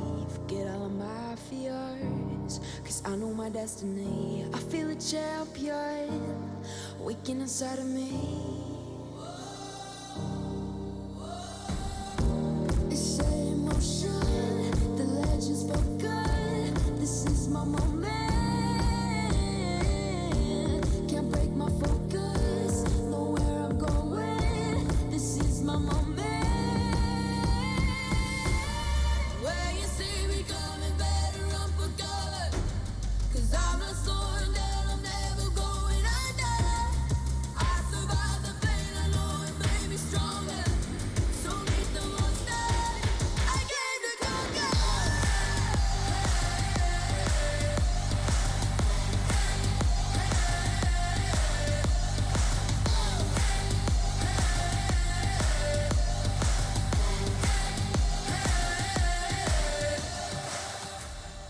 When you see me coming, better run for cover.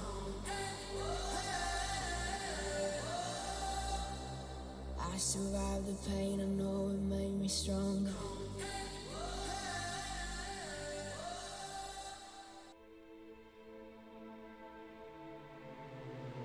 We were caught in the fire. Our faith was left out in the open. Saw the fear in your eyes as we move through the dust. Nights turn into days, wanna die another.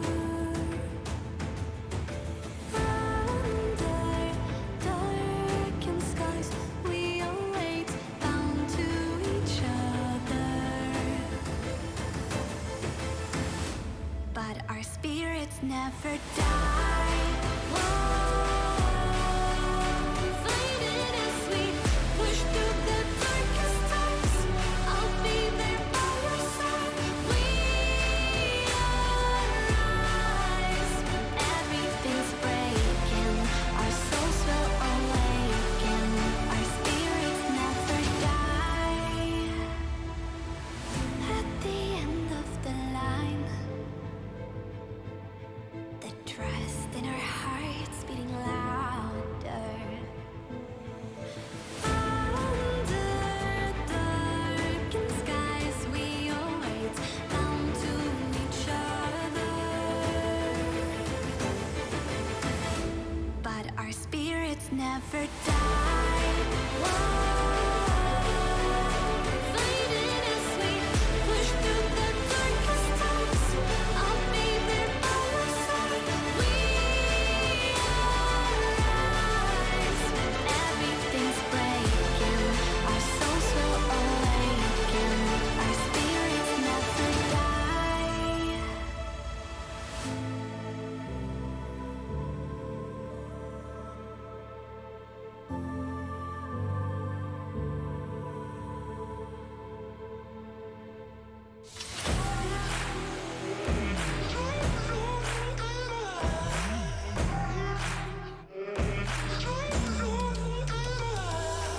I faced myself in the mirror not so long ago, and I told me, do you know?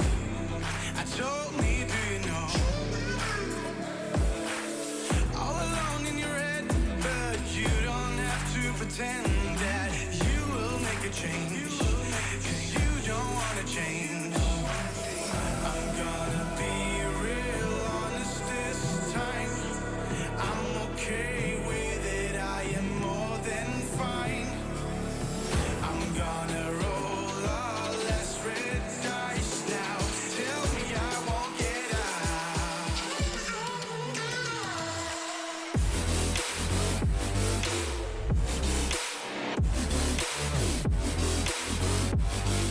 Tell me I won't get out.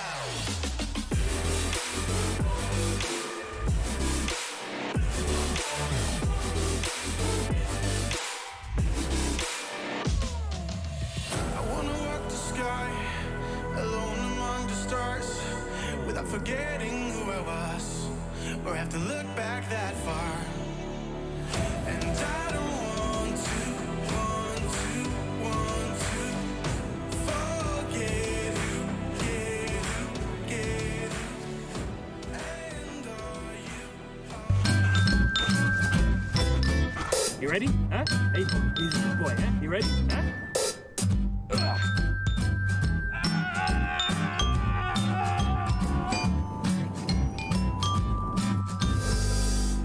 Start your esports career now at play.eslgaming.com.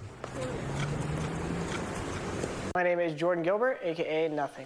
Hi, my name is Sue Lee. My handle is Smix. I think it's important for these initiatives to happen. Empathy really, really goes a long way, and it always means so much to us, and I think that's where initiatives like this really help. I encourage everyone in the community, anytime they see bullying, anytime they see someone getting called names, I encourage you to step up and say something. Good luck, have fun. Good luck, have fun.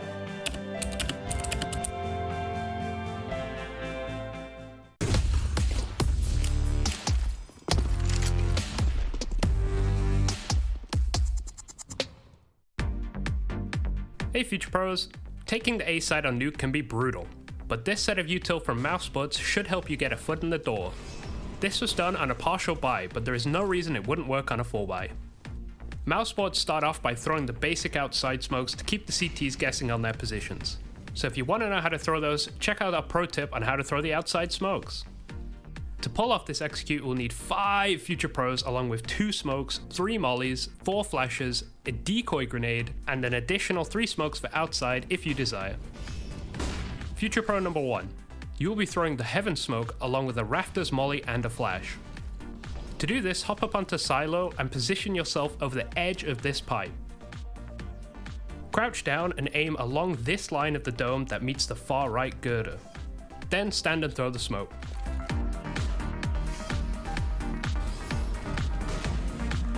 Then, while in the same position, pull out your molly and aim between the two lines just below the coping and throw. Frozen's molly missed here, so make sure you throw it just a little lower and it will land. Then finally, crouch and aim at the bottom center of these two windows and jump throw your flash. After that, head down to lobby and hold any CT ramp flanks that could come in. Future Pro number 2, you will be throwing a flash followed by a sight molly. To do this, hop up onto T roof and in the middle of the left side of this vent thing. Get your flash out and aim at the corner of the floor section and simply jump throw the flash. Then pull out your molly and aim just above the yellow railing in between these two sections of the wall cladding. Simply jump throw your molly. The molly won't cover the entire site, but it will force a CT into an isolated position. Future Pro number 3. You have it pretty easy and only need to throw 2 flashes to help get out of Squeaky. To throw your flashes, get into the back corner near these boxes. Aim below this section of the yellow girder and running throw your flash as your teammate opens the door. Peek wide and toss your second flash into the cubby of the second CT vent. Then hold the main smoke and keep an eye on vent 2. Future Pro number 4. You will start off the round by shooting the front set of windows, throwing a decoy, and then throwing the main smoke. You heard that right, a decoy.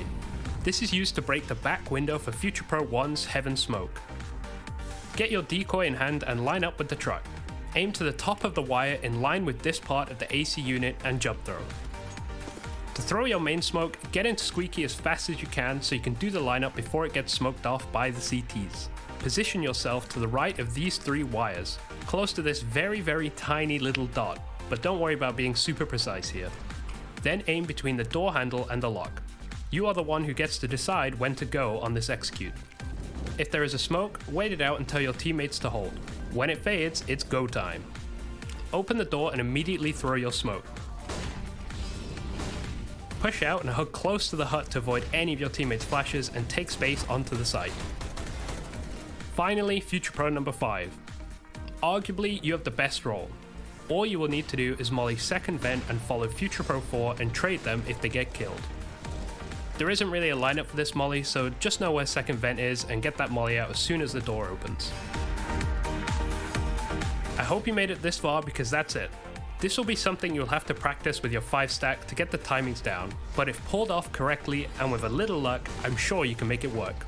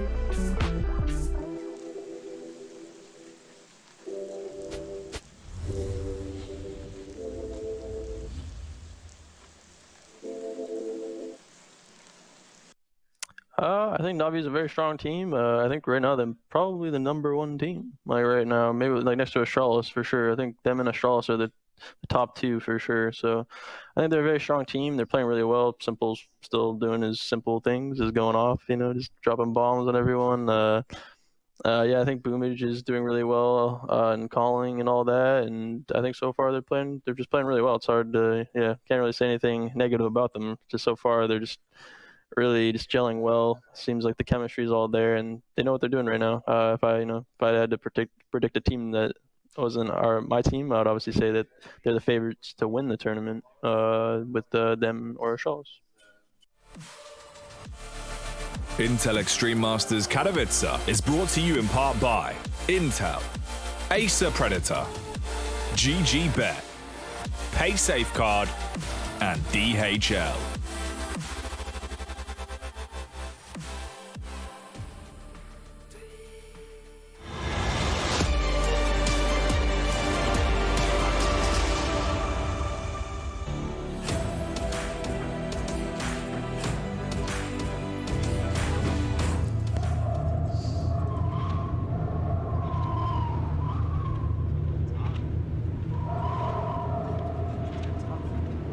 It's a lot, Chad.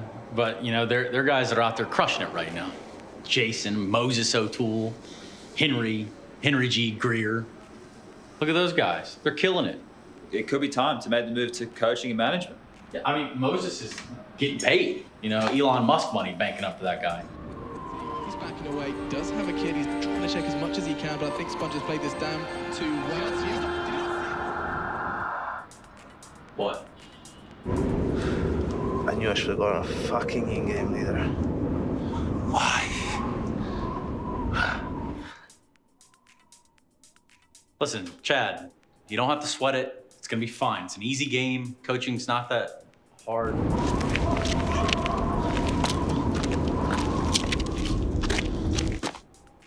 On second thought, maybe we just go back to the desk. Yeah, all right.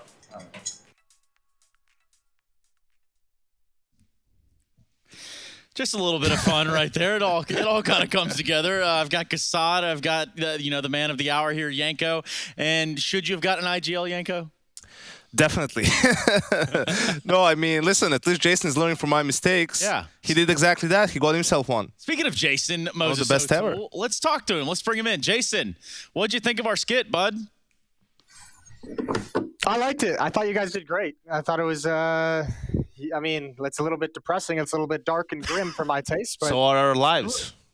Yeah, at least I know it's in my future, what I have to look forward to a year from now. Yeah, and if you guys are having a problem with B-execs, we got Yanko for that. €2 will get you a whole lot, if you know what I'm saying. The past part is we weren't even acting, so. Yeah. Yeah, that was where they kind of hired you to come do this gig. They just found you sitting out there in front of the studio. Yeah, he's actually living there. So it kind of works out. And for you, you guys Jason, are dressed for the part as well, so that's cool. Oh, you saying we look homeless, Jason? Is that? Listen, I know Samler is your homeboy, but you're not in a room on fire unless you start losing. Then your whole room is gonna feel like it's on fire. And you're gonna be that dog who just sits there and says, "This is fine." This is fine. This is all fine. Has that been your coaching career so far, Jason? Would that be an accurate depiction of it? No. Putting out fires left and right? Well, I mean, yeah, that's kind of a part of the job. I wouldn't call them fires. There's just, I don't know. There's obstacles everywhere, and it's kind of a tough, weird time last year and this year, obviously with COVID and everything. But yeah, it's just a little bit more. You don't have as much freedom as waking up as a caster. Looking at who you're going to cast that day and heading to the casting booth and being done in 3 hours. It's kind of it's more of a full-time thing.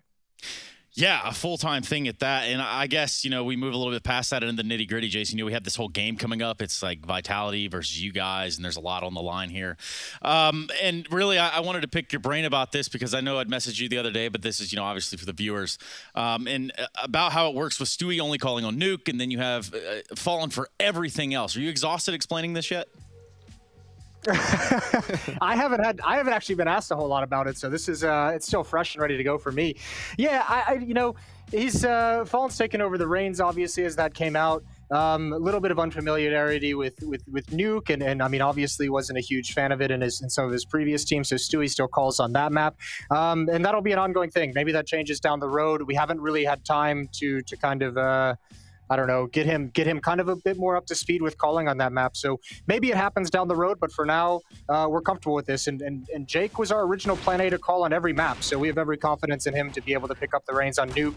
In fact, I think he even picked it up. I mean, this has got to be a difficult thing for an in-game leader. Fallen calling on the first 2 maps in that series against OG, and then, you know, third map comes, deciding map of the series, and it's like, all right, Jake, you ready to pick up the reins? And he did it flawlessly. So, yeah, we got a lot of confidence in him as well. Okay, you guys played literally a month ago against Vitality, right? And you lost 2-0. It was Nuke and Vertigo, I think. The close map and Nuke. Vertigo was kind of close as well. Did you manage to get something out of that game? That's a nice way to put it. Yeah. Yeah, I mean, that was still kind of very early in Fallen fully coming in and being integrated. So, you know, we worked a lot with him. I think he said in the interview as well, we worked a lot with him, especially on Nuke, to kind of figure out what he's comfortable with and where his options are in different situations and how his teammates want him to move around the map and where he can support and where he can help with rotations and whatever is required. And we kind of saw the results of that against FaZe. And we're basically kind of doing that on every single map. And at the time, obviously didn't feel super comfortable in Nuke. At the time, it was the same thing with Vertigo as well. So, you know, kind of everything we have at the moment is still a work in progress. You know, Jason, we got to do this thing with the vetoes. I know you've already done them. Would you mind sitting here and walking us through this from your side and have Yanko chirp in every now and then? Oh, yeah, I'd love to do your guys' job for you. Can I get like 10% of the day rate? Yeah, Jason, like, take it easy, you know, relax. So here's the thing, right? Like, both you and Vitality don't play train. Okay, this is going a bit too fast, so we got that out of the way. I was gonna say, like, you know, are you gonna just veto something else instead of train? And, you know, maybe I thought you were gonna get rid of Vertigo, but I see you guys got rid of Dust too. Why is that? Explanation, please. We've been kind of getting a little bit better on Vertigo, even feeling a little bit better on it. And yeah, we just wanted to go for it. We weren't. There's some things on Dust 2 that we still have to work out. Well, all right, fair enough. Yeah, let's get the maps in there. I think it's I think we don't want to keep Jason here too long. Yeah. He does have a game ahead of himself. No, take your time, guys. I don't mind at all. I don't want to see any invoices come out of Jason. That's all. Yeah, I did all my work already. That's Jason. He's always, you know, he did his work already. And we see Vitality going for that Vertigo pick. So I guess you guys would have probably expected that, leaving it in, that's going to be their pick. They like to go for the weakness of their opponent. Nuke pick for you guys. So much about Fallen being the in-game leader. You know, every chance we get, we're going to pick Stewie's map. We don't trust the old guy. Is that it? Admit it. I mean, I can't say that. I'm the oldest guy on the team, so it's a bit rough. Yo, by the way, my team doesn't know who Kenny Loggins is. Ooh. What? Maybe they should fold. You got some educating to do over there, Jason. Yeah, a lot of it. I saw your vlog, and you know the motivational speeches aren't there. I'm gonna send you a couple of coach quotes so you can get like fine on that. But in the meantime, you sent me a couple when I first took the job, and then you've kind of calmed it down a little bit. So yeah, you know, I mean, I can't give you everything. You know, that's gonna be that. I want your 10% now. Yeah, and speaking of which, Jason, we got just another 30 minutes of pre-match with you, so we'll just try to drag this out as long as possible. No, I'm kidding. I think that's all we have for you. We can let you go, man. Is there anything you want to say before we jump in this one? No, man. Just miss you guys. Obviously, you know that whole chestnut. I want to give a shout out to my analyst Hepa. I think somebody told me today, and this might have to get fact checked. Yeah, all right. It's been a while since I've had to talk for a living, so I hear he's the first Spanish representative at IEM Katowice in CS:GO. Interesting. Okay. I don't know if that's. Yeah, I was told that. I don't know. Well, if we don't count the play-in, we had Movistar Riders there. Is it again? That's true. Yeah. They're analysts. Yes, we'd have to. I thought he said we'd have to have some technicalities. Change his job immediately. I got eliminated. Jason, we'll get you out of here, man. I'm sorry these guys are bullies. I'm sorry, man. It's fine, Jason. Maybe if you have like you know a janitor from Tajikistan, we can include him as well. Yeah, that was a good one, Yanko. Yeah, I know. It's my first game of the day, you know. It's still I'm still like getting through. I'll come back for the winners interview, and you can have something prepared. Ooh, I like that. A little bit of zinger on the way out of there. It's not like KFC's zinger because, you know, it's Moses. But at the end of the day, we still have that zinger of a match. We got the maps in front of us. And I want to look and talk a little bit about the Vitality side. There was a whole conversation about Apex, and he's here, he's not here, yada, yada, yada. It really wasn't that long. But when we look at this team, we look at our Epics cards, and we have it all locked down right here, guys. Yeah, we had like, I mean, we picked like, you know, Jake because also like they have Nukin, right? So in-game leader in that sense, and also Fallen now in-game leader on the other maps. Leave Jake, you know, gives him a bit more freedom. He can focus more on himself individually, right? And he's a guy who can create a lot of space for his team, very dynamic, explosive, right? He loves obviously the smoke criminal, you know, he's very good at pushing those smokes, getting the right timing, playing around them. And on Vitality, who else can you have than the reigning best player in the world 2 years in a row, man? That guy's just nuts. When you look at it, you know, first proper year in a pro team, best player in the world, repeats it the second year, like it's unseen so far. Then there's this guy on his team. You might know him as Shox or Shoxy. He's pretty good too. We're gonna take a look at his stats. End of last year versus now. Shox is someone that I think that you were highlighting, Kassad, is saying, you know, who's back? For me, it's like, if Vitality is gonna have a good game, obviously Zyvo is gonna deliver.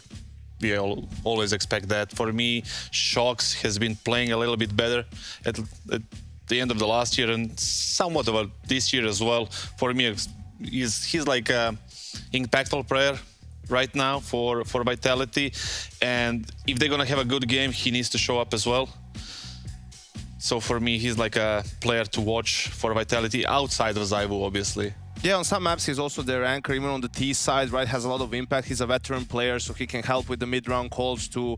I mean, you don't really see it from the stats, but probably maybe if you do the eye test, right, you can see him having a bit more impact than he did before. And he's also one of these guys who gets swapped in and out based off of maps, right? So that always has an effect on how his stats are going to look like. Yeah, and I think there's still time to develop how that all looks big time in the big picture as we go further and further into the experimentation that is multi-person lineups, is having backups, this, that, and the other. Having Shox around, though, that's got to be something that's worrisome for the other side of the table. Worrisome enough are looking at our predictions. Now, we've got some Liquid fans in the house, but more so Vitality, it looks like.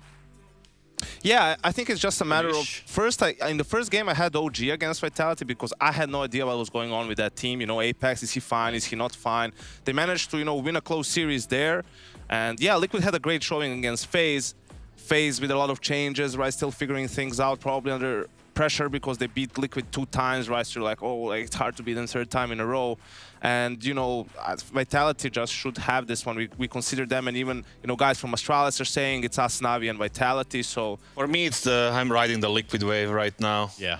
I love those guys. The way they play CS is just proper CS in most of the times. They have been in trouble in the past year, but I think they're back. Right now, Fallen is full of confidence. Even a month ago, when things in Liquid didn't look so good, I think that was a close game against Vitality. The same maps are now, except for Dust 2, which was the third map there. Now as we have Mirage. Liquid is playing Mirage solid. We saw against FaZe that they kind of dominated the whole map, especially the early rounds.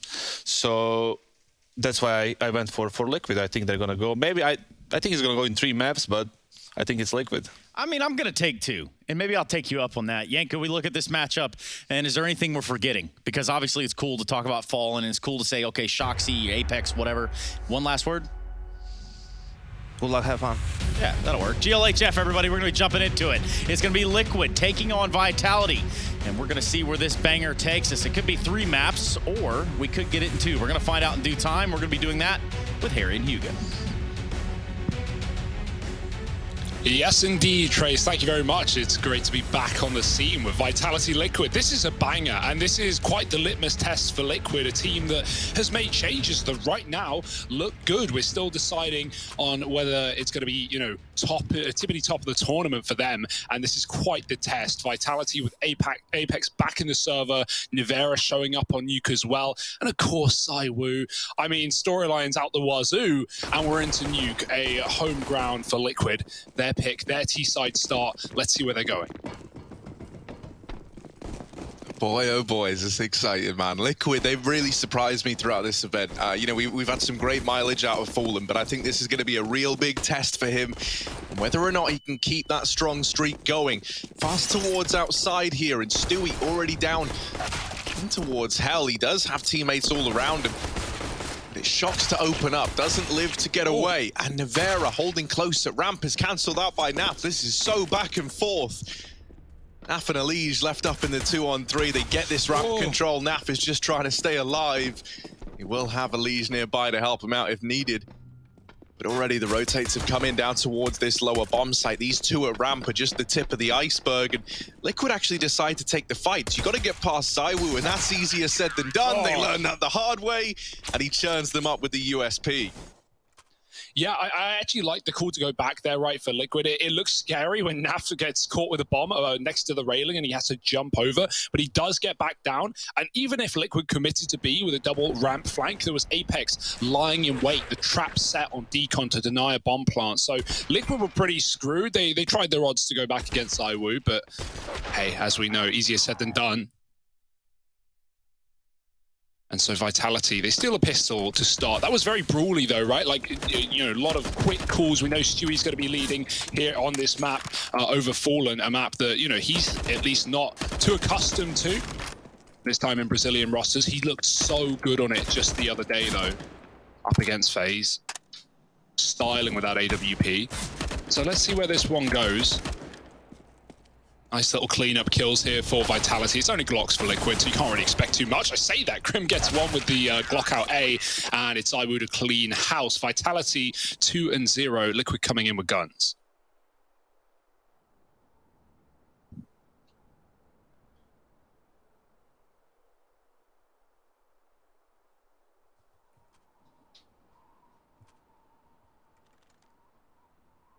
Yeah, we're not going to see that AWP on Fallen just yet, but, you know, you're not worried immediately. Zywoo isn't bringing his to the table either. Attempted the bonus round here for Team Vitality.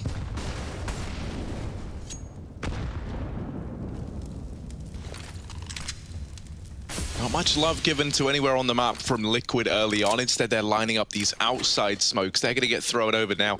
Actually, wait, hang on a moment. I thought they were outside smokes. That's not the case at all. One of them falling over towards Hell. It's that little, you know, their kind of outside setup that they like to do, where they smoke this deep area outside. Then they can even couple that perhaps with garage or main smoke, and then seek to get this outside control. Here's this wall of smokes that falls in between main and garage. And even though Liquid have thrown all this in, they haven't pushed anyone with it. Instead, they go back into the lobby. They're hoping that Vitality get very, very preoccupied with these smokes outside. Vitality haven't taken the bait. And instead, if anything, all those smokes have done is like kind of force all these players together over towards ramp and the A-bomb site. Their numbers here greater than perhaps Liquid are going to be expecting. Over here in the ramp room, it's Shox. He's about to have a lot of bodies come his way. How many of them is he putting in bags? There's the first, but with more players spilling out, his time on this earth is limited. Here's this early rotate from Apex, and oh, Apex has just mopped it all up. 3 in the round. I don't even think he realized he got the third. Elige left up in the clutch, 1v3 to find. And only 15 seconds left to get it done in. That's a real rough spot for Elige. Yeah, impossible, and a safe bet in this one, but will he even get away with his gun is the big question. He's looking like he's safe for the time being. Going up heaven could be a death sentence with RPK on A, but it's Vitality finding a strong start to this map. On Liquid's pick as well. This one was really, really hard to predict. I mean, today I think especially the predictions are just a coin flip at the best of times. But with Apex back in Vitality, with his 6-man roster that we do know and love, I think there's definitely good things for the Frenchman. Liquid. It's always awkward when you keep an AK like this, because even though you can run a hero rifle into a round with pistols, you know, Elige isn't going to be on a full buy in the next rifle round unless Liquid get a bomb plant here. So there is still that innate pressure that you've got to get something done in a round like this with very little to do it. Only a flash on Fallen. Elige looking at the heart, trying his luck at spam, but nothing coming through. And this is going to be a cool game to see the test of, you know, RPK v Grim. Who's better at that back A bomb side anchor? We've seen so many incredible holds on the CT side from Grim in that position. But RPK is no slacker either. Shox at ramp. Looks like Liquid want to tangle with the beast, and he's already found one coming through the smoke. Elige losing the AK, no armor left, and the nade hits Grim hard as well. Shox is getting closer, and he could find more and more through this smoke. Liquid, they're done with that position. They're going to go back to A, but out of the fire into the frying pan. Oh my word, RPK with the FAMAS. He's so scary with that gun, and he just makes it look so good as well. Vitality up onto 4, and showing no signs of slowing down.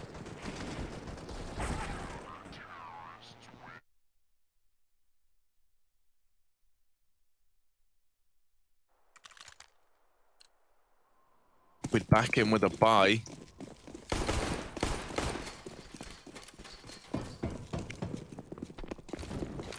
Thus far, nothing really working. Vitality, a commanding lead into this game. Determined. Haven't even had to see that AWP on ZywOo just yet. It's like a generational battle of AWPers, Fallen versus ZywOo. That's very exciting. Oh, shocks at ramp. No way. Okay, gets away with a double. Traded by Fallen. Eventually, you know, you get it eventually, and that's opened up a path through ramp. While this is going on, you know, your numbers dwindling. Vitality, you've got plenty of time to adjust this CT setup. They've already rotated Apex down towards B. He caused them problems with this early rotation just rounds ago. So this is something that Liquid you were hoping would be ready for, but Apex still catches Elige off guard. Stewie doesn't survive the journey out into this A-bomb site, and so it is just Fallen left in the blink of an eye.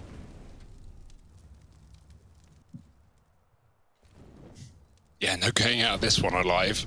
Vitality are barely conceding bomb sites, right? They're getting so many multi-kills. RPK from above rafters, Apex holding ramp. I mean, there's been no free real estate for Liquid. Fallen's giving it a go. He's got to pick onto RPK, but he won't commit. Probably rightly so. There are 2 players here. He's going to try and wrap around the door. Vent dive is optional here. He could get down to that B-bomb site, but he's already found ZywOo, tempted into this top site instead, and Nivera above will put him to rest. It's Vitality with a 5-0 lead, and Apex was lower as well from ramp, so Vitality were planning for every possible outcome in that round. Timeout for Liquid may be the right call. The money isn't pretty either.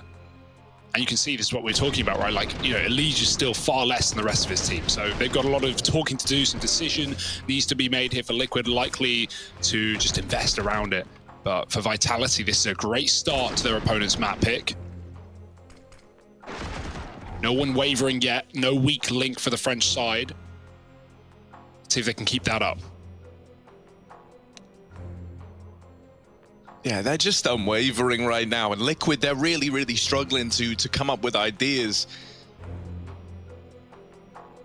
Obviously, you know, we know that Stewie finds himself in that IGL position on Nuke.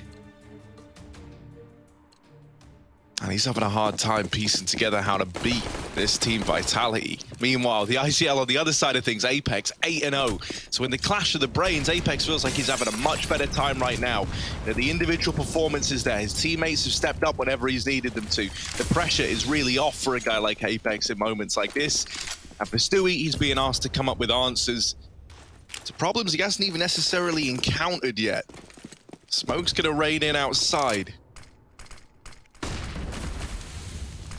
Trying to go for this cross. It's that triple wall, right? 1 in the garage, 2 to block off main. It allows you deeper control towards outside and lets you challenge for this garage position a little more freely. That will be the call made. They send a man out into the garage. Gonna be Stewie.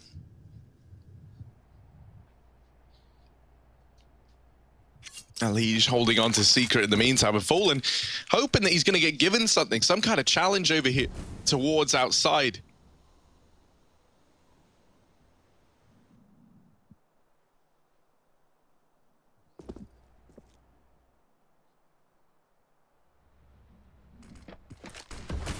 Oh, Shox misses all those timings. He doesn't see Stewie, who just hit him behind credit card, and now Liquid can set up for this top hit. They've got 3 inside of Squeaky.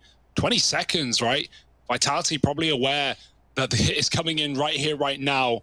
Calling to get ready. Nivera tucked. RPK waiting. He's going to line up a flash. It could be perfect as Liquid get out the door. They're so blind. And Nivera only gets 1 there. You were expecting more, but great trade. And Fallen finds a shot with the AWP. RPK hiding and hiding at the back of this site. They can't kill him. Oh no, it's a disaster. And Elige, the trades come through, but it's all too late. ZywOo's already in heaven. And Vitality deal with that A-hold. Oh my. I mean, they knew it couldn't be B right at that point, even with that outside control for Liquid. Shock spotted there was no one crossed. And even though we have the main wrap, without a ramp rush, it has to be top. And so Vitality are all there, everyone in position. And they don't even clear RPK as well. He was the one to set the flash for Nivera. He had to be nearby. They weren't even looking at his position. He doubles down at the back of A. And Vitality keep up this flawless streak.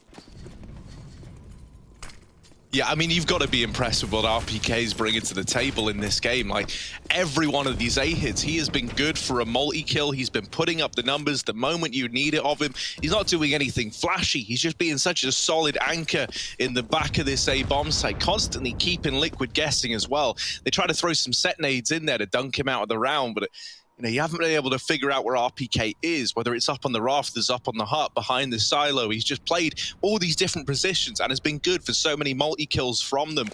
Really makes you happy to see RPK in this form. Here he is again. This time only good for one. This is one of the first rounds, actually, we haven't seen him multi-kill. So maybe this is a chance for Liquid. Maybe they were hinging on RPK this heavily, because now it's a 2v2 in the retake. ZywOo just goes running in, and now he's lost his teammates to a 1v2 and a 5-7 out in towards this A bomb site, but Liquid are down the vents and trying to hit B. ZywOo, this clutch just got a hell of a lot harder. Yeah, but there's any man for the job.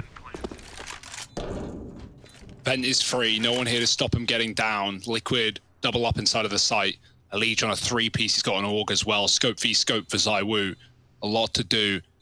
Moving in slowly. One on the rafters is the first point of contact, but Liege is not giving up anything. He's waiting for ZywOo to commit, and commit he must. Scope is in, and Liege will shut down the round. Liquid finally on the board. It comes from a low economy investment, but they pick it up nonetheless, and the AWP saved as well. Perfect stuff.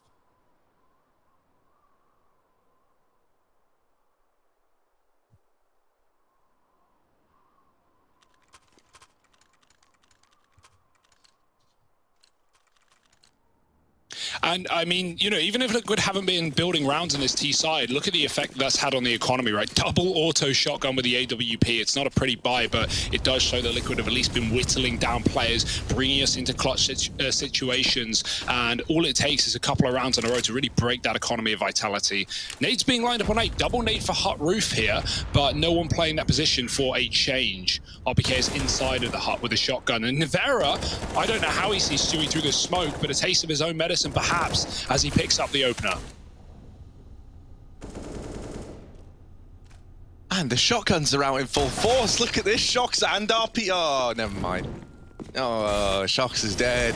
That shotgun never gets the impact it wants. Apex flashes himself in, and he just takes the gunfight straight up, and now it's all on to Fallen in a 1v3. Can he succeed where ZywOo was not able to do so in that round prior? Tasked with the AWP clutch. Fallen trying to get the bomb down, but there's the swing from Nivera.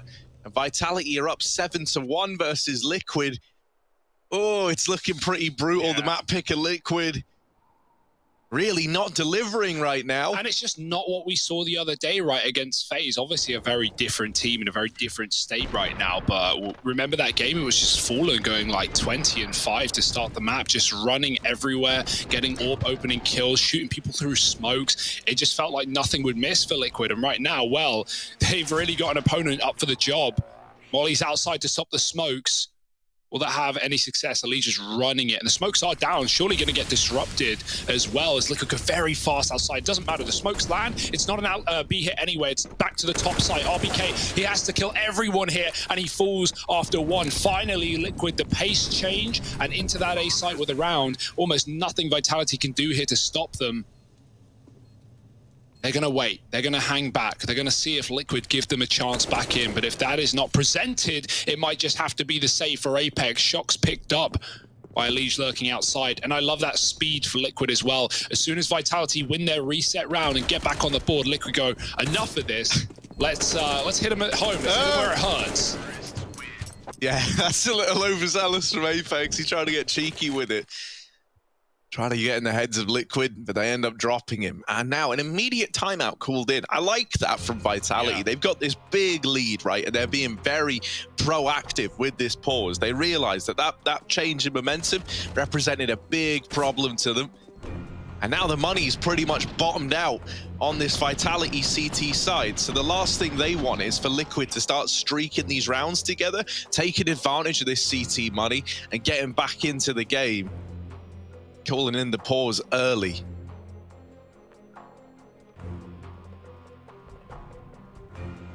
Right now, it's really the RPK and Apex show. That's something I think a lot of people have started to really love about Vitality, right? Like, it's no longer just, I mean, it hasn't been for a long while now. It's no longer just this ZywOo showing. He's still pretty good. He's still good, right? Don't get me wrong. You can't knock ZywOo. Nope. But it's great when you get mileage out of the old boys in this team. Oh, another fast round for Liquid. All right. Not wasting any time. In towards the A site they go, and RPK falls at the first hurdle. Yeah, straight in with a round here. Like, Vitality are gambling the fact that this is not going to be an A play. They've double pushed yard. They have a very heavy setup outside, and well, Fallen's waiting for it in T-spawn. Oh dear, he loses the AWP. That's a bit overzealous, but it's still fine for Liquid, who are going to be able to contain Vitality and likely win the round. They might lose the AWP in the process, and you know, that's a small victory for Vitality, but otherwise Liquid building in for 3. The timeout does not stop Liquid on their speed.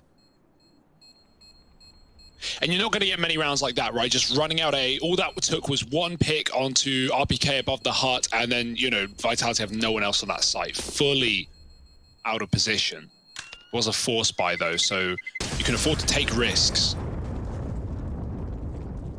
Oh, yoink. Oh, Nath waited for you. The trap was laid.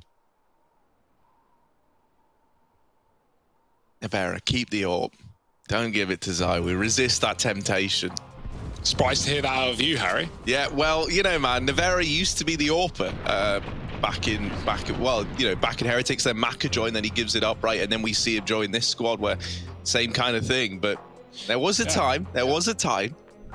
And so I want to see what he's able to do with it. He's got the armor as well, and it means that ZywOo can just keep banking up this money. Must always feel tempting, right? If you got that AWP to put it in the hands of ZywOo. He's got the armor as well, so it makes sense why you keep it. But man, I just remember casting ZywOo back in Mountain Dew League before, you know, when he looked insane, right? Don't get me wrong, but never did I think that this is where we'd see him, like going to drop 35 kills every MDL game just to win best of ones in regulation, and now leading Vitality to trophies around the world. Quite the arc. But yeah, he didn't give the AWP over Harry. Nevera, let's see what he's got. It's been a while. He don't get many chances with this anymore, so let's see what he's able to do. Nevera, AWP out, and there's the first. Elige out into the crosshair of Nevera. Fallen posted up, hoping to get this trade, is already deep behind red and holding this CT angle, knowing that Nevera is probably just going to go through the motions with this AWP, right? Take a shot, fall back into the next defensive line. That trade never presents itself to Team Liquid. And this M4 on Apex has already rotated down towards the B bomb site, so this is a nice read out of the gate from Vitality. They're posted up, ready to deal with anyone that's made it down through Secret. It's also a pace change for Liquid. The only success they've had have been these fast rounds, and you know, eventually you're going to call a stop to it. But I was going to say, will that be their undoing? Not if Fallen's hitting shots like that, finding the one rifle down on B, and that's opened up a pathway. Nevera could put a stop to it, though. Back in the hut, he's all over the place like an animal, chasing them down inside of the ramp room. Nav gets the entry. ZywOo with a dink. It's not enough. Nevera trades out. They're not watching their back. He's running wild. They should have known he was here, but Nevera's found himself a third. Down on B, Shox drops the AWP, and it's all on Grim. This has gone so wrong, and now double AWP between RPK and Shoxy of all people. Missed shot from Shox. Grim gonna start to run up these vents, but already the rotate's coming back in through the lobby. RPK set up in this A bomb site with the AWP. Nevera in heaven. Grim, they are all around him. They're closing in, and he might be able to get the bomb down, but that is the only victory for Team Liquid in that round there. The AWP and the M4, just the only two weapons brought into that round for Vitality. They do it all. Nevera putting on a bit of a show, a double kill with the AWP, the fast ramp flank that Liquid just weren't ready for.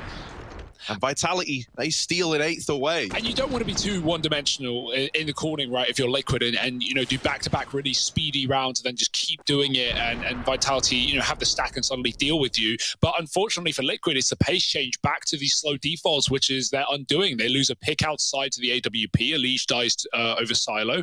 Even though Fallen gets the kill down lower, it's Vitality feeling fearless. Why wouldn't they? They're on pistols, they're on an eco, they've got nothing to lose, and they just collapse on Liquid. They hound them down and don't let them get comfortable. So really nice round for Vitality with 3, you know, unbought players. And now they're back in control of the money, of the momentum, and of the minds of Liquid. And that's why Navera should not give in to temptation, right? He did him in that round there. ZywOo, is he going to hit this timing? Outside. These smokes are going to start to rain over, but we know that ZywOo... Smokes only cause him a small problem, it feels like. Ooh. Apex, tag down low, trying to get ahead of that smoke. Does get some good damage off in return. Sick molly. They are crossing behind these. ZywOo looking for any kind of gap to exploit. Oh, man, it always makes me nervous. It always makes me nervous. But they do manage to get down. They do manage to get by that AWP. And Apex, the first man to rotate down, needs to get joined up by Shoxy here, because he's very, very low.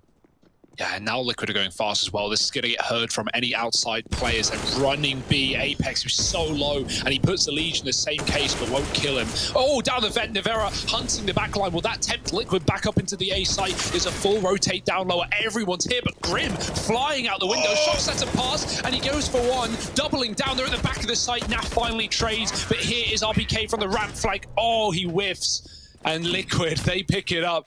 It's pandemonium, Harry. From the second the first kill of the round comes in to the last, there's only 10 seconds in between. Vitality chasing Liquid once again down on that B bomb side, but this time the trades are really good, even though Shox makes a massive play to let a couple of players into the site. Naf still clears him, and Fallen somehow gets away with a missed AWP shot and finds his second. Thank goodness RPK misses his with the AUG as well. And now Vitality back to broke. They've won this before, but with far more. And Liquid at the cusp of getting a pretty good half here on the T side.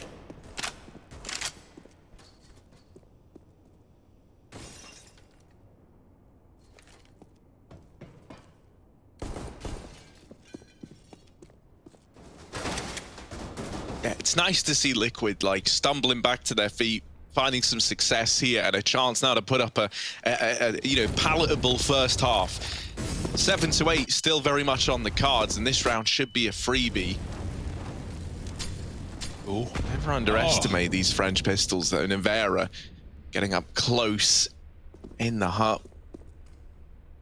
Liquid, they're not going to run into this one blind. They're taking their time with it.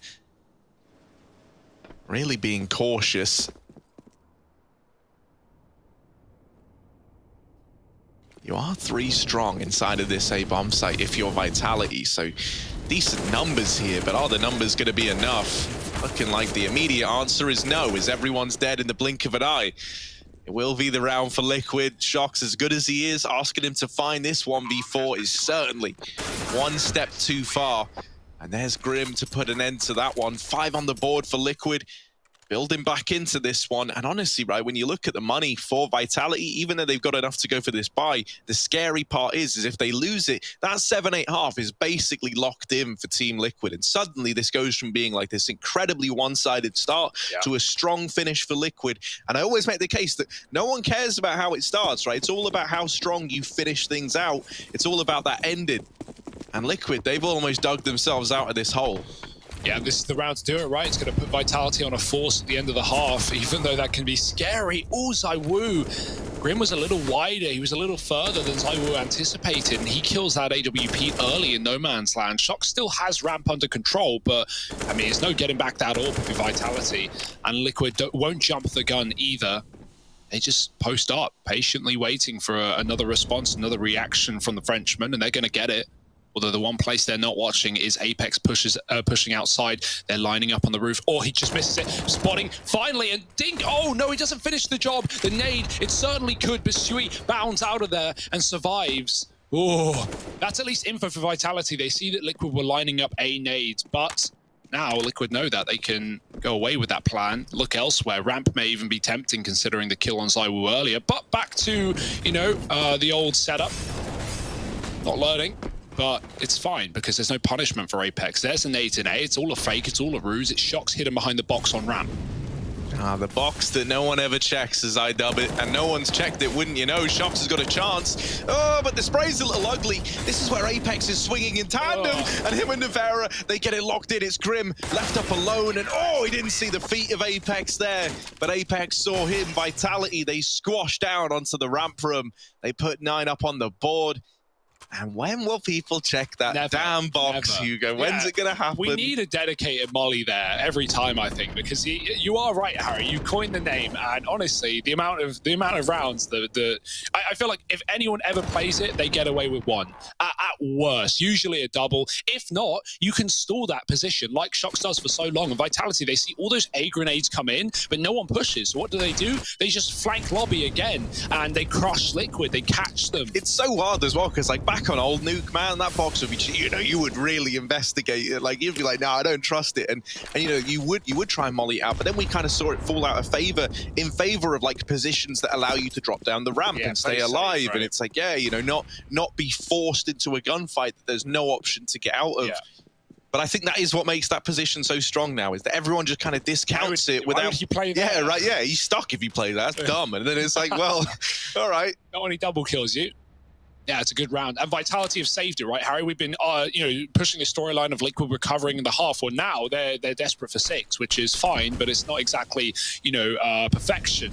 And their opportunity stolen right from out underneath them. Vitality got to deal with a yard control round. It's been a while for Liquid, but they had success here earlier. Got lots of smokes down, lots of room given. And Shox, he's going to use the smokes to his advantage. He's going to move behind another box of his choosing, but they're on his left side and he's not even considering it. The shadow gives away Sui's position and Shox finds the first. Sui having a bit of a mare in this one. Nice trade for Elige, who went past the garage. Shox can't escape and neither can Nevera. Double up into A go Liquid and RPK has to do it all. Oh, Apex on the ladder, trying to make. Oh no, he made it himself. It's all gone a little bit wrong. It's Apex and ZywOo desperate to claw their way back into this retake, and Orp on ZywOo finds its way through the lobby, but waiting in the hut, there is a man close by. ZywOo, how on earth is he meant to navigate this one? He's got to thread the needle here and hit some kind of incredible timing to get past the man in the hut. There's the first out, Grim falling, and now suddenly from a 4v2 to a 2-on-2. Apex needs to check the CT vent, but sandwiched by Fallen and Naf. It's ZywOo and his 5-7 not able to get it over the line. 6-9 at the end of that first half. Team Liquid, they recover from that one-sided bout, now looking to fight back in the second half of play.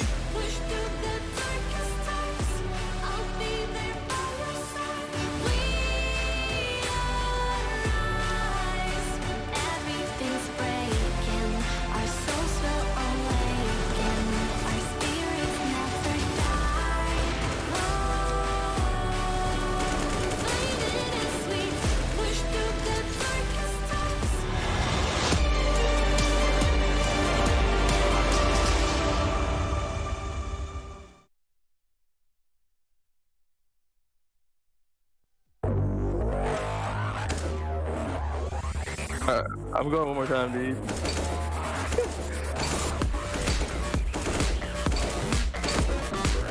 Pretty hard, man. Either that or I suck.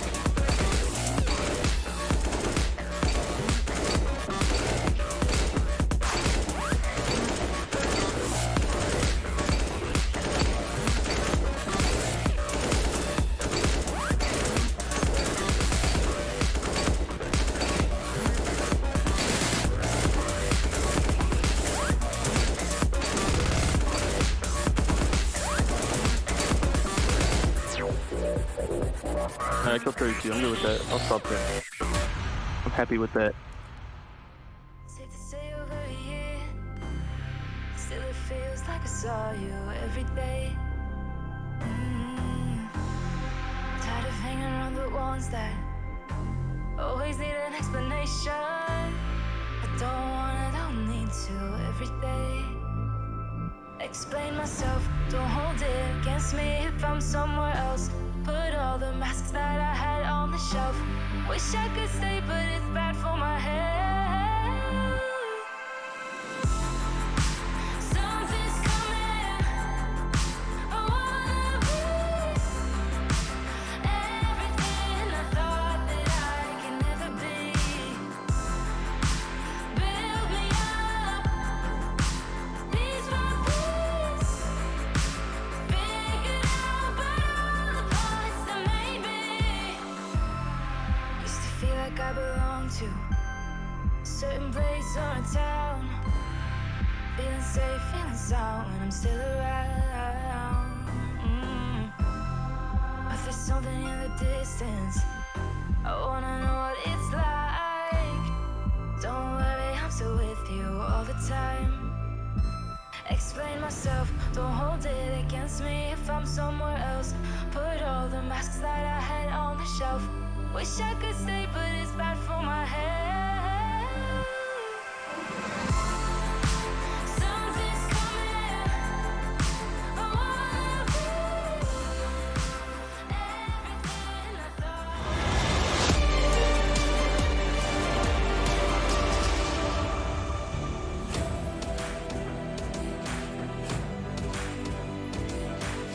Far closer than where things began. Liquid are currently sat just 3 rounds behind Team Vitality, and that's with their CT side about to begin.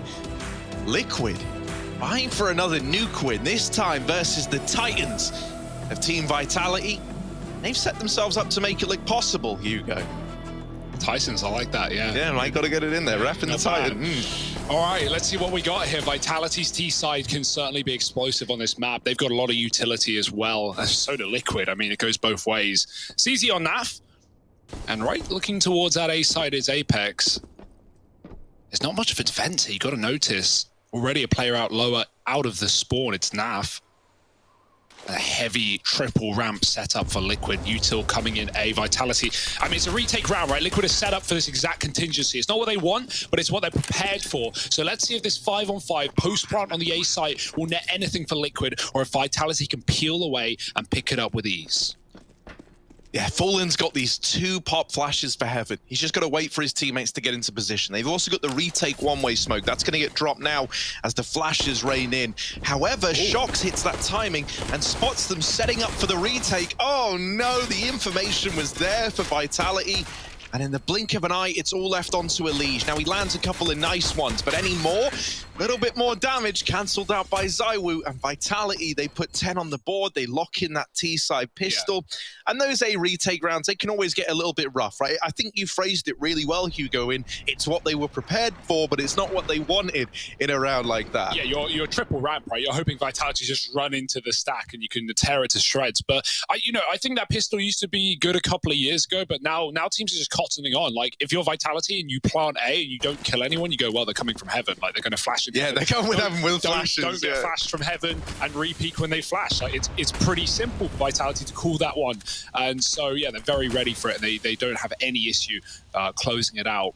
Scout and Fallen, but smokes it down, and Vitality already setting up with the conditioning, committing behind these smokes as well. I love doing this on the first gun round or the first round of your T side, right, with weapons, like going behind the smokes. For the rest of the half, Liquid, every time they see those smokes, they're going to be wondering, are they just 5-man committing towards B? And that's when you can start playing with your food, right? Like conditioning, going elsewhere, putting 1 player behind it, sneaking 5 behind the smokes. There's lots of options, but for now, they've got to make it work, and that's easier said than done with a heavy lower rotate. Elige in the door with the damn Deagle and 1 more inside of the site. They need to clear out NAF. They've done that, and through the smoke comes Fallen to his own death. Wow. Elige has fallen as well, and blink and you miss it. This round is a mop-up.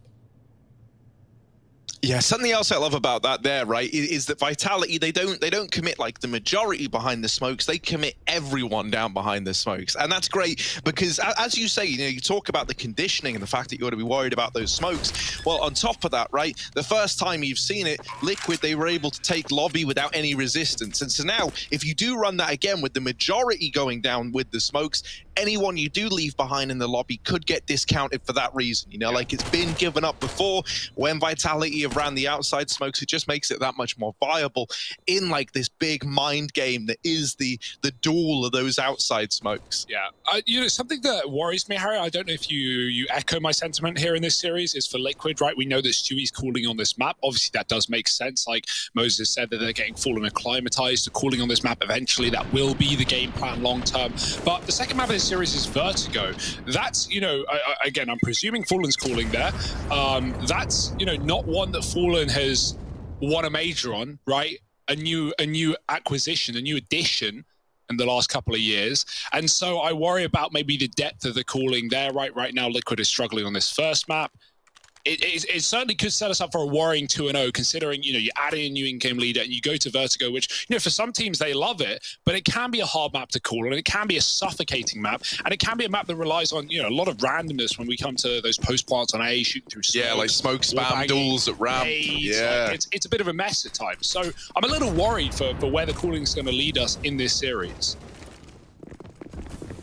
It'd be fine if you had this pocket pick of nuke locked in, but right now it's looking anything but. Vitality, another anti-eco, and another round really is just how it goes. Stewie getting stylish with it, but should not be able to win this one, although the low HP is the low HP is a pretty big problem. Shox could really, there we go. He alleviates the pressure with that perfectly timed peek onto a Liege. And so there we go, the round's locked in. Vitality are pretty damn good at converting these anti-eco rounds. You don't really often see them get too out of hand. They play them pretty quickly as well, just trying to rush down these pistol players. Now we got the investment for Liquid. AWP in Fallen's hands. ZywOo, he's faced with a decision. He could bring an AWP out right now. Why bother? Yeah, that's what you're thinking, Hugo? Yeah, well, I mean, you can get it dropped by Apex. Like, you shouldn't buy it yourself, you know? Even though the money does look pretty perfect. Oh man, we got the music again. But we'll wait to see what Vitality want to decide to do. Harry's jamming. Man, Tech Pauses has never been this nice. Just getting the vibe it out. Loads of people are asking what this song is. Do you have an answer for them? No, I don't. I want to know the same thing, man. I'm one of the people. It's when that, look, listen. Wait, it's coming. It's coming. I promise you now. It's this lovely little drum beat in the background. You just vibe to it. You can't help it.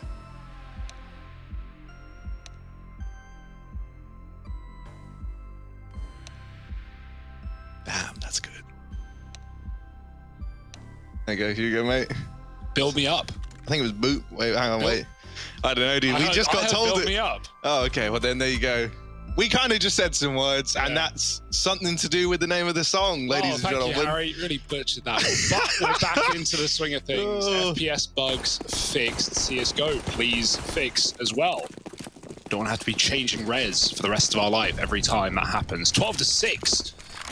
AWP on Fallen. ZywOo will stick with the AK. And yeah, it's first full gun round. You don't need the AWP, and maybe you can get it for free.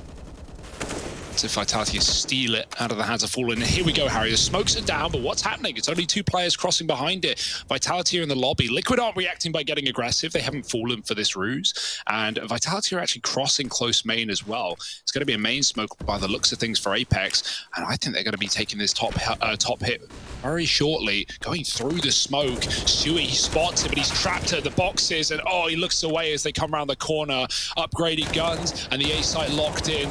Fallen needs to do something massive, but Elise has fallen as well, and this all might just have to save 5-on-2, and Liquid don't even get a say in the matter. Yeah, these rounds feel the worst, right? You come into your first rifle, you're excited to try and put a stop to Vitality, and you get run over. Like for Fallen and for NAF, they haven't even really had a chance to even play the round. Like their round has been drop down Ben.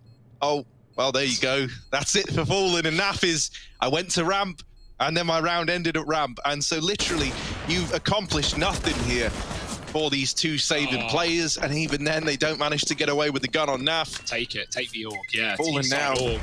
Needs to stay alive. Oh, no. They find him right at the end. Team Liquid disaster strikes, 1 AWP, and that could have made a bit of difference heading into this next partial buy. And man, there you go. Why buy the AWP if you're ZywOo and you're going to get it dropped right over to your hands? Harry, you talk about this. Look at this stat on our screen now. You say, oh, it's not just the ZywOo show anymore. Well, he has 9 kills. ZywOo's bottom fragging for his team, and Vitality are not even worried. 23 and 9 on Apex as well. Like, that's a good feeling. That's a good sign. You know, we know ZywOo can do it. We don't need to be proving it every single map. And the fact that his team can pick up the pieces when he's having a bit of trouble is nice. Great shot. Apex, he's having a great game. So weird to see him whiff that spray, but Elige capitalizes very well. They gave Elige the scout as well. That's like a budget Bogdan. As they throw that into his hands. He's now got it outside. Vitality are a man down. And this is where, you know, things always get a little bit scary. Whenever we've spoken to the pros, they've always said, like, these are the rounds that really start to feel like a little bit rough, especially if you lose this early man advantage. It's going to force you to slow things down if you're Vitality. You don't want to throw these guns away to pistol players. And so now they turn their attention to ramp. Fallen's been boosted up here earlier on, so Naf is going to try and draw the attention and give this false sense of security that, oh, I'm the ramp player and I've dropped down. But to do that, Naf does need to make contact, because instead they just check for Fallen. Naf will at least swing out and get the trade, and Elige has come rotating in with this scout, but isn't able to find anything with it. He's very, very low, so he needs to watch out for the utility from Vitality. ZywOo's holding this flank from behind, and Stewie offers up the equalizer on the back of that peak. But Naf, Pistol King, still making it work down in this B bomb site, and now he's armed himself with an AK. This is starting to spiral, Vitality. This is starting to get out of hand, and everyone in the room can feel it. Yeah, Naf opens the door as well. He doesn't even go through it or stand to get spammed. He's just trying to cause a distraction for the ramp flank that's come in. They know RPK's in the corner, and Grim, beautiful headshots there to close it out. Liquid, they collapse upon Vitality, and even though ZywOo hits that very quick shot on Stewie's jiggle, Naf with a double. Harry, I agree with you on that ramp hold. I did not think that was going to be how it transpired, right? Naf not making any contact, Fallen getting hard cleared as well. Like, you can't always expect that. And then Naf gets one and drops in, does this little drive-by on B to Shoxy, and then gets a gun. And yeah, it turns out to a wonderful round for Liquid with nothing to work with. Remember how that started as well? Elige getting his deeg shot onto Apex on Silo, and it all kind of falls apart. That was a full eco for Liquid. And they take their first in the half. So hey, better late than never. Let's see if they can do anything with it though. Is it going to be a one and done, or can they build into the CT side? If they can't, well, it might already be too late. Fallen, going aggressive, moving behind Red with the AWP. It's a nice angle. Are they ready for it?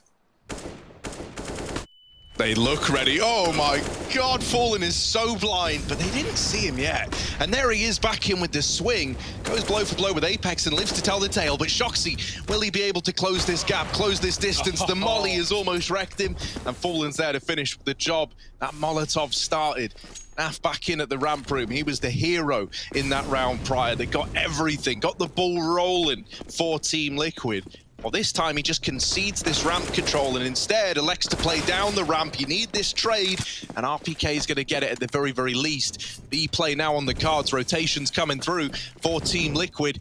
The first man is already here. It's Stewie at Decon, drawing the attention in. Flash is there for RPK, but Stewie's hidden from it. And all they can do is close the door on Stewie, hope that he's respectful about it. Instead, ZywOo and RPK hold their own in those two gunfights. It's Fallen all alone in a 1v2, an AWP to play with, and 2 in the round already. One man over here at Decon, and Fallen looking to relive the golden years, starts to creep on in. Fallen with the peek, and the shot misses.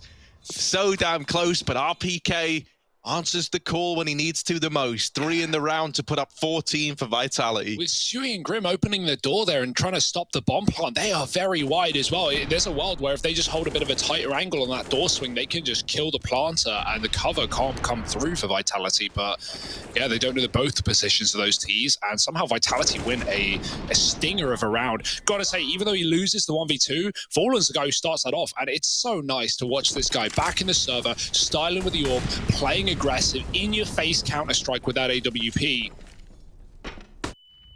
It's just a shame the results aren't really there, even though he opened up. Liquid win that one eco and immediately get silenced by Vitality. It could all be coming to a very bitter end for Liquid. This buy round's got to be bailing them out once more. Shocks for the molly. It's not going deep though. It's the clear close. Elige can peek up ahead of it if he wants. Yeah, you know, if the Liquid's this bitter, you want to get some pineapple in here. You go Elige down in secret. Elige down in secret, just waiting, looking outside. They don't know, and they're throwing outside smokes. Elige is now going to confirm that there's no one in the yard, and this is all a bit of a fake. So no one's going to move for Liquid. That is something they have in this round. What can they do with it? Naf has been good for 1-for-1s. Can he find more? Naf, there's the lineup. There's the spray down, and Naf will deliver 3. Oh, it's a beauty from Naf. And he's dropped the bomb. He's looking for number 4. Can he get it? Go on. Shocks will at least get the trade, but is very, very low. 13 points of health. And the walking wounded makes his way out through the ramp room. Drop it down. He's surely dead. He has gotten just ahead of Elige, but that's a false sense of security for Shocks. And so Liquid, they keep the dream alive. They keep 4 alive in the round. And they force attack timeout from Vitality.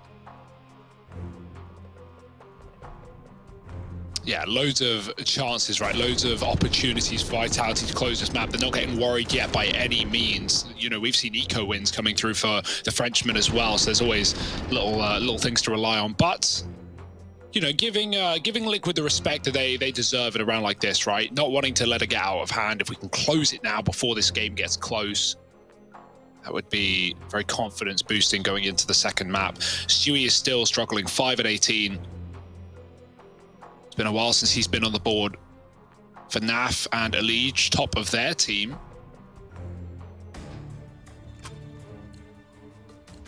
And Apex 3 deaths in a row without getting a kill ever since he died above the silo, so maybe back into things now. Vitality on another gun round. No AWP, the money was there. They're looking towards A. Fast flashes in through the door. Will they really be committing as well? Mollied off, smoke on it, and they just go. They just hit the hammer, and a nice shot from Fallen, catching Apex midair, bomb in the hut, and now you're committed. Now you're stuck in if you're Vitality, but you don't want to be. You've lost 2 players and gained no ground. Yeah, no, they back out, and you know, it's the right call to make. It hasn't left you with a hell of a lot in this round, though. You're 2 players down. You lost a hell of a lot from that alone. You need to start winning some fights, and ZywOo will provide that at least. Some outside control gain. Navera waiting back in the lobby, still here. Not able to catch Grim, pushed up in the hut, and now the aggression's coming through for Team Liquid. Wow. They've got lobby away from Vitality. Nice. And so it is just ZywOo left, 1v4.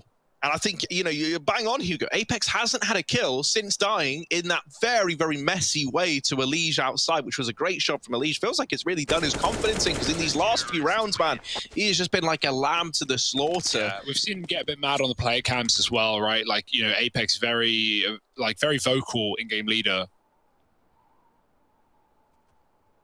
Let's hope that doesn't do too much for the confidence of Vitality. You can feel the momentum like starting to pick up for Liquid and starting to slow down for Vitality.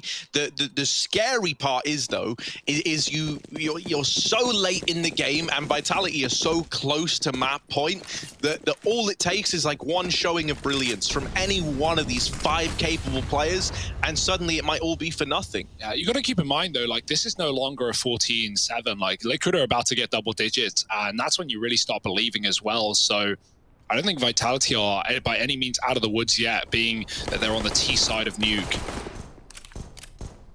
Still can be difficult to get around to the best of times. And this one is no exception. Hero AK on RPK.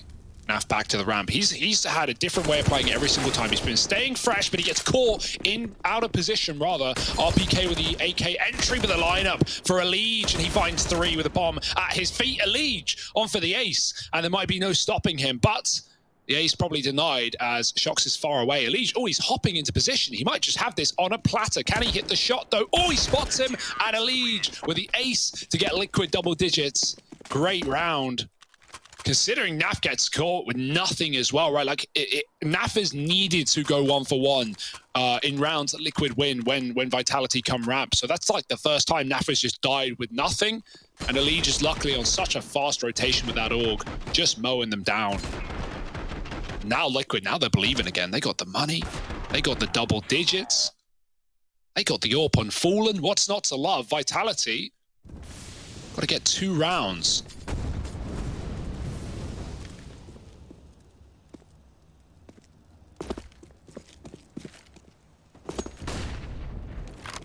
And Harry, you say it's not how you start, but how you finish. Well, who's going to finish first here?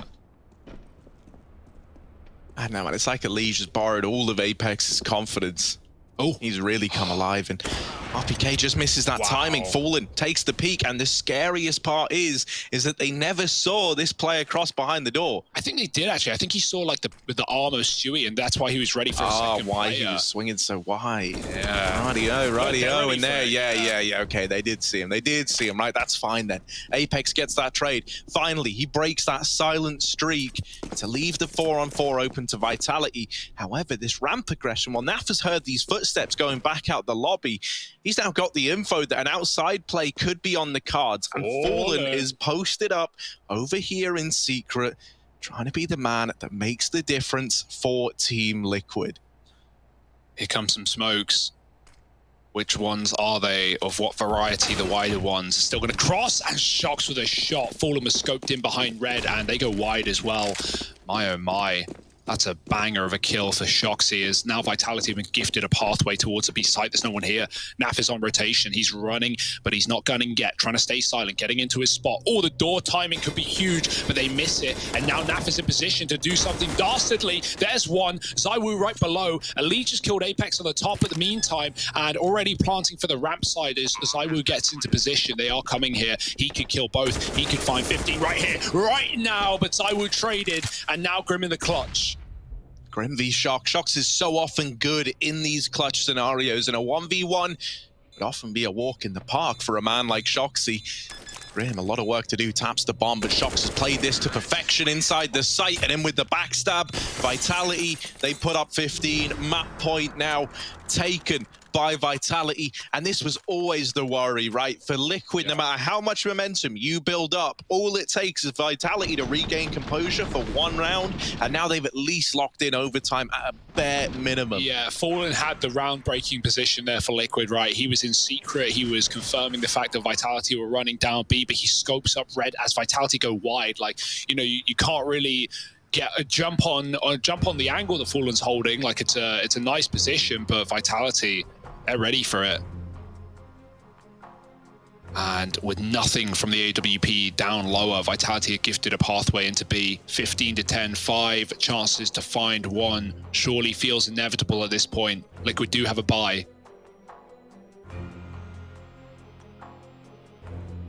This is getting scary indeed. First map of this series as well, certainly living up to the hype. RPK's on a UMP. It's far from a perfect buy for Vitality, but it may be implying a bit of speed into this round. Fallen does have the AWP in garage.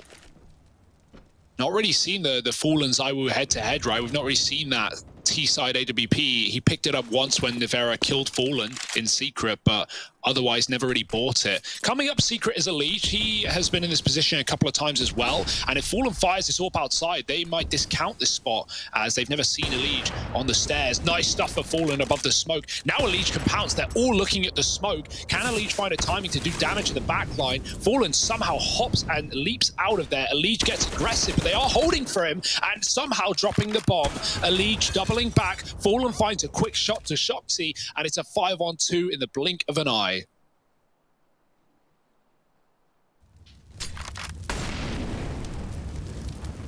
Oh, Lee's trying to peek through the flames, trying to use those to his advantage. RPK does gain a little bit of ground, and Liquid, the fight wasn't over yet. Now we're 2-on-3. Now something is possible in a round like this. They blindside Grim, and suddenly this heaven rotate from Fallen has got to deliver. There's that first kill, and that there could make all the difference. Naf with the backstab, and it's well timed. Liquid, they dig themselves out of that, but they make it a lot harder than it had to be. Yeah, it's not good for the money either, right? Like, obviously at this point, there's no time to eco. You're just buy every round, but it's going to mean that util and stuff is potentially a little bit weaker. You definitely need those mollies to get in A quickly to avoid Vitality just, throwing caution to the wind and running out the hut, as Liquid did in a couple of their T-side rounds. 3 from Fallen with the AWP, but a full eco for Vitality as they take a breather. Deagles with some Kev on Apex as well, but nothing too interesting. Oh, Elige makes it across and no one sees. Same setup for Liquid outside has been the answer. If Vitality see this setup in back-to-back rounds of Fallen AWP in Garage and Elige down in Secret, they know there's going to be a weakness. They know that top site is going to have one player less. There's no chance to double ramp when you're double outside at the same time. So there's lots of options for Vitality if they get this info, and maybe we'll see something sped fast on A or ramp in the follow-up round. That's if they get the info, because great shot by RPK, but Elige is not budging, tucked in the corner, waiting for them to come his way. He finally moves and does spot Apex. Stewie's going to try and assist, come out from the main position. Elige with a grenade. They've gotten past Stewie. Grim confirms and denies Nevera as RPK fires off to no avail. It's a bit of a messy one, but it's one that Liquid look like they have under wraps. And Vitality, I'm wondering if the cogs in their brain are moving at this point and they're starting to realize how Liquid is setting up in the CT side. I mean, if they haven't yet, you don't have many more chances to figure it out. That is what those little, eco rounds are good for, right? Like getting an understanding of what Liquid's approach is, at least at standard, right out of spawn. I do hope we see something faster. I think a top hit is something that would be very, very interesting. Seeing if Liquid can long that out. It's just scary because those mind games, Harry, they go both ways. Yeah. Liquid know what Vitality have in terms of info. So if you're Stewie here, you could call for that early AAA. You could get the mollies in and you could be ready for it, right? It's a very hard call. Vitality. I'm super excited to see what they want to do in this round, because this is certainly getting too close for comfort. After that pause, Shox hit them with the have fun. And let's see if that is telling of what they've got up their sleeve here. Vitality, what's the game plan? Well, that there is going to rain on in and head over towards heaven. There's another smoke falling. Okay. Back towards outside, though. Not going to be the call of the day for Vitality. They like this outside area. They try to go fast up behind this smoke. Elige sat in the back of Garage, this time not in Secret, and he lines up that first. The flash doesn't blind him either. Wow. And so there's the lineup in for Fallen. That AWP is nowhere in sight, and it's not needed. RPK, the last man to fall, and Liquid, they are having fun. They're up onto 13, closing this gap round by round. That's such a great adjustment for Liquid as well, right? Obviously they don't have the AWP, which is a bit of a scary one for Fallen, but he just plays a crossfire with Elige. And even though Vitality were somewhat expectant of that position, the flash goes in deep, and Elige is able to avoid it fully, lining up 2 kills and more damage that Fallen capitalizes on. And yeah, Vitality, they do want that A site, but it's from outside they try and get there, and they're not allowed. Now Pistols up against 13. We're playing for round number 30 by the looks of things. We're playing for overtime or regulation for Vitality if they can close it. Drop in vent is very loud. That's information. But they are down B. Pressure put out the door by ZywOo. Stewie's going to get mollied off the top of the hut. Elige is just holding for this drop in case it comes through, but Vitality are running wild in the Secret. Elige can't afford to give them an AK, but that's exactly what goes on. RPK now armored up. The one man with it has got a weapon for the job. Oh, but he's deleted immediately by Naf on this ramp rotate. Stewie also dropped down the vent. And so he's present in this B site, and Vitality have got no idea. A freebie onto Nevera. For Shox and ZywOo, they're up on this A side of the map. They have been obsessed with this outside play, and the responses from Liquid have been very, very fast, right? It leans into this double outside setup that Liquid have been running. Naf is given a lot of space over at ramp. And so for ZywOo, damage may be looking to be the objective here. The money isn't that great for Team Liquid. blow open the double doors, give himself a few more angles to work with. But with these crossfires set up the way they are, the damage that ZywOo can find is real limited. And there's the peak from Naf. 14 for Liquid. And it feels like Vitality, man, they're giving Liquid exactly what Liquid want, right? You've got a double outside hold, you've got a fast ramp rotation, you're only playing one player drop down into that A bomb site at times, and so you still have the option to support from heaven, you know, like rotate into ramp to hold it for Naf to take the early rotation down to B. Elige being a nuisance, right, with the kind of main secret and garage positions, switching things up there.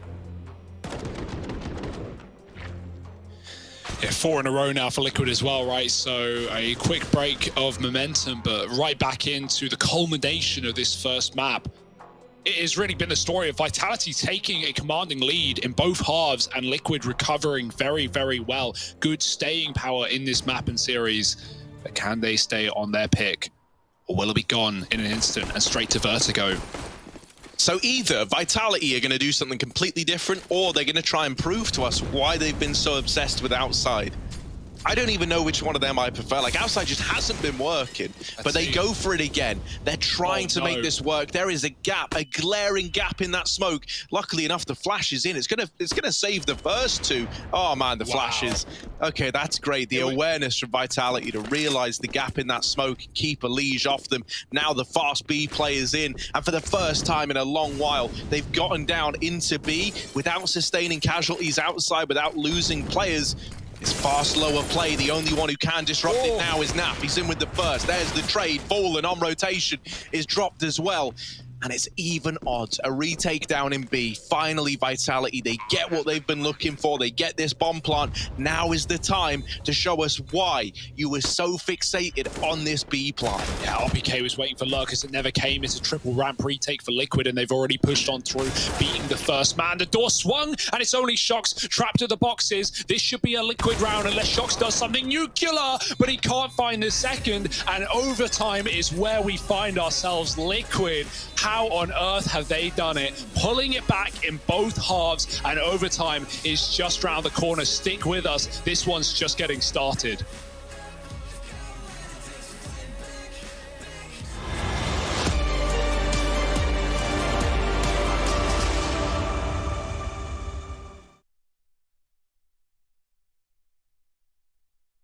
Apex, it's great to have you back. And after that victory over OG earlier this week, do you feel like things are back on track for Vitality? Well, it's too early to say that, to be honest. We had a little practice with me before Katowice. We've not been in the best form in 2021 yet, but that's what we're trying to do right now. Just trying to find our groove together, having the basics set up, and yeah, let's see. Let's talk about Team Liquid. What do you think of their decision to move Fallen into the IGL role? Nitro has been the in-game leader for quite a while before that. I mean, he had some success obviously in 2019.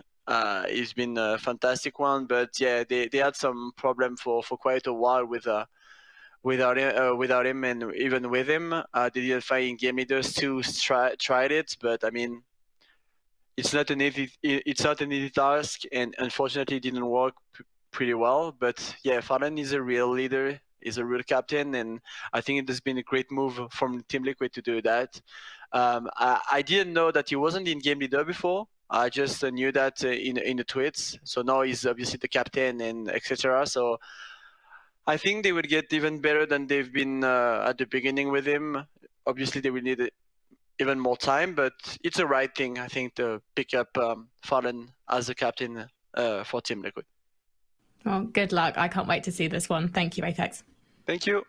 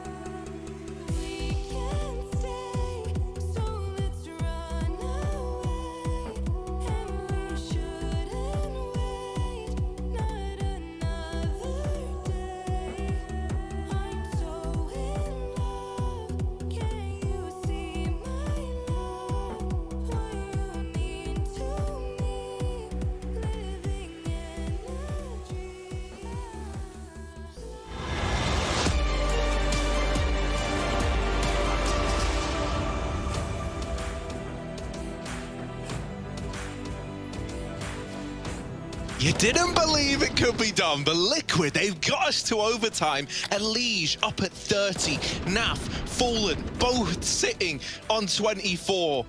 And for Vitality, it was a victory that was in their hands, and somehow Liquid have now thrown a lot of uncertainty into the mix. Overtime in map number 1 of this series. Liquid's map pick, and they're looking to go out with a bang. Yeah, 14-7 to 15-10 to 15-15. Liquid going hard, pulling it all the way back. No AWP for Vitality. Fallen's armed and dangerous, and he's actually jumping above the garage. He smokes himself so he can have a bit of a one-way from Red, and he can have some cover behind this pillar. This is a weird position, and Vitality don't even know it yet. They're behind the smokes, 2 of them. Hey, it worked so well for them in regulation, but they're playing it a little more patient, looking for an outside lurker. Apex jumps up on the silo and does take down the AWP. That's a huge kill. Vitality can just reset with that frag as well and group up. They've got 2 in secret selling this fake and 3 back in the lobby if they want to go towards a top site. These secret players can double back through main, even come up the vent. The options are open for Vitality thanks to this opening kill. Yeah, and on the back of getting that, Liquid, they don't feel sound in rotating a player down towards B just yet. Now, finally, Naf will start to give it a bit of a look in, but this time Vitality are a lot deeper than all the times they've hit B prior. And while all this attention is getting given to the B bomb site, Liquid, who have been used to these B commitments, start to rotate out of A. This is where Vitality try to hit the timing, but Grim is still here, and he's still taking scalps. ZywOo down in the vent, trying to rotate up, and he will catch Grim. So now down to the 1v1, and back in with a vent drop. No. Naf is down here, man. You know that Naf is here. You know he's been on the B bomb site, and ZywOo's still gonna nail the shot. Vitality up onto 16, and ZywOo, he just takes the fight gladly. What a risky play for ZywOo, and of course, of all things, he just nails the headshot first bullet. Like, you know, there's 2 ways of thinking about that for ZywOo. Either Napa's gone ramp up heaven and ZywOo's trying to avoid him, or he's just going, well, I know Naf's B, I'm going to kill him B. That's the last thing that he would expect. Why would Naf be ready for a vent drop when ZywOo has an A plant available? Great 1v1 clutch, 1v2 even, but Vitality, they finally needed a round. They finally needed something. It comes in overtime. They wish it was regulation. But better late than never. Elige back to garage. Fallen with the AWP once more. He's running a muck down towards B.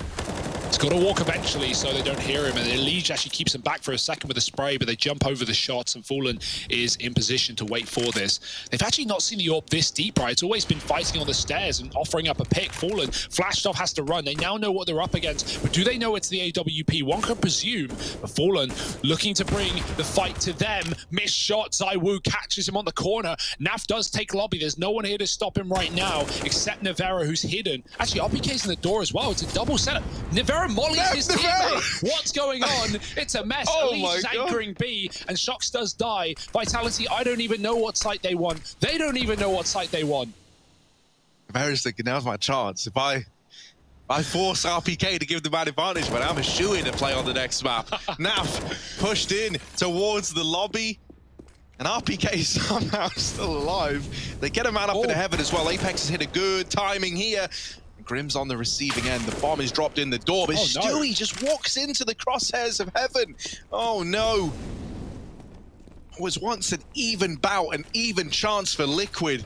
Now turns back in favor of Vitality. Oh, it's gone even worse. Apex from the heavens is the guardian angel of Vitality. Elige left up in the clutch, and Apex gonna send him packing. He you know, fell pretty silent there in that second half of play, did Apex, after a phenomenal first half. Well, here in overtime, he's stepping it up all over again, now tying up with Elige on the other side at 31 kills.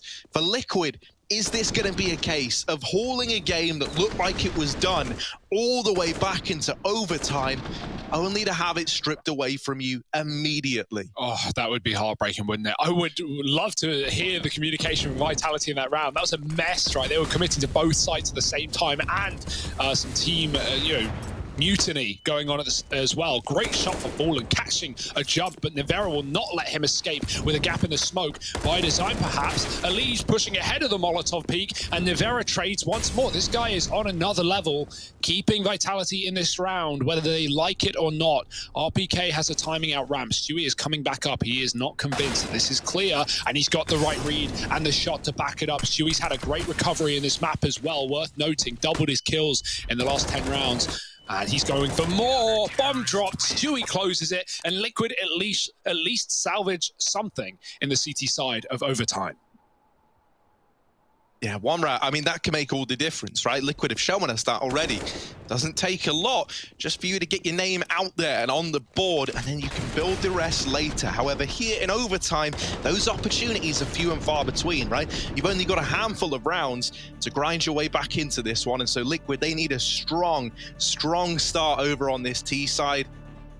Out of the two, they definitely struggled here. Yeah. This was the one they went 6-0 down on to open up that first half of play. Everything goes out the window in overtime, right? Forget regulation, forget the last 30 rounds, who cares? Money no longer a problem, and Vitality know that more than anyone with a double AWP. The Orcs are out in full force.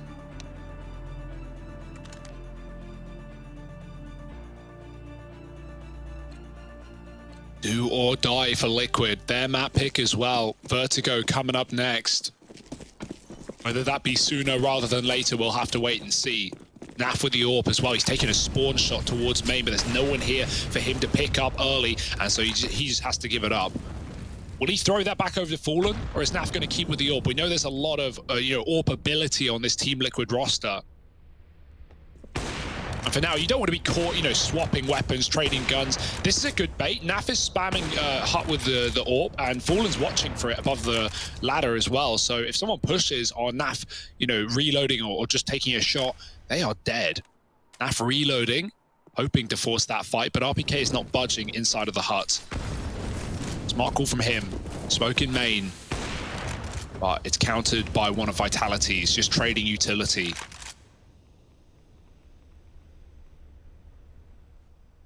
No hurry for Liquid. And at any point, RPK can hit the pedal to the metal and just take over lobby. Liquid is setting up for what looks like a top hit. They're lining up utility on A, as well as having a main wrap coming through from outside on Stewie. The only issue is exactly how Liquid like to put a Liege back in Garage, while we have Apex there as well. Yeah, utility reigns over these main players. They were meant to be the brunt of this hit, and they barely survived the journey. Stewie, very low, is still in with the kills, and now it's this double AWP left to try and hold on. With two of these players so damn low, these AWPs might not even be ideal, but there's Zywoo winning his. Shox is already down on B, and no one's ready for it. Grim is suddenly the last man standing for Team Liquid. It's him versus a map point for Vitality. Smoke down to try and give himself a little bit more room. A double AWP on Shox and Zywoo, and trying to hide in the smoke. Zywoo deletes him through it. Vitality, they win that first on the CT side. They put up 18. And the fact that Shox is already down on B, Liquid were never going to be ready for that. You have just all-in'd that A-bomb site. You've telegraphed everything. You move in, you take the advantage. And if anything, if they had gone A, no one was really there to hold on to it. That's one of those moments where it's not till after the round it dawns on you, right? It's not till you've seen Zywoo outside towards main. It's not till you've ran into Shox's AWP down on B that round gets in your head the way that it does. Yeah. Because now you realize, well, there was no one even on A. We actually dropped into the Lion's Den. Yeah, when you make that call with your Liquid, you're hoping you can catch Vitality in rotation, right? Setting up towards A. Instead, it's just a fast one for Liquid now. RPK behind the boxes. And he's got a teammate by his side, providing cover. RPK drops the bomb, and this could be all said and done. 4 on 2. Oh, the burst that taps. RPK desperately looking for Stewie, and he'll get saved. Only Grim in a clutch that might be once again past the point of no return. Zywoo with a missed shot. Grim give it a chance, but he can't dance behind the silo, and Apex to close the map. It's Vitality finding the pick of Liquid, stealing it out from underneath them. It may have taken them a while, but a win is a win, and Vertigo is coming up next. When I went and found myself, the ones who told me back then, be true to who I am, ain't think we was really gonna win. Now they watching us from the sidelines while we drowning victories like me in high tides. I'm getting my prize, only thing my eyes is locked in on. Have a milli, mine. I want it right now, don't waste my time. Family in a penthouse with a view sky high. Blood, sweat, and tears bring more to my eyes. Cause the whole gang winning, I done gave my life. Odds low, but we did it angry.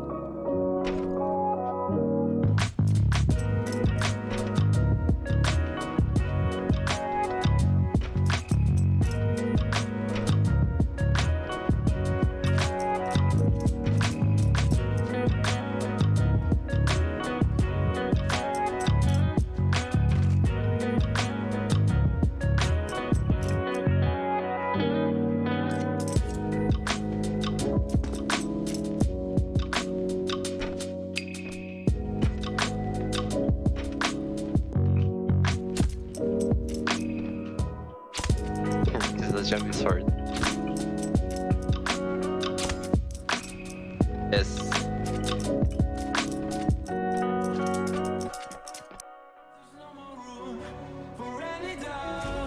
Empty mind, steady hands, just stay close, stick to the plan. I hear them coming, and I'm ready as I'll ever be. I hear them coming down, ready as I'll ever be.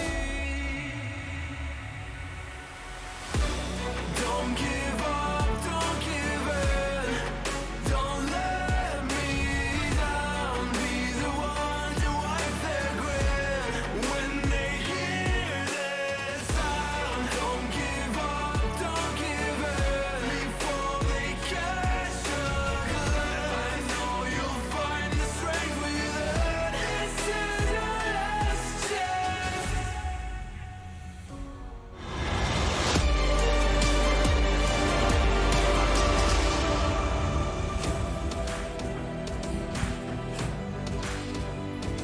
First map of the series, and it's only fitting that we get an overtime here between Liquid and Vitality, one that absolutely goes Vitality's way in the very end. Liquid showing resilience on the second half, though, and bringing it back to that overtime situation. That's why I continue to believe. We have Yanko, we have Kassad, and for my resident Serbs, what do you think? I think it was I think it was an impressive comeback from Liquid to make it into overtime to begin with. You know, they lost both pistol. Not only that, first half they were losing 6-0, second half they were losing 4-0. So, you know, never do maths on stream, but I think we can take care of this one, right? 10-0 to kick off both halves and to make it into 15-15. You know, if you're Liquid, you're just saying to yourself right now, let's just try to win a pistol, right? Get a better start. Like, we're on par with them when it comes to the gun rounds and all that stuff. We just had an uphill battle this whole map. Yeah, for me it looked like Vitality was in control of pretty much the whole game. You have to give it to Liquid to give it, like, bringing it back to 15-15. It was pretty impressive, especially at the end. You can show the experience, like, of those players there. They're not giving up. You need to beat them to actually beat them, you know. Yeah. And they were fighting back. Unlucky for them, they didn't win at the end. This is Trace also just quickly, like, this is very important what Kassad's talking about. We heard it from Fallen in the interview, right? He said, like, I like it more the way we're reacting to some bad things happening in game now, right? In the phase game, for example, the opener, right? So that's super important. You need to have a positive attitude. You need to keep working, keep trying. You know, a Liquid from 3 weeks ago, they would have lost this game 16-3, right? Easily, it'd have been done. So like that's important for them in the long run. Yeah, and you got to think about that turnaround time. And speaking of time, I want to take a look at just how this one shaped up for Liquid to get back into the game. We have the round timeline to start things off, Yanko. Yeah, we have something picked out for you guys. So what's important here, we talk a lot about the economy. So we're going to show round 9, but you can see what happened before that, right? Liquid wins their first round, round 7. They lose the following one, and that's why round 9 is so important, because this is one of those key rounds, swing rounds that we talk about in a game that decides, you know, who wins, who loses, shifts the economy the whole other way. So now you can see what exactly they try to do. ZywOo, first of all, he's going to try to break their wall of smokes with the incendiary, but this just setup from the beginning is important to note, because there's no one from Vitality on yard, really. You can see Apex, he's all the way down here, right? He's already down secret, and he already punished Liquid earlier in the game when they went out ramp. He was coming back from secret and got 3 kills to close out the round. So you can see a fairly passive setup. What's Liquid's call?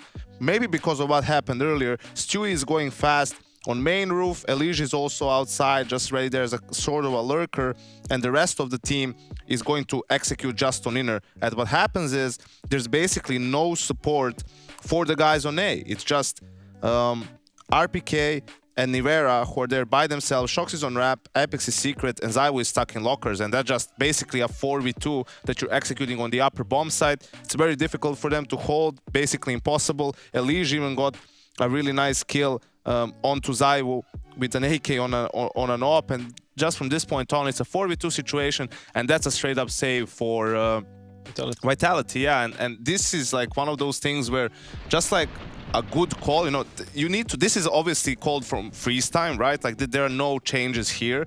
So that's just like understanding what happened so far in the half and getting a read that, okay, that's probably the weak point for them is like main at the beginning of the round, right? Before that guy from secret can play or anything along those lines, and they just exploited that fully. That was a nice shot from Elige. Yeah. And really got the all-important round. If Liquid loses this round, they have to go with pistols. The following round, right, at that point, it's already 8-1 for Vitality, 9-1 for Vitality. They have a much stronger economy too. So this really allowed Liquid to make it to that 15-15 in the long run. Yeah, and you look at it, you know, for as much as Liquid battled back right there, we still have to go to Vertigo. And for, you know, Vitality to be picking in that, I think that's something to consider going forward. Do we feel like Liquid can show face right off the bat? Definitely. I mean, they have to, right? Vertigo is a map that everyone who actually plays it seriously in a way. They are fighting on CT ramp. Whoever wins that ramp, or whoever wins that battle is gonna win the map probably. Okay. It all revolves on that battle. Like if the PT, if you win that battle, you're gonna probably have a good half. As a CT, the same thing goes. So we're gonna see here what these teams have prepared. Surely Liquid expected this map to be picked, considering they played it a month ago against them. It was the same veto, similar veto, and then going into this map, surely they have something prepared. I don't think they're like too down on themselves right now, but for losing this map, because they were kind of always catching up to that map, I think they're going to be in a good mood to play this second map, and hopefully they bring it back. Yeah, and that's what we're looking forward to, is at least Liquid, you know, getting back up on the second half horse that they were riding on right there. For us, it's important for me to remind you that all of these matches are being played on and powered by ESEA. All the placements are free during IEM, so go ahead and check that out. We're going to go to a quick break. We're going to come back with Vertigo between Liquid and Vitality.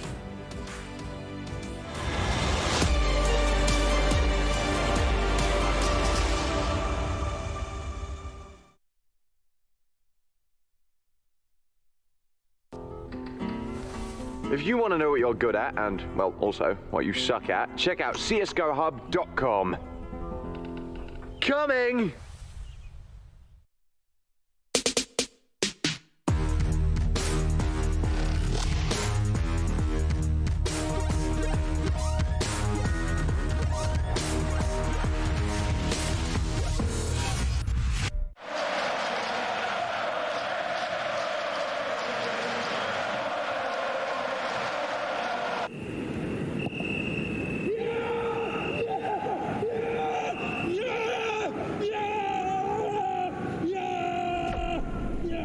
Start your esports career now at play.eslgaming.com.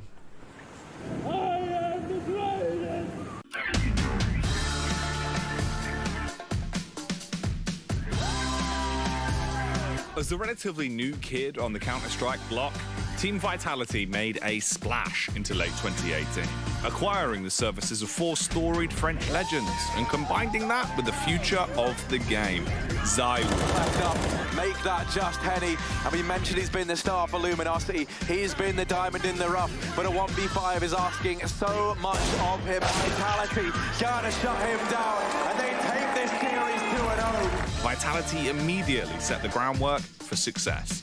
Under the leadership of Alex and the unquestionable skill of ZywOo, continuing to try and find more ground, continuing to try and find right the flames. You can burn the man alive, but he's burnt the round to a crisp. As ZywOo has to shine through in a 1-on-2. He's got the first, he's died in the second. ZywOo's a god. He is above anything Ashes can create. Team Vitality were on the fast track to becoming a Goliath of the game. In 2019, the team began working on their trophy cabinet, and ZywOo capped off the year in style, crowned as the #1 player in the world in his rookie year. 2020 had its challenges, but for Team Vitality, they overcame and innovated without a stumble. In the online era, they acclimatized 2 more youngsters, and they successfully integrated the first fully functioning 6-man roster.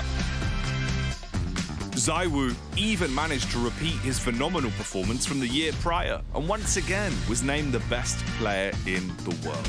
Dwarfed by the blockbuster headlines was one key move.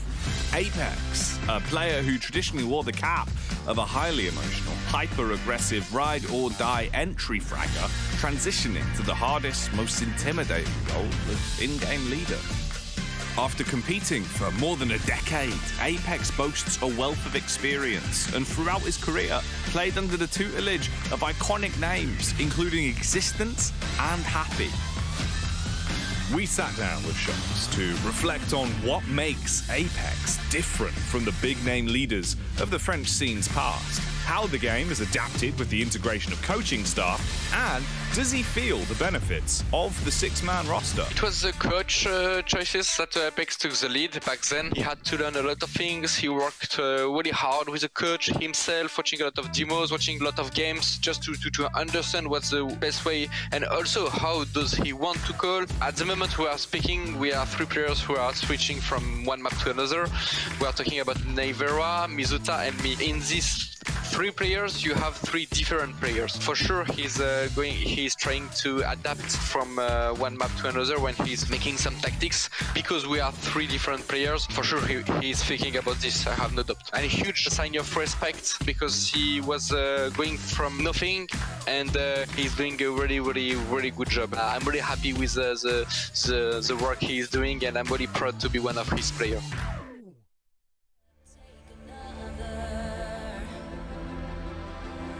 Find the strength for your brothers.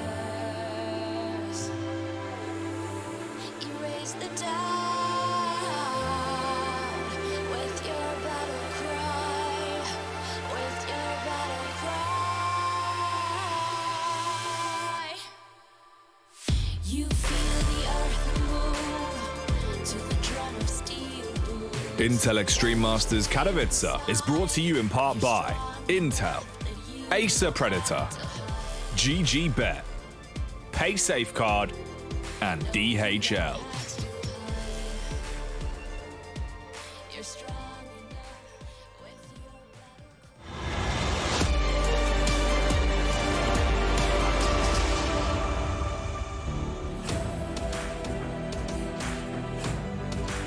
Welcome back, everybody. We're ready to jump into Vertigo. It's the 2nd map of the series. It's Liquid's shot at redemption and perhaps pushing over into the 3rd map, or I guess Vitality could just close it out here. I'm going to start to close this down and bring in the commentators so we can get in the game faster than you like. Harry and Hugo, it's good to see you guys, and I'm just very curious, so when Yanko bullies you, Harry, what is the proper response from your end?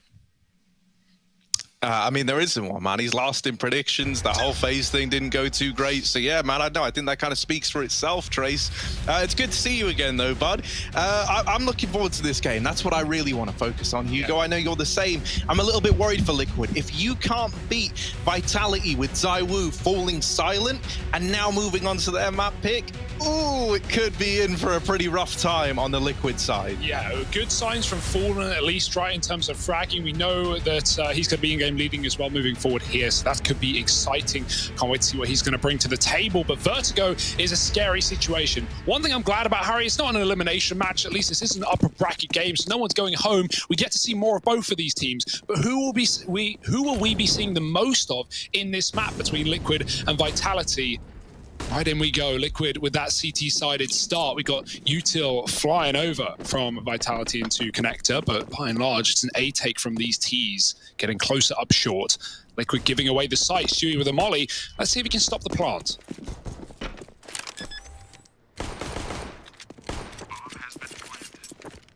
Oh, gooshed. Oh, Shox is holding the wraparound, though, and now trying to fall in are Liquid. However, they're getting churned up by Apex's Glock. That's a brutal pistol round. Vitality onto a winner with that one there, and now already sat 1-0 up.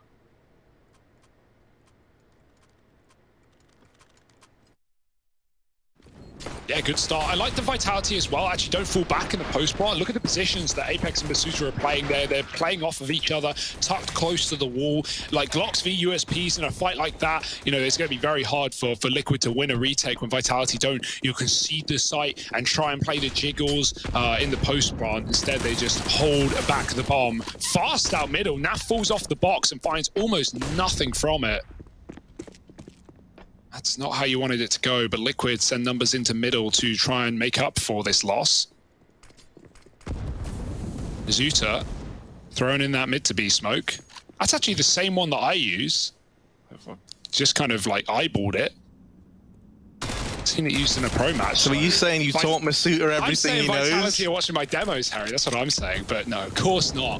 Fast into B, and with this mid to B split, it's mainly focused on the B bomb site. Stewie runs low on the ammo, and he's going to get overwhelmed. 2 CTs left up for Liquid, and ZywOo is going to find a Liege. Grim trapped out, flashed out. Liege's molly does kill Apex eventually, but Grim is going to need to hit some absolute bangers if this is to be of interest. That's a good shot, but Shoxy will close, and Vitality go up 2-0. And there's still no buy looming for Liquid.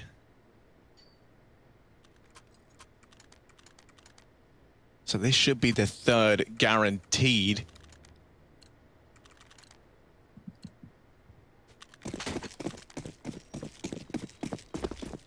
Just these pistols and one little smoke grenade on Grim. Gonna get thrown onto the ramp. You're hoping that delays the ramp play if you're Liquid, but Vitality, they just go right through it.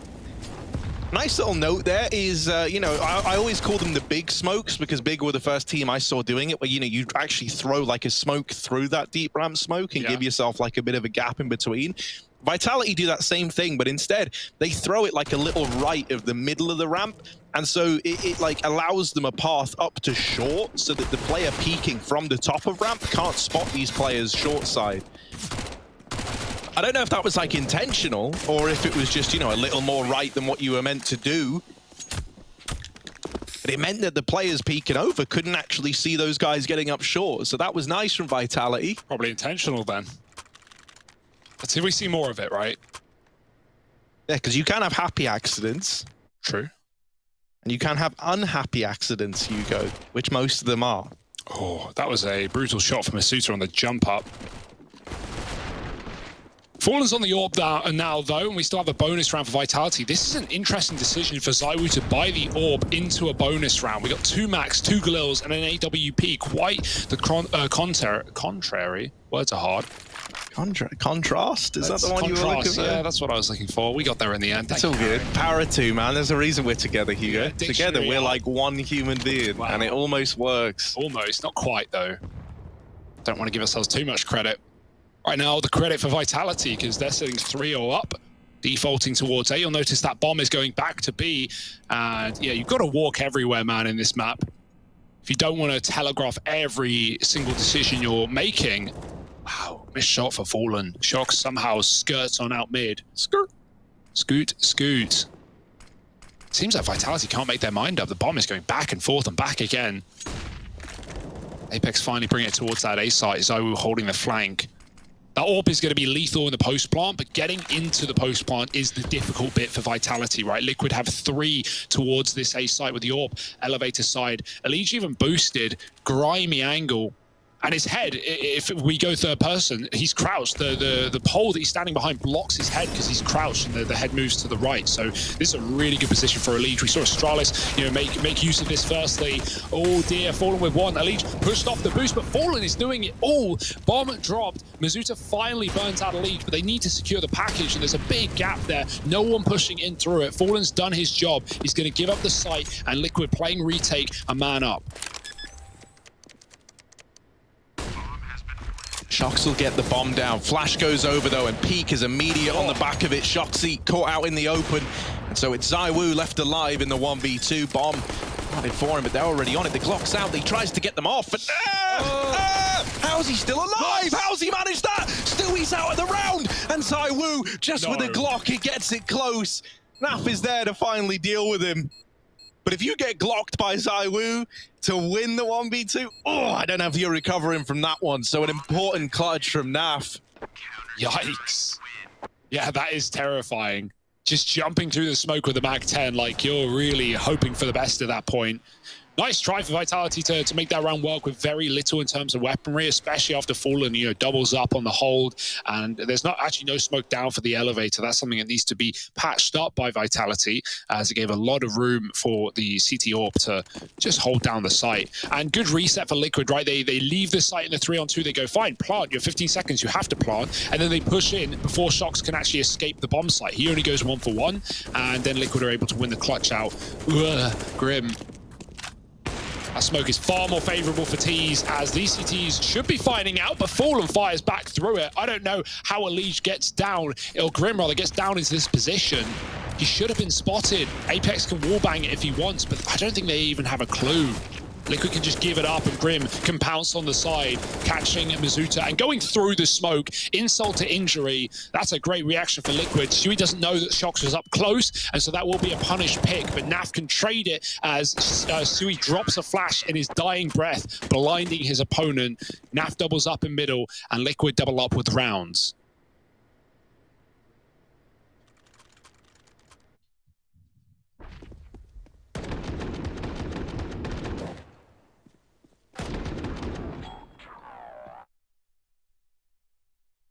Yeah, Fallen is doing a good job of finding impact with his AWP, right? The round prior gets the double into that A retake, and then that round there, he's the one to open up down ramp and give Grim all that space to get aggressive, which ultimately leads to like the round winning play.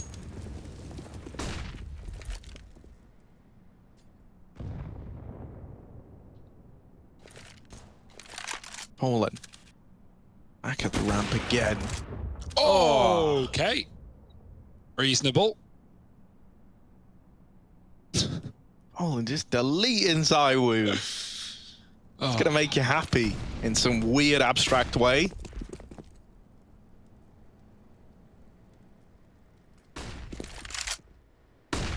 Maybe a last-ditch attempt to get into this B-bomb site, but with only a flash to make it happen, and this hero AK on Shoxy, it's never gonna be easy. Yeah, I like this boost, though. It just got spammed as well, so it's something I was going to say Liquid aren't ready for, but they're still keeping it up. They know at any point Shox could be in position. There it is, jumping, and he doesn't make any noise dropping onto the ledge. This is still not an easy round. They've used their one flashbang. Shox now needs to just brute force his way into the B-bomb site. Naf is so low. Shox will finish the job. Stewie doubles up, and Shox almost finds a third on that swing. Instead, it's 3 for Liquid and a stacked B-bomb site that holds everything together. 3-3.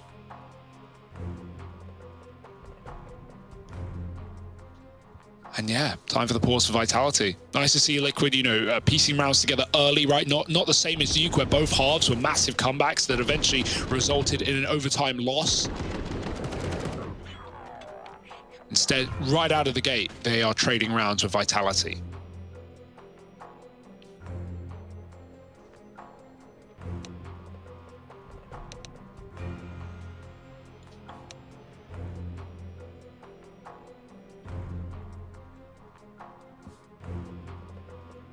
We're actually seeing ZywOo not pick up the AWP in this round. He could have got it. Could have been dropped over by someone from Vitality.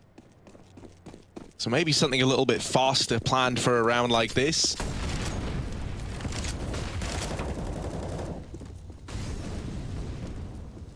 Already down the ramp is Stewie.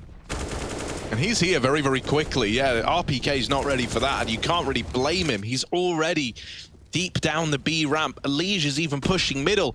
Liquid is just taking all this map control, and finally they're punished for it by ZywOo.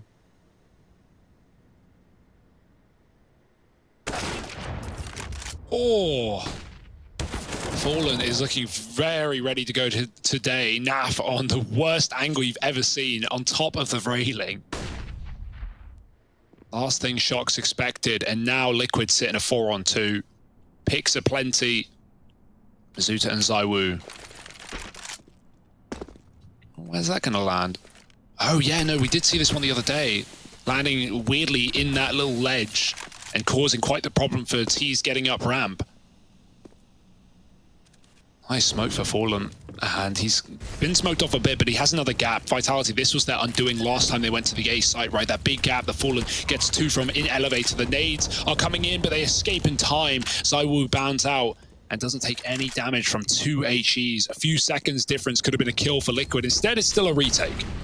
Yeah, Mizuta, he's been waiting on the bench, so this is his time to shine as far as he's concerned. ZywOo will nail that first shot, and he loses Mizuta. ZywOo at 8 HP, trying to clutch this one out, and it's too much to ask. Grim gonna cancel him out of the round. The defuse is in for Liquid. Another A-side retake, coming down to just an overwhelming advantage for Liquid when they move into these retakes. And Vitality, it's just problems all across the board. Like that round there, a really nice change from Liquid. Even though they've been finding all this success, they still keep you guessing with that B aggression coming in. Elige even getting aggressive over in middle. Now, he does get punished for it, right? But it's quickly cancelled out by Fallen. It's nice, though. I do think, right, whenever you've got Fallen back in the IGL position, you know, you get more mileage out of Stewie 2K, and it feels like you get a much more even score across the board for Liquid. Every single kill that Vitality have been able to get just gets traded right now. ZywOo opens, but there's that trade that we're talking about. Grim with the immediate swing, keeps it in a 4-on-4. Yeah. Oh, that molly is not intentional. That looked dead on, but it bounces. Either way, Grim has to now give up short, and Fallen has been unwavering up on this CT position, finding pick after pick with the orb. Flashed in is Grim for another Fallen, trying to jump up Heaven to give it another go, and the bomb is loose as well. Grim has fallen, and Apex has climbed up on top of the boxes, so flipped on its head, a 4-on-2 back in the favor of Vitality. As long as they can get the plant, RPK needs to give it a go. And again, the gap in the smoke. The Vitality keep throwing down only one smoke on this bomb site, and all it is giving Liquid picks. Apex can't get in, and the fade is there in time for Naf, who saves the orb. Yeah, Vitality, if they actually want to be getting bomb plants in this map, they need to start double smoking. It does not work. They have been punished every single time they throw a solo smoke on the site. And even Apex had the utility there for it, right? Plenty of lineups, plenty of ways to do it. So that is one glaring issue that needs to get fixed now for Vitality. Especially considering how consistent your A takes are going to be on a map like this, right? Like, this is the bread and butter of a T side, taking the A site, falling back into post plants, and, you know, winning the round due to time and spam and good utility usage. Well, Vitality aren't even really getting into post plants.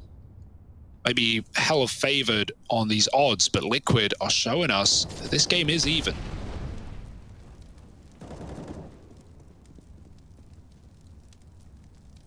And And honestly, even though historically, like, Fallen can give us those flashy moments, he doesn't need to in this game. The way he's playing this is perfect. He just gets one and then leaves. And then, you know, like, goes through the motions of being a CT or just falling back to each position as they come. Now, they have gotten deep here, but that molly keeps Vitality away from this AWP. All 5 for Vitality grouped up at the top of ramp. This A site has not given them a lot of love, and in this round, Grim with the spray doubles up. The rest of the gang now just on cleanup duty, and while ZywOo lands some swift Eeg shots, still not going to be enough. One of them was onto Shocks, actually. Didn't realize that. I was going to say, it says he only got 1, and then I realized, oh, actually, Shocks got 1. Yeah, what can you do? Only an eco at least, right? Not the end of the world. And ZywOo is armed and dangerous here now. He's really got a test on his hand though. Fallen is if you told me a few months ago that, like, yeah, the guy to actually beat ZywOo would have to be Fallen, it's like, I would have gone, yeah, you're crazy. Like, you're off your rocker. But right now, he's given him a really good run for his money. Yeah, nice deep molly in mid as well, denying Vitality any control out the gate. And Stewie's pulled up another AWP. He's pushed B stairs and run back through his own Molotov after finding a kill. Fallen starting to fall back, and they can walk up close on him, but he's got the perfect angle for the first man in. It's Masuta gone. It feels like Vitality just can't catch a break, can't get anything for free. Always paying the toll, crossing every bridge. And now they cross the bridge out of A, going back towards this B bomb site where only Stewie sits. I say only, he's got that second AWP. And y'all know what Stu can do.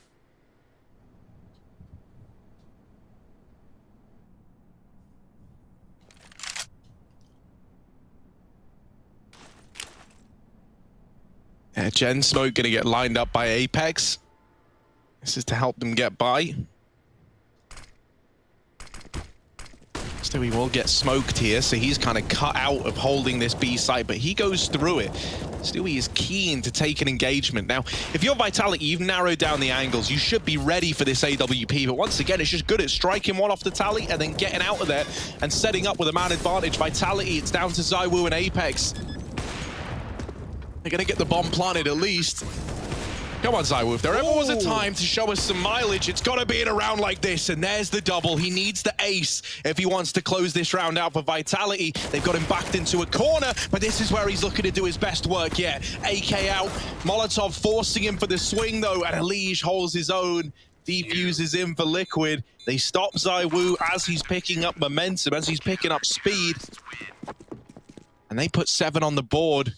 Yeah, when you see ZywOo in a 1-on-4 and he hits the first 2, you get very scared if you're on the Liquid side, right? No one wants to make that mistake. Elige, he was very committed, but he only takes a shot through the sandbags and lives to tell the tale. Good molly to push him out as well. And yeah, this double AWP looks to be, somewhat of a solution for Liquid. Stewie on B, taking matters into his own hands that round, not just the kill on the smoke, but even pushing B out of the gate.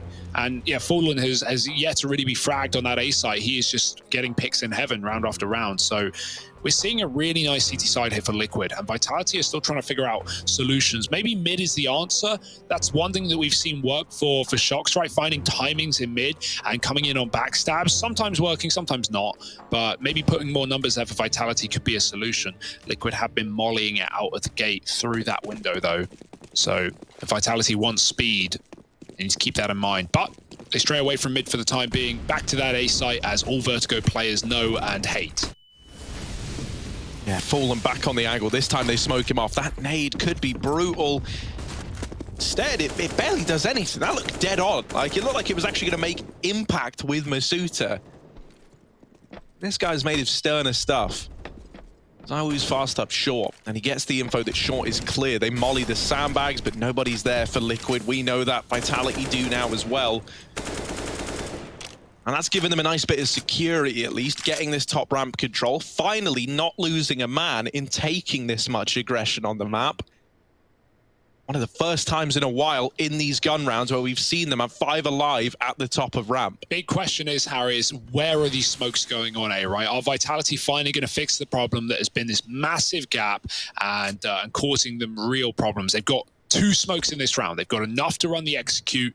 Will they do it, or will it be their undoing? Yes, Apex. That's a smoke we need. He's lining up the short side smoke. This is perfect. Vitality have the execute, and there are a couple of nades. Stewie with the molly might be able to cause problems on the plant. At least a long way away. Yeah, whether or not Stewie's able to find much with that Molotov all comes down to the timings of getting in. Masuta deleted through the smoke by Fallen. Is there any limit? Oh, he got blocked as he's throwing the molly to deny that plant. That's a little bit devastating. Would have bought you time for those smokes to fade, and that would have set you up really nicely in this retake. Naf is coming in on a long lurk, and the problem, when a lurk up ramp is taking this long, you need these players on the offensive to find something, and they will. ZywOo, the only man who stands between them and this A-bomb site, but he's putting up numbers, and he sends Fallen packing. Naf on this late lurk. Oh no. Gives up the aim of the game with that spray, and now they know about him in the back line. Fallen's fallen off, and there's ZywOo with another. Finally, we're seeing ZywOo come alive, and for Naf, all he can do is run and hold on to this M4. Vitality with the smokes landing right, with the Molotov missing, bomb plant allowed. They will find a fourth. Yeah, that was bad to worse, right? Like, that really just comes down to the Molotov. Stewie gets blocked by his teammate, and, you know, that would have been the plant at least stalled out. And as you said, the smoke's fading, which would have meant Vitality were in the same spot that has been their undoing every round, which is, you know, Fallen just doing this to them. And, yeah, that could have been it. Coming down to a knife's edge. And Naf, poor Naf, walks the entire way, coming in on that slow flank, and then gets smoked. And, you know, he just sprays it, hoping he can get a free kill. But maybe his only option was, you know, to go through that smoke and give it a go. Instead, he saves his gun. Fallen won't get so lucky. And the money is a problem for Liquid moving into this round. A pause to figure out how they want to spread their cash. But really should just be buying to 2K and letting loss bonus accumulate. ZywOo 12 and 8. He was a slow starter back on Nuke, but that's not the case here on Vertigo.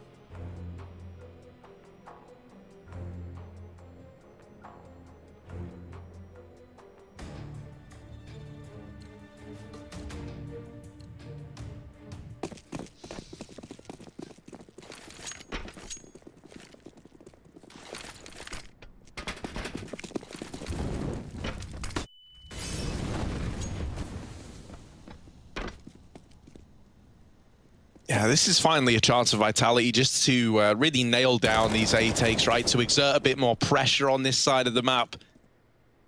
In a round like this, you should be getting away with it with minimal casualties as well. Apex pushed up, will get dinked on the immediate peak, and that makes it easy for Naf. But the trade comes through right away. Now, Fallen's hit a nice timing there, but he's spotted by ZywOo at ramp. And now they know about Fallen, so he is stuck between a rock and a hard place. RPK dropped out of the round. Elige retrieving that M4, also has armor to go behind it. And so you need to use Stewie a bit like a decoy here to draw the attention away from Elige. Elige giving room to work, and that bomb dropped deep in the A site means Vitality, they're committed to this, if they like it or not. They know that both players are here, but they have no other choice. And Elige takes the aggression, he's in with the double, and now it's ZywOo again. The Vitality are having a lean on to prop them up in a round like this. The AWP, maybe not ideal versus this kind of situation, because as he starts to swing in, he needs to nail this shot and then be quick with the response. The double peak potential is just huge, and even though he's dealt with Elige, still has to find Stewie 2K.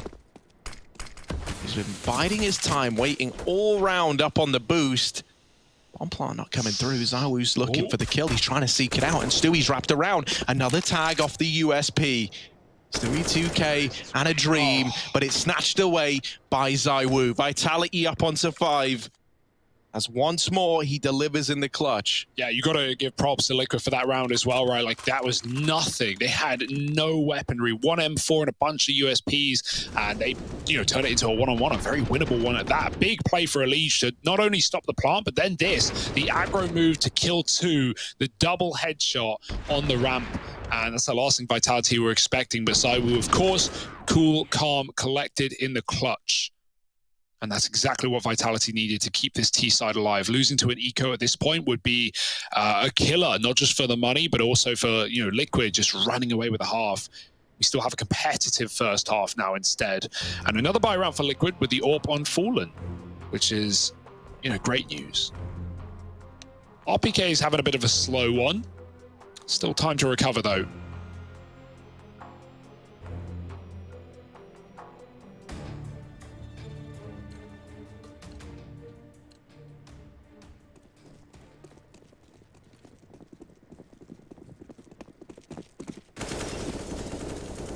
ZywOo taking an early peek B. Oof. 2 players. One's already crossed past the stairs, so that's something to be careful of. Stewie got spotted, but he gets out unscathed. And Naf, oh, they never knew, but he heard them running away, so he repositions. If he got aggressive, RPK was waiting, but this is a very grimy angle for RPK to deal with, and one that will fully avoid flashes coming in from the skylight as well, with his back turned to the outside. RPK not ready, and Naf with the bomb at his feet. No one else there. Everyone in middle for Vitality as they set up for this B split, and well, the plan has been, you know, uprooted immediately. And now they're on a rescue and recovery mission. You've got to flush Naf out. They can't find him around this smoke. Stewie's able to help, and then even re-smokes the choke. That's rough for Apex and company. This is a really rough spot to be in, man. 45 seconds. You've got to get that bomb before you can even attempt anything. You could even make an argument for a save call in a round like this. And that might even be the decision. They're conceding it. They're giving this one up. This is not the first time that Vitality have been in a similar position, right? Even the previous round, losing the bomb on A when RPK dies there, and, you know, Allegiant Stewie in the 2-on-3 almost getting it done. Just knowing the Vitality's hand is forced when the bomb is lost. And, you know, in that one, they give it a go, and ZywOo's managing to clutch it, but this is far more dire a situation with 5 alive for Liquid. They're not even needing to throw grenades, for crying out loud. It's just a lock-in of a round. A re-smoke a B, or a flash in rather, to just double check the Vitality on looking for kills, and Liquid are fine with that. They go, fine, you want to give up the round, you can save your guns, we'll build our economy, we'll take 5 alive. Yeah, great reposition from Naf. It was the last thing the Vitality were ready for after spotting Stewie going back, leaving the B stairs initially, but only because Naf had already taken his spawn and crossed down the stairwell.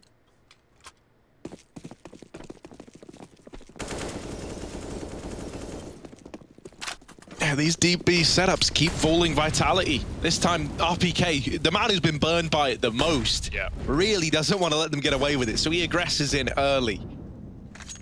And snatch that B ramp control away. 3 strong for Liquid over on the A site, leaves just 1 man in middle. For that, you're looking at Stewie 2K. And he might have a big challenge coming his way in this round. It looks like the Vitality, they want to attempt this mid to B again. Flashes force Stewie out of position. He starts to reroute in through CT and barrels through that CT smoke. Stewie on with the double. And even though he loses his teammate back in the site, Apex caught out in middle, leaves it all onto Masuta. Stewie's trying to deny that bomb plant, and there he is, swinging into the end. A big round from Stu.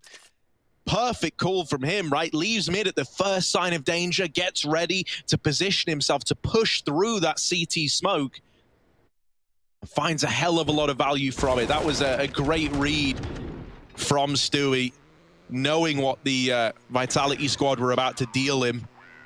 And even denying the bomb plant, which heading into round 15, you can see from this buy, would have made quite the big difference for Vitality. The $800 would have meant 3 more AKs up in this round. Yeah, that is your worst case scenario right now. The smoke is up on ramp to get these T's in position. They're going to try and beat the AWP, push it as far back as they can. Elige aggressing. That's a crucial kill, but it's traded. And Vitality setting up towards A now. They don't have 2 smokes, Harry. So finally, we're back to familiar territory. Stewie actually hits the ground there, and Shox has heard it. So doubling back may even be wise for Stewie to either just hold for players leaving A, or just to fully reset and leave. Smoke goes out onto the site for the elevator side as well. Grim gets mollied off. Oh, Fallen caught out in the open, and now Grim in a similar spot. He's pushed back by the utility, trying to get back to the boost, and he mows him down blinded while he does. 2 kills and the bomb loose again. It's been the undoing of Vitality. Stewie on this flank has finally come into play. Shox no longer considering it, and that's the half. Liquid coming back in with 10 rounds on their CT side of Vertigo. They show us a really great first half. Can they keep it up? Let's wait and see.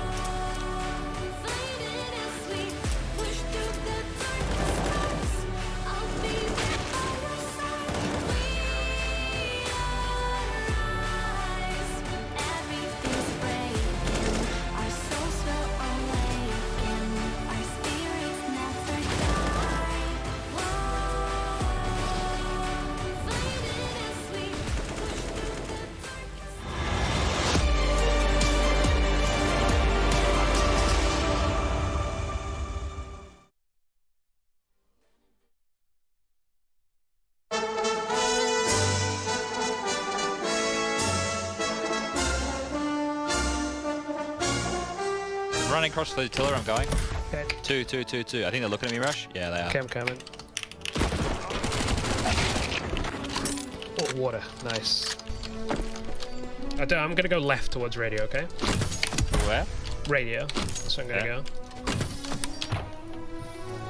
And what you see? One more here. Oh my god. This guy looks stacked, dude. Where is he? He looks pretty good, man. I'm gonna try and see. Dude, I think he's ready. Wait. Hold up. Put them all on him. I want to firework him out to water. You ready? Yep.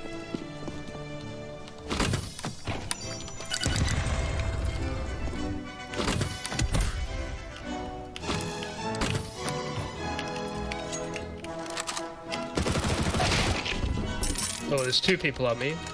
They're probably dead here. Backup system if you got it. Okay. Yeah, oh, okay. You got it. Shifting around on the coast.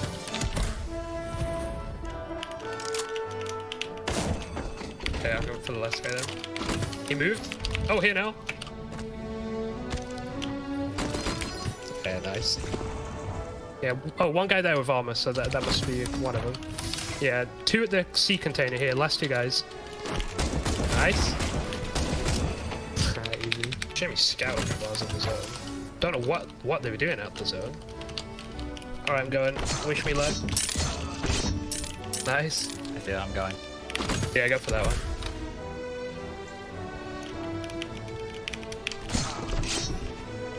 Alright, I'm doubling now. He's down there on it. Behind the tree. Yeah, I got him.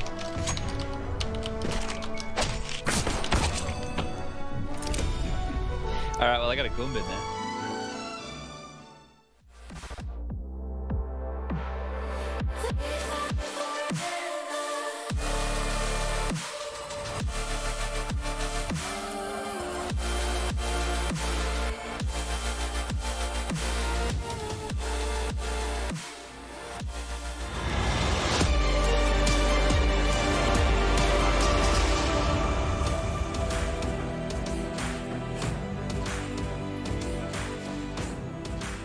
Wow, Vitality, they came into their map pick feeling confident after winning out that OT affair back on Nuke, but now Liquid have upped the game. Everyone is performing. They are all within 2 kills of one another. You couldn't have a better time for Liquid to be stepping up like this as they try to set their sights now on Mirage, the 3rd map in this series. 10-5, moving on to a T side. Vitality, they've got to be even more unforgiving than Liquid were in that first half. Yeah, we're getting a lot more mileage out of Stewie. It does feel like when he's off the in-game leading role, when the reins are pulled in by someone else, Stewie can really let loose, right? He had a trouble on Nuke when he was calling, but right now, there is no question about it. Let's see if he can keep it up on the T side, holding B and even finding first blood. Shox gets aggressive to the dismay of Vitality as 2 picks go the way of Liquid, and they just keep pushing. They just keep getting in the face of the Frenchman. 5-on-2, this pistol is over. It's damage control for Vitality, and Grim, well, he can't control that damage, but the plant's actually not in. The bomb's very late. Vitality They think that maybe that's a fake, and they run right back to check B. It's actually the delayed take of Liquid that makes Vitality doubt themselves.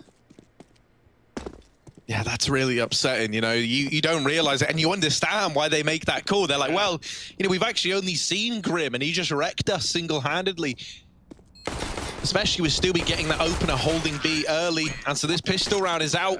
Liquid pick it up.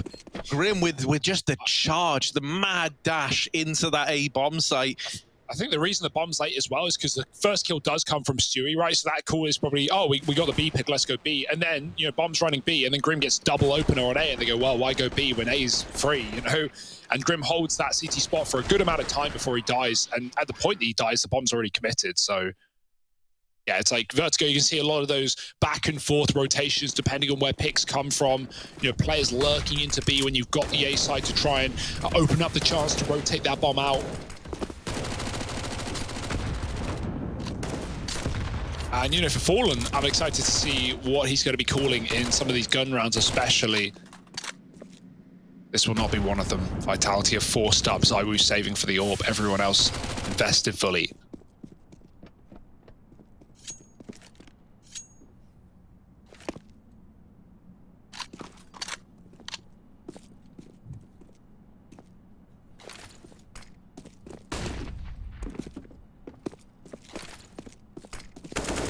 Oh, that nade. That's going to be brutal for Apex, who's on the receiving end. And Liquid, they're not feeling any pressure in a round like this. You know, they're 11-5 up. They want these conversions. They want the straight sets up to 13. And they're looking very composed right now. You can feel the pressure that Vitality are under, making a bit of a gamble call to rotate Shox away from B early. And little do they know it, that would be the wrong call to make. Now just one man left in the defense of this B bomb site. It's RPK, who's been seriously quiet so far. So now trying to step up is only good for one on the back of that Deagle. ZywOo gets set up over at the... Oh, look at this run. He gets deep, but Fallen's ready for it. Outdoing ZywOo again. And so the numbers now dwindling. It's just Apex left alive, and there's Fallen in with a third. Lots of money made for him. That AWP can come out into that first rifle round, but right here, right now, he actually dropped the MAC-10 over. I wonder if he's getting that back. Yeah, I think he threw an AK to Grim, so I imagine he's going to just pick the MAC back up. Or could full rifle. It doesn't matter really at this point. Liquid, they're not even like considering a chance for Vitality to come back. This is so one-sided. And, you know, one more eco to go through before Vitality even get to show us what they want to do on this CT half. Dire straits. Stick is in the face and Apex is fallen down. They're gonna push B. Grim's ready for it. He's waiting. Oh, through the smoke, and goodbye, Vitality. They do get one, but even grabbing the AK and getting away is going to be a pipe dream with Naf also in the corridor. And Mizuta in ladder in a 1-on-4. Using this speedy ladder technique. But it's not going to work wonders. Liege is there on a timing, and Liquid 13-5. Now we finally get to see what Vitality have to offer, but they don't have a lot of breathing room, Harry. Yeah, I mean, essentially, this entire map boils down to this buy round right now, because if you lose it, Liquid are up to 14, you've got no money left, and suddenly you're in that situation where you go, well, we either play for 10 rounds in a row with a full buy at 15, or we just force twice, right, and hope that that works. Pick your poison. Still poison. We need this double AWP of ZywOo and Shox to deliver, and ZywOo keen to make his presence felt by Liquid over at this A side of the map. The AWP homed in, forced back by the Molotov. ZywOo trying to peek through it, can't see a thing, and behind that smoke, it's concealing a terrifying truth. Liege with the trade, and you'll take that if you're Liquid. You've taken a big hit out of the ranks of Vitality. One of those AWPs removed. And once again, similar to last time they were in this position, they're no longer the ones feeling any pressure in a round like this. A 4-on-4 is fine, it's workable. It puts a lot more pressure all across the map as well, and leaves only 2 defenders in this A bomb site that are gonna have to step up massively if Vitality do want to hold on. Oh, they're getting aggro though. Apex is going to get mollied forward. It's a bit of a mess. And Masuta cleared as well. Apex needs a multi-kill. He gets 2. Is that really enough though? 2-on-2 with the site taken now by Liquid. Fallen coming with the bomb can plant, and Elige provides cover, swapping sides of the site. Orb on Shocks. Wallbang maybe? But no, he lets him get out. Don't want to go too wide and be open to too many angles, but in doing so, he gives Liquid a path to escape. They have a smoke, but they don't have a kit. That's a problem here for Vitality. There's no sticking this bomb in the midst of the madness. They need the kills, and they need them now. And the kills just aren't presenting themselves. Liquid are not giving these peaks over that they would need to give. With no kit, Vitality, you've got to get on that bomb sooner rather than later. They try to flash RPK in, and Fallen is there with the mowdown. Disaster strikes for Vitality, and a victory now looking imminent for Team Liquid. Yeah, and Fallen's having just an incredible game right now, like 16 and 8, barely even dying in this map. His CT side was strong with the AWP sitting in heaven and just finding multi-kill rounds after multi-kill rounds. And even there, double Mac 10 chasing into A to win the 2v2. There's nothing that Liquid can't do right now. And Vitality going out with a whimper on their map pick. Certainly not what I expected, especially considering the recent result back at Blast, where Vitality took this map over Liquid. It seems like more time with Fallen, more time to get accustomed. But Liquid has had great success. And Apex, oh dear, how is he still alive? Might not be for long. Hopping out of there. But this is Vitality playing for overtime. I think what we've seen a lot, right, is with players, especially those who have been around for a long while, like, you know, sometimes you need a new challenge to, like, reignite you in the game. And Apex was someone who went through a change like that when he switched onto the IGL role. For Fallen, I think, you know, he fell into the comfort of the Brazilian scene for a long old while there. And I think this new challenge of leading Liquid, trying to get his name back out on the map, and someone that we really talk about, is one that could really look to make him thrive again. You know, as you say, he's only gotten better as we've seen him adjust to this Liquid squad, as more time has passed. And in a game like this, even you know, be best in the likes of ZywOo on the other side. This round in towards the A site again. Masuta is the only man left standing. The flank will net them 1. And Masuta's Deagle still stepping up, is suddenly asked to do it all. He's left in the clutch. A big ask of Masuta. And oh, he nails the 3rd. Masuta making it feel doable.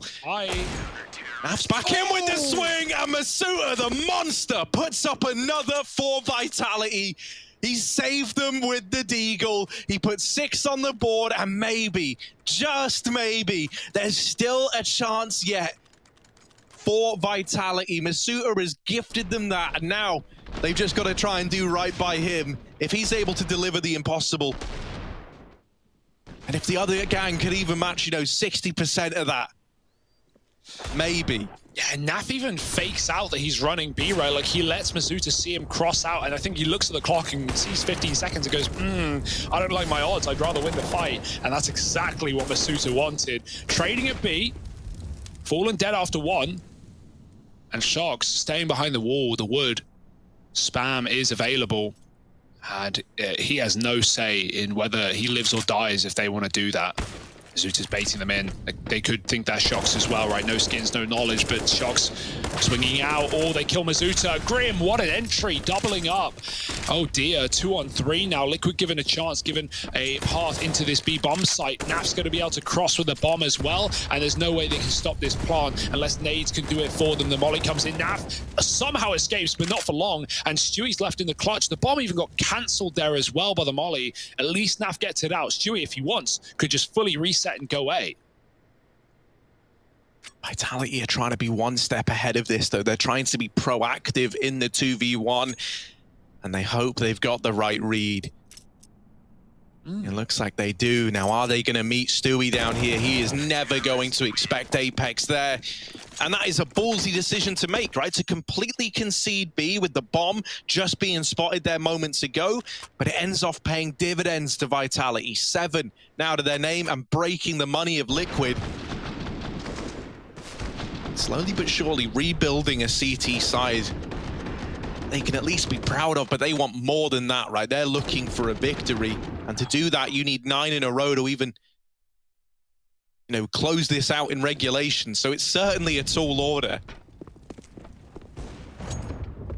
Yeah, it's got to start somewhere though, and you know this is a nice round for Vitality to get their mojo back. More Deagles, more Glocks. Not a lot of hope. Naf looking for a pick, but Masuta could knock this boost apart by swinging into the armorless tees. There's one, and another.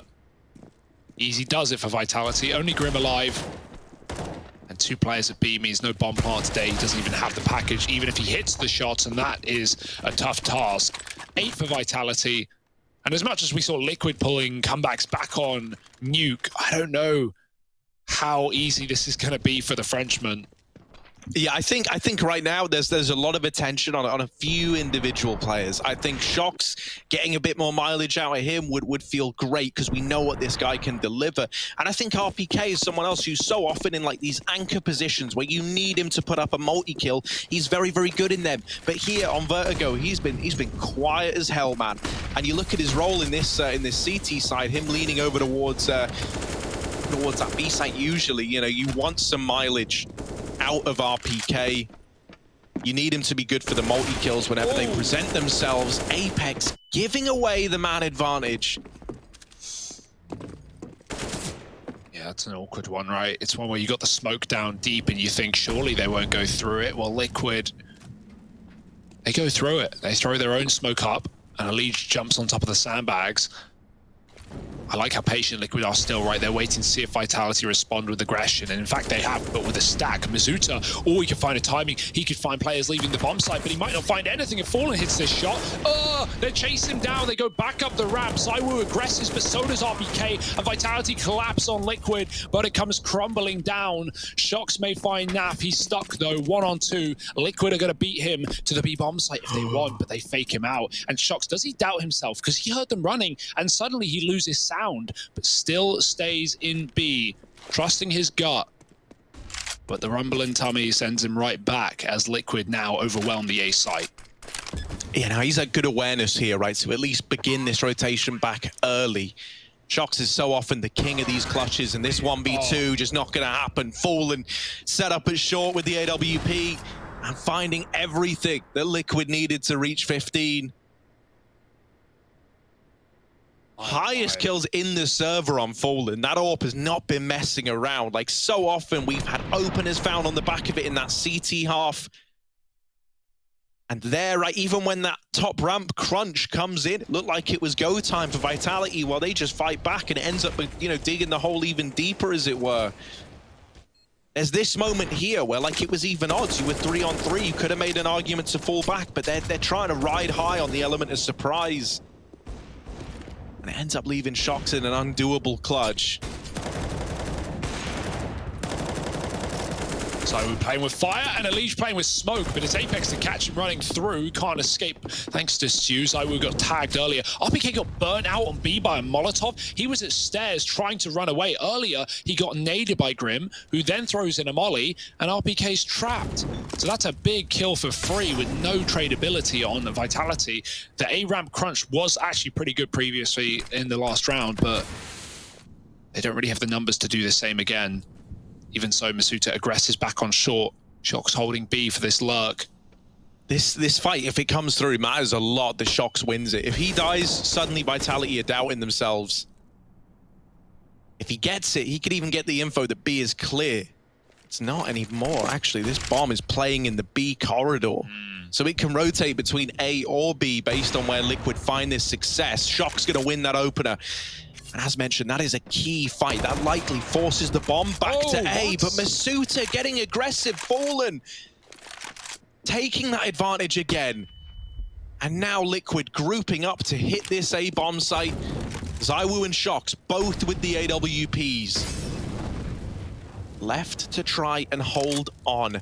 So little time, and ZywOo is just waiting with this Molotov, trying to deny the bomb plant, but the molly goes early. And it misses the mark, the bomb. Oh no. Oh, Stewie's burning. Stewie's burnt alive. Look at the time. There's none left for Liquid. This round's been snatched away by a Molotov, and Vitality They put another up on the board on the back of just one fiery boy. ZywOo plays it to perfection. Yeah, it's like indecision for Liquid there, right? Like not knowing which side of the map to commit to, especially after they see Shox AWPing B, who kills Grim. Stewie bails, he doubles back. You know, it's supported by the fact that Fallen kills Masuta aggressing on A, but great patience for Vitality and holding on to their util till the end of the round. Stewie had to plant open there, right, with that molly in. He's hoping that it doesn't spread to his position, but in the last possible second, burns to a crisp. Dear, oh dear. And 15-9, hey, we've seen bigger comebacks before. Certainly one that Vitality are thinking about right now. Already had an overtime win for them.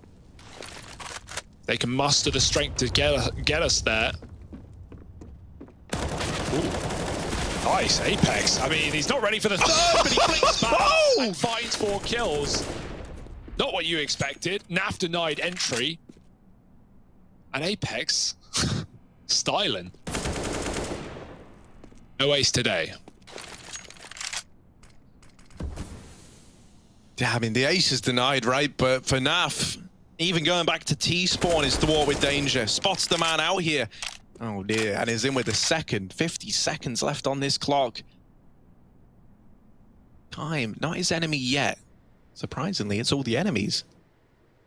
He is still outnumbered and in a very big way.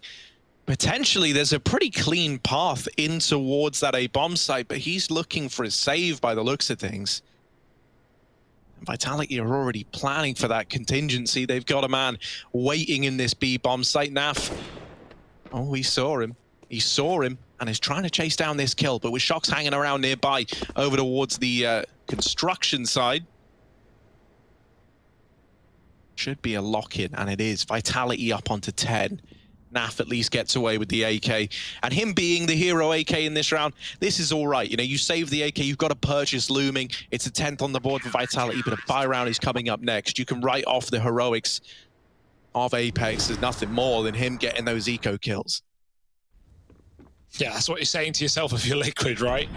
But for Vitality, that's it's going to make you start believing. Apex, man, the lineups, but then the third play, like, he gets double peaked here, and, well, I guess it's a 4th play. He never knew he was out through the boxes, still hits that flick. Great transfer. And all right. What do we got here from Vitality? Still fighting, still holding on. Double AWP again. Apex back to the ramp side, looking to fight. Oh, ZywOo. Don't even want to give him a pixel, an angle, anything. Apex spraying, goes back, Elite pushes on the reload, but will actually bail and spot the AWP on short as well. Trying to molly him out. Eats a nade on the way up, but keeps ZywOo back, and that's really the game plan for Liquid, right? Just pushing him back. It means Apex shouldn't get aggressive, but he does on his lonesome. No way to trade that frag either. Flashing potential AWP on short back again, but ZywOo's repositioned on the site. This is the first time we've seen Liquid sitting in this 5-on-4, relaxed, and on that point, looking to tow it over the line. Yeah, and you know, Apex has had some great rounds on this ramp progression, but you can't forget a lot of this has been him, like a consistent source of openings for Team Liquid. You know, you kind of admire the bravery and confidence to keep taking ramp peaks, but there comes a point where, you know, just playing the numbers game might be enough, because now it's left Vitality a man down. You consistently make the high-risk, high-reward play of ramp progression, and it's left your teammates in a very bad spot, and they're now left to pick up the pieces, and they can't manage it. Shox in the 1v3 to decide if this goes the distance, if this goes to a third. Shox has got to deliver on the AWP. It's not looking good. The nades rain in, do a little bit more chip damage, spraying through the wall as well. Shox, so many angles to bear in mind, and retaking this A bomb site in even odds is hard enough, let alone when you are the only man left up. Oh. And there's Grim to close it out. Team Liquid, they take this one. They get us to Mirage. This series is going the distance, and if Fallen and Co can keep that up, then Vitality have got their work cut out for them. Yeah, they done told me to be myself, so when I went and found myself, the ones who told me that, damn, be true to who I am, ain't think we was really gonna win. Now they watching us from the sidelines while we trying to victories It's like we getting high tides. I'm getting my prize. Only thing my eyes is locked in on. Half a milli, mine. I want it right now. Don't waste my time. Family in a penthouse with a view sky high. Blood, sweat, and tears bring water to my eyes. Cause the whole gang winning. I done gave my life. Odds low, but we did it angry. And we always moving, never on the same thing. Now our lives are highlight reel. We like the thrill. This life's ideal. The hype is real. We know it. It's just the way we live. We own it. 'Cause stop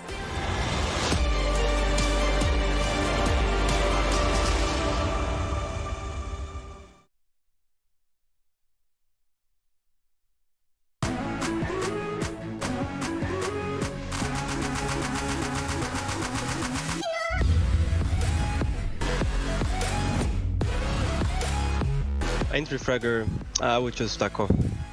That's my boy.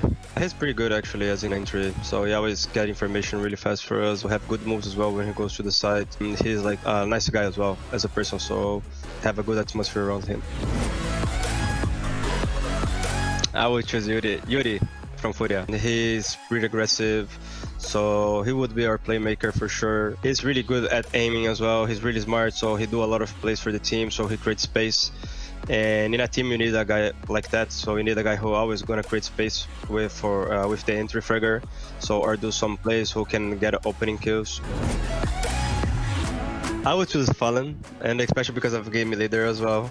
Fallen is pretty good as in game leader. He's pretty calm when he calls. I think he's pretty good actually. I play with him a lot, so along of my career, and he is really smart as in game leader. He always know how to adapt mid round, so he's really smart as well, choosing the strats, how to prepare the team. So I would choose him. So I think I do a good job supporting the team, going and lurking as well. So I'm pretty smart. So I always know when I need to cut rotations, and I know how to like be a joker as well inside the map. So I would choose myself. It's gonna be hard, like, so I have a lot of anchors, right? But if I want to choose a team, I would choose everyone. Like everyone should be from Brazil. So I think I would choose Cacerato. Some maps do a good anchor, and he's a younger talent. He still needs to learn a little bit more on CS. I think he's pretty good actually already, but I think he needs to have like a team who can guide him more and have a lot of experience to help him a lot. I think I would choose Peacemaker. I think Peacemaker is pretty good. He's like really smart, and he make Mad Lions a good team, so he help the guys a lot. So he shows some of the Brazilian Counter-Strike for them. He always take notes from the teams during the practice, so he have good strats, you know how to anti-strats pretty well. So I would choose Peacemaker because he's really smart and he can control the team pretty well.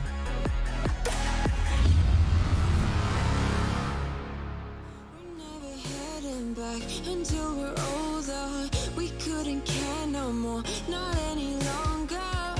Under peach yellow skies, we keep on searching, but we will never know what we're after.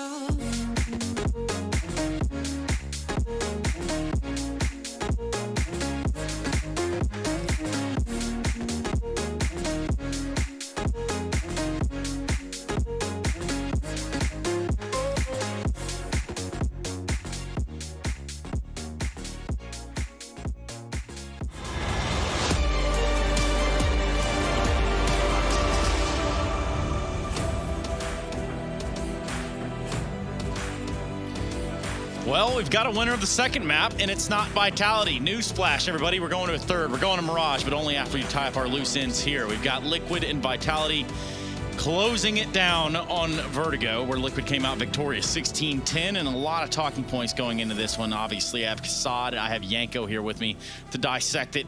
Kassad, what's your take on Vitality across the second map? Vitality didn't really handle themselves really good on T side on that ramp on A, like we discussed before. Even though they took the pistol 3-0 up, after that it was 7 rounds in a row, I believe, for Liquid. All the fights that have been like inside that ramp, and even for the retake, went towards Liquid. And after that, they won a round, which forced Liquid to an eco. After that, me and you, Yanko, discussed it in the green room, and that's simply because of the fact that like either you play retake, and then you're gonna use your nades. If you play aggressive, you're gonna use your nades. You know, if you like lose 1 or 2 kills, you're gonna be forced to an eco at some point. And Vitality, like I said, didn't really won those fights on ramp, and they had to forced to going B, didn't work as well. 10-5, losing a pistol after that, and Liquid kind of put them in a very tough spot. For me, after that, it was just a matter of closing them out. Liquid closed them out 16-10, and that should be it. Now, I'm looking on the Liquid side, Yanko, I'm going to direct this one at you, and it has to do with kind of the mobility that we're seeing out of Fallen across this map. It felt like, you know, he's calling the shots. We know that much on Vertigo, and he's still putting up the shots. Yeah, I always said, I mean, I've been Fallen's coach for a little while as well, and you can get the most out of him as an opper when he's in-game leading too, right? Like those two things are always going to be connected for him, and that's why you maybe see him have a little bit more impact. It's not like he's calling for himself, and that's why he has more kills. I think he's just more comfortable when he calls because he also understands what everyone else is doing, knows where the gaps are, yeah, the big picture, the openings, and so forth. And I think he's going to get better with time. And we shouldn't forget, earlier MIBR, while he was still there, they also liked Vertigo, and they had a strong Vertigo. They were adding some, finding some new stuff. So he has also a pretty good understanding of the map. And I think there's an inverse operation to that as well when it comes to Fallen calling on this map. We also get glimpses of what Stewie can do when he doesn't have to drive the car, when he doesn't have to steer the ship. It seems like he's unleashed a little bit, and he's able to help out his teammates a little bit more. It's so more so about Mirage, that is the third map. We saw that in the game against FaZe, where he was constantly put in these advanced positions, out under the window, in connector. Obviously, FaZe allowed them to do that relatively easy, but still, he did it. He was that aggressive player, controlling the rotations of the CTs, and then Fallen was just easily basically calling what needs to be done, like explode B, split B, execute A, whatever. And Stewie was always in a position to cut the rotations off, to get one important kill, if so, but it's like causing confusion, and then it would be an easy round for Liquid. And I think Mirage will be a fun one, right? Like Vitality are no slouches on Mirage, but I have the sense of even, you know, playing them a couple of times, it's like every big game they win that's close, it does come down to, you know, a big round from, you know, ZywOo winning a clutch here, a 1v3, a 1v4, like we all remember the P250 round, right? Like he had, and he's gonna have those rounds, but it really did seem, you know, in the FaZe game, for example, that first half, T side, Liquid had a big lead.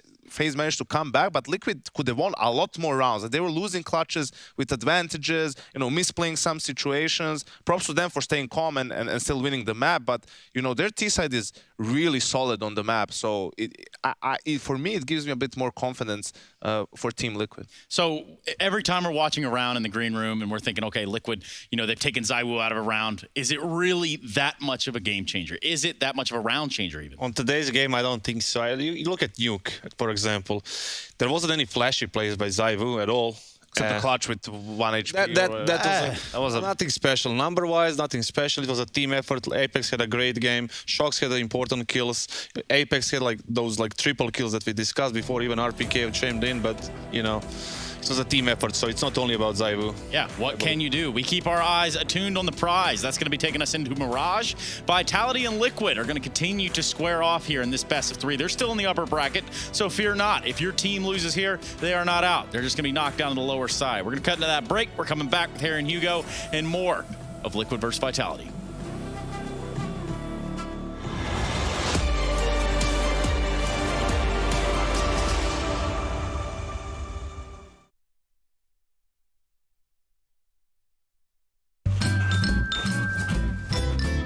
You ready? Huh? Hey, he's a good boy, huh? You ready? Huh?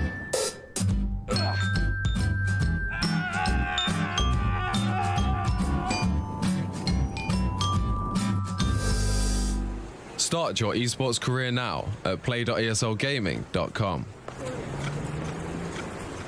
My name is Jordan Gilbert, aka Nothing. Hi, my name is Sue Lee. My handle is Snix. I think it's important for these initiatives to happen. Empathy really, really goes a long way, and it always means so much to us, and I think that's where initiatives like this really help. I encourage everyone in the community, anytime they see bullying, anytime they see someone getting called names, I encourage you to step up and say something. Good luck, have fun. Good luck, have fun.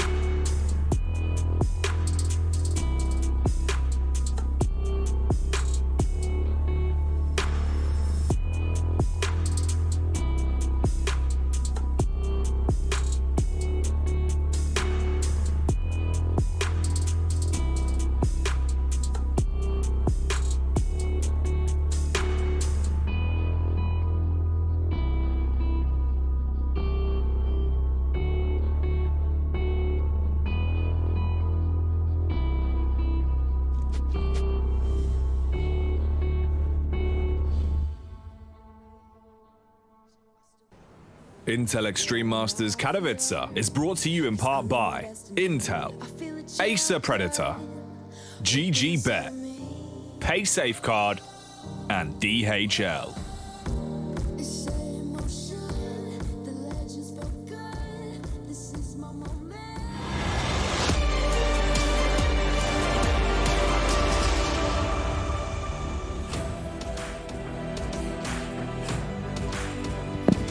Yeah, there was that whole thing about Harry and Hugo taking back over. Well, that was just a straight up lie because we have Mirage in front of us, but our eyes are not deceived. Liquid showing face on the first map and really tying it in on the second map, I think sets us up just acutely here for Mirage, Yanko, and Kassad.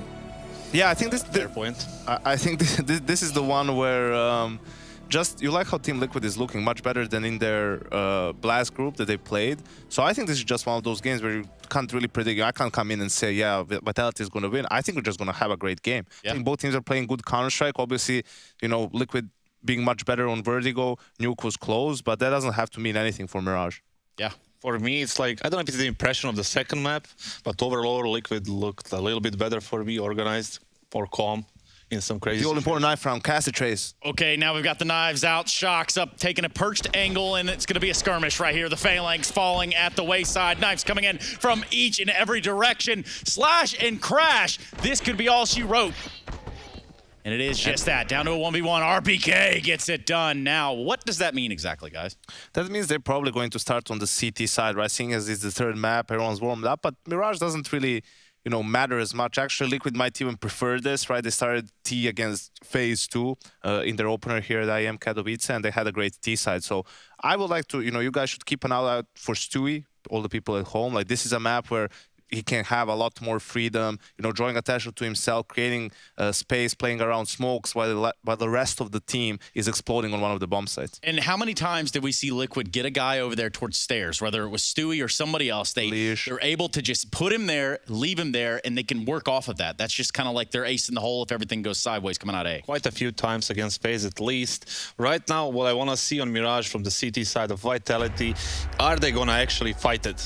Okay. Are they going to fight it or are they going to leave it like FaZe? Yeah, and that's damn sure what we're going to keep our eyes out for. This upper bracket matchup consisting of Vitality taking on Liquid in a third and final map of the series. Where will it fall? Let us know what you think. Hashtag IEM, everybody, on your favorite social media. And on that note, it's time to play. Live on 3. We've gone all this way. We've come to Mirage, the third map, Liquid versus Vitality. It's gone the distance. And it's given us two great maps of Counter-Strike. And I think I agree with Yanko here. I don't think you can call who's going to take this one, but I think we're in for a treat regardless. GG Bet still actually leading in favor of Vitality. Surprising after how good Liquid looked on that last map. So here it is. Fast A plate on the cards, spilling out through the ramp. Our team, Liquid, Masuta, good for the first, quickly traded, and RPK tries to make some progress happen in through the bench position, but he doesn't find anything yet. Apex, they're already in CT, and they meet him head on. Yeah, flashing further. Oh, Grim misses some shots. It's the USP to pick up one, but Elige double trades, and Shox now knows it's far past the reality of winning this round. Fallen very fast. And it's Elige with 3 and Liquid on the board with their first to start off this third map. Yeah, this is going to be a banger. I'm super excited. We saw Liquid looking really good on this map the other day against FaZe, right? We had a lot of like window boosting for Stewie on B splits. Stewie was really causing problems on Lurk in middle. And yeah, and Fallen's given us some great rounds in this series already, especially back on Vertigo. So Liquid, yeah, they were unable to pull the comeback over on Nuke, but the momentum in their favor after that second. And now we go into Mirage. Apex scouting middle.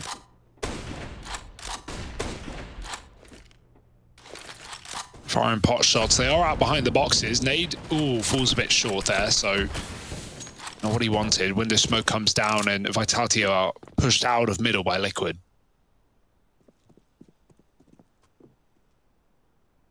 Aggression in the apartments, but waiting on the other side is Grim, just sat on these underpass stairs. Hoping he's given a fight, and he will be if he keeps being this patient. Second man swings, Fallen gets the attention, and it allows Grim to pounce in a pretty meaningful way. That B site is just cracked wide open by Team Liquid. And they're going to move in uncontested. Stewie's even hunting down these players that are attempting to save. Not the prettiest spray you've ever seen. But Apex and RPK, they're stuck in this fight with these players over on the catwalk.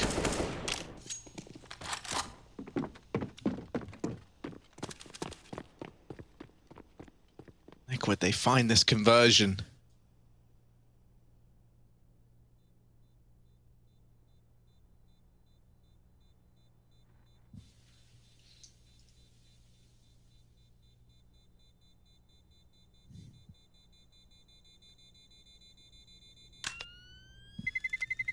Yeah, not much of a save, but you take what you can get in that situation. Liquid already off to a strong start on the T side, and this is really where they're going to be unleashed, right? Vitality may have picked the CT side, which is pretty standard, pretty normal, but the momentum now in Liquid's pocket and the chance to just dance around in this terrorist half. So a lot of B splits in that phase game, so already Liquid off to a similar juncture. Fully go for Vitality around the saved weaponry.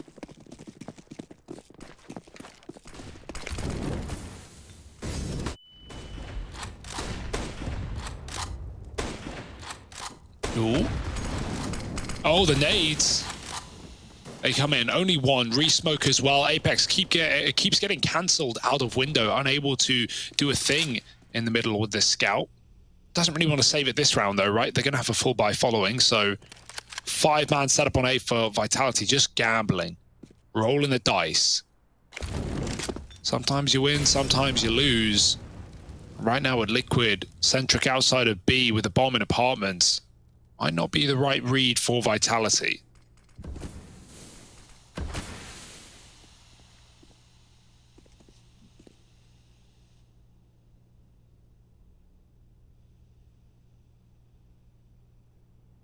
I mean, this third round is bound to come through. You're bang on, right? They've just missed the stack, and so, you know, you hedge your bets here. If you're Vitality, you were hoping they came A, they didn't go A, they went B, and so you probably just hold on to the armor on the players that have it. Apex with the tag, but it's not the killing blow, and Elige doesn't need to fight that anymore, so he's going to be just fine. Liquid are on to a third round. Vitality will be buying up in the next. I don't think we can see the AWP. I mean, we could, like Glass Cannon. I'll take a Deagle.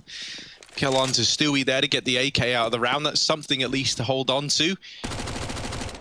Liquid don't want to let you get away with it, so Fallen has been dispatched to chase them down with this MAC-10, and he realizes, he looks at the ground, using his detective talents, he's like, yeah, they've taken that AK, they've got it out of here.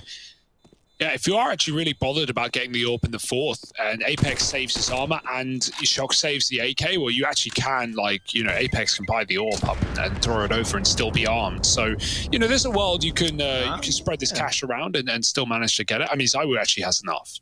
It wouldn't mean any utility, but man, I always try to do the maths. Yeah, I trust you, just, and look where it leads me. Man, I know. It's fine though, you know. We'll see what he does. Yeah, he just buys himself and gets a smoke alongside it, knowing there's AKs in play, one UMP, but by and large, it's a full buy for Liquid here. Double AUG as well. We've been seeing more and more of that in this series from Vitality. Window smoke, Zywoo don't care. He's jumping up. Oh, he gets knocked down a peg though into lower. He is trapped. Smoke is down, and they try and molly him out of position. Nice shot for Zywoo. The fire though spreading. He's got to hide in the smoke, and at any point they can come from under and kill him. Yeah, I was going to say, if he escapes there, I'll be surprised. Grim does catch him from below, and even if he didn't, Stewie's at the top of middle. Again, back to B for Liquid. Stewie can't really help in this one, so it's all down to this B crunch. Yeah, smokes are down right now. Masuta still sat on an incendiary grenade as well, has that to throw in. That could even divide this push in two if they do try and attempt it. For the time being, he's not moving a muscle. Stewie and Naf are working this mid area, but that was just to grab that AWP and put that in the hands of Naf. He's now rejoining the apartments play. But while all this has gone on, Stewie's gotten into a more powerful position down here in the bottom of mid. He can cut off rotations. He can try coming late through short. There's a lot that Stewie can do here. And now the B plays on the cards. Masuta with the swing and the double up as well. Ollie's raining through, but he does live to tell the tale. Stewie cutting down these rotations, but that doesn't matter if you don't have the bomb. Naf's been able to grab it and now runs for the hills, looking maybe to make a last-ditch attempt into this A bomb site. So Stewie's role now changes from cutting down rotations to entry fragger as he tries to set up Naf and present a bomb plant in a round where really it shouldn't be happening. This CT swing could decide it all for Vitality, and it's very well timed. Naf knows that he can't get that bomb planted in the 1v3, and so he just runs off to save. It's a good first rifle round from Vitality. I think it was very important that they hit the ground running here in this third map, and so they will. Yeah, you can already see that Vitality definitely seem aware of like Stewie's role on this T side, right? They're doing their best to not give him those picks back into the round. You know, playing passive towards CT, giving up window when you know that Liquid are grouped towards a bomb site. And yes, Stewie may catch RPK towards connector, but it doesn't really provide much other than, you know, that fleeting bit of hope that maybe we can get a bomb plant after all. That's denied by Apex and CT. So I want to see if Vitality keep it up and keep Stewie, you know, contained in this CT side. Easier said than done. Fallen. Oh, mollied. Ow. Oh, and the nade. There's no getting away from the grenades of Vitality. So he'll have to throw his own. Smoke back to window. Push very deep in B is Grim. Liquid are looking for mid picks that aren't being offered up. When that smoke fades, Shox is going to be in a great position. It's re-smoked as well. Nice mid-control for Liquid, right? There's nothing stopping them, nothing contesting it. In fact, they have Shox trapped, although he doesn't know it. It's Stewie with the opener. Liquid, they can go wherever they want right now. But why? It was stray away from this B bomb site, right? Even though Masuta looked damn good last round, like, they've already got the pick. Liquid is set up for this play, and in they go. Yeah, Masuta doesn't hold the line here. This is a save, and he's already tagged down low. Ooh. 1-for-1's it, but that still might be the save call for Vitality. Maybe they give this a look in, right? See if they can get that equalizer. But RPK is already running away, as are the rest of the gang. And so it's a pretty brutal round to have taken away in that fashion. I like it that you isolate the fight at short. You know, once you've dealt with that short player, well, it's only Masuta left in B. And then they actually throw Molotovs in through the window to land at jungle to deny the early rotations. I think that's a really nice way of approaching that B play and using those mid players, not just to cut down players in rotation and, you know, get those lurk kills, but they're even using their utility to slow down the rotates, to leave Masuta as the only thing to worry about in that B bomb site. So that'll be a fourth on the board for Team Liquid. Yeah, a few gun saves, right? Enough to buy round it for Vitality. They can drop the AWP. They can do really what they want here. So it's it could be far worse. But Liquid is certainly building into this T side, and they haven't really had to show all too much either, right? Just taking mid, cycling those window smokes, grouping B, and waiting for, you know, the 5-on-4 to come in. Most of the time it is. Fallen back on the AWP. 1-on-1, not really had to do much just yet, but we'll see if that changes now. Setting up in the Palace and waiting for a push. Shox on the Balk. And Apex, knowing not to give away the window kill, just holds back safe. Very passive for Liquid, expecting proactive moves for Vitality, and other than ZywOo, you know, pushed up on the B apartments with a tag to a lead, there's not really much else to look at for Vitality. They are just waiting for the commitment from Liquid, and it will come through towards this A site. Going for the execute. Bomb is coming back through spawn. Actually, I say that, doubles back. Grouping with Fallen and Co. And B after all, I mean, it's Liquid's home ground, it feels like. It's time, though, with the AWP there on ZywOo plus Masuta on the shore side, it's going to be a tough task to get yourself into this bomb site. Flash goes into the apartments. They hope that gets the AWP off the angle, but it's not peeking into apps. Masuta instead is the man to go peeking in, and now you have to try and run into ZywOo as well. That's a pretty meaty B hold if ever you've seen one. Naf, there's the first, and he spots ZywOo as well. Oh, the tag is in. Does get the reload off, but the repeat can come through from the market. It's ZywOo to snatch it away, and Vitality are up onto a second. Masuta it's becoming obvious early on that we need these kind of rounds out of him with the B plays that Liquid are throwing in. Whenever he's got these multi-kills, Vitality rather have found the round. So good as well. The fact that he gets that third jumping up on top of the van, that didn't look like it was meant to be, and yet he makes it work. Mid-air spray transfer to the third, like, yeah, that's just, can't account for that if you're Liquid. Even get the mollies down and everything, and yeah, Elige, like, what more can you do? The execute looked perfect, and Masuta just strips it apart. Now the money's starting to drip dry for Liquid as well. Fallen's on a Mac.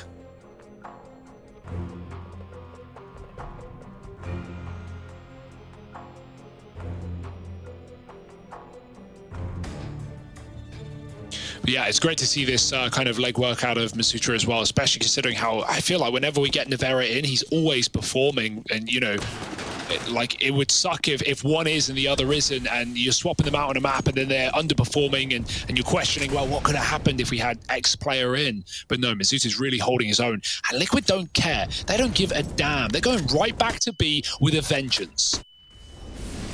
Third time's the charm, right? In they go, Masuta. They're asking him again to hold the line, and oh, we had a timing there, but instead they're deep now.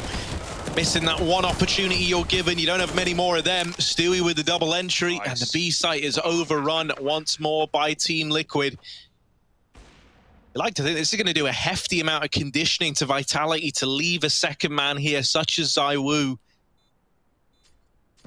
Because now a man down. If nothing presents itself soon, it might just be another one of these saves. Shox is already out at short, and Elige doesn't seem aware, but he'll swing onto it, lock in the kill. The AWP picked up by RPK, but he's getting wrapped. The no-scope in. That's probably where his journey draws to an end, and indeed it is. 5 for Liquid, the B site just getting abused. And this is great, you know, like in a way, you can keep running this till it really, you know, till it stops. Yeah, there we go. Yeah. Oh, that was a hard set. Thank you, Hugo. That's why you're here. Yeah, no, I agree, right? Even though Masuta's actually looking damn good in some of these rounds, well, in this one, they actually catch him off, right? Like you said, he had a chance, but the one chance he had was a player jumping off a Bauk, and he didn't want to commit to it, and then he swings back out and gets domed. So, yeah, like he's either had, you know, multi-kills or just nothing, and that's a good gamble for Liquid. They'll take those odds, especially considering we're seeing, you know, more and more mid-control out of them.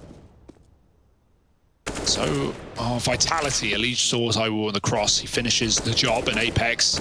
Want to watch out.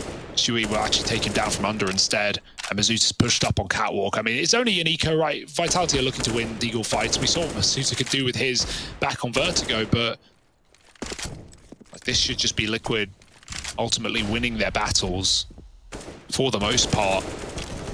There's Masuta gone as well, another in connector, and it might just be 5 kills in middle here for Liquid. They don't have to go anywhere. Forget picking a bomb site. Middle is your bomb site. 6-2, and everything working wonderfully for Liquid.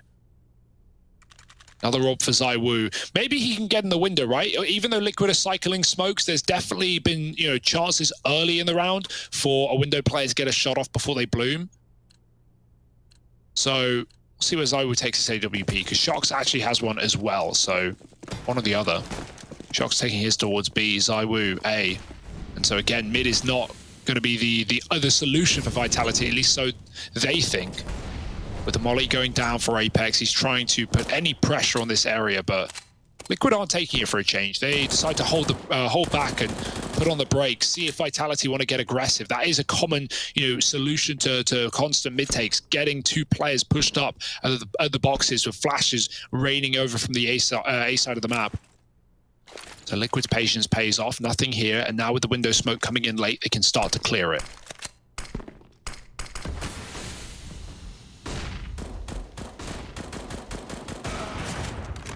Oh, the flick is in for Fallen. Opens the round up. And gives you a lot more room again. Top con smoke gonna get thrown over.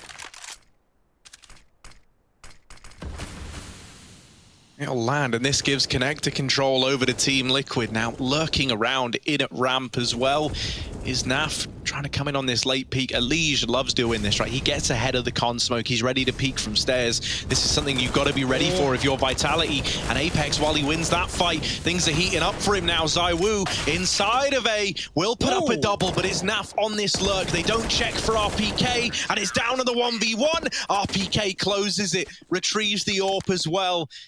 And it's that secret third man up in the palace. Yeah, with ZywOo default, the last thing you're expecting is a Balk player, right? But that's exactly who's covering ZywOo, right? He's AWPing towards Con and Ramp, and RPK's watching the Palace, but with Liquid having no one in that position, Naf hits some nasty shots out Ramp, and it still does not matter. Great stuff for RPK. Looked a bit scary on the second spray, but he hits the wallbang just in time. Coming down to the wire.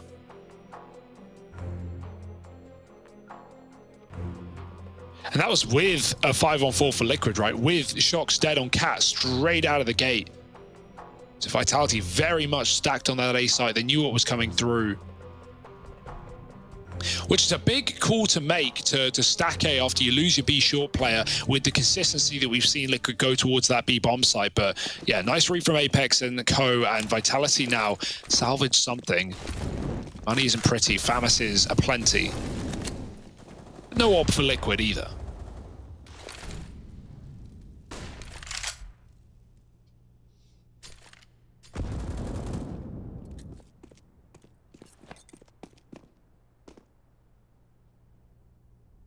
And is this just the standard A execute coming through for Liquid, right?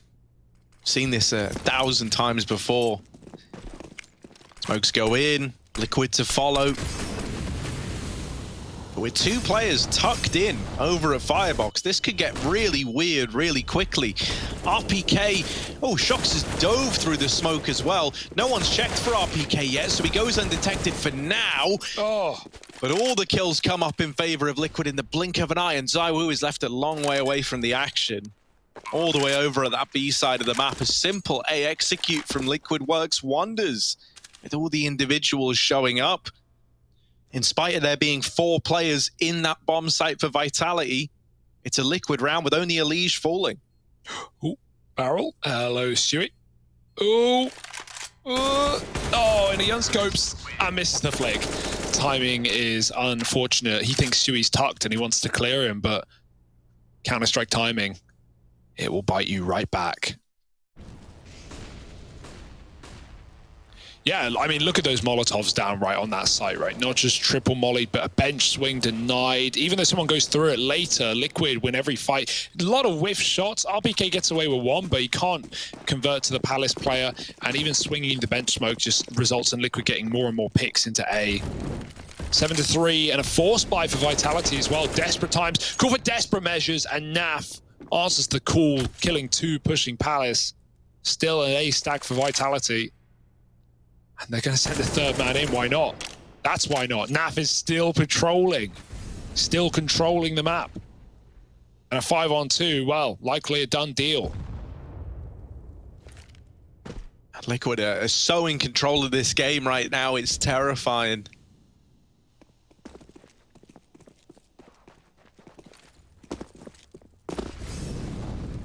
Oh, Shox, man, you're in a really rough spot here. There's the Deagle to open up the round, and a second found as well. It was 2 nice shots, right? But he needed 5, really. And so this is an 8th on the board for Team Liquid. ZywOo lost in the source all the way back in T-spawn.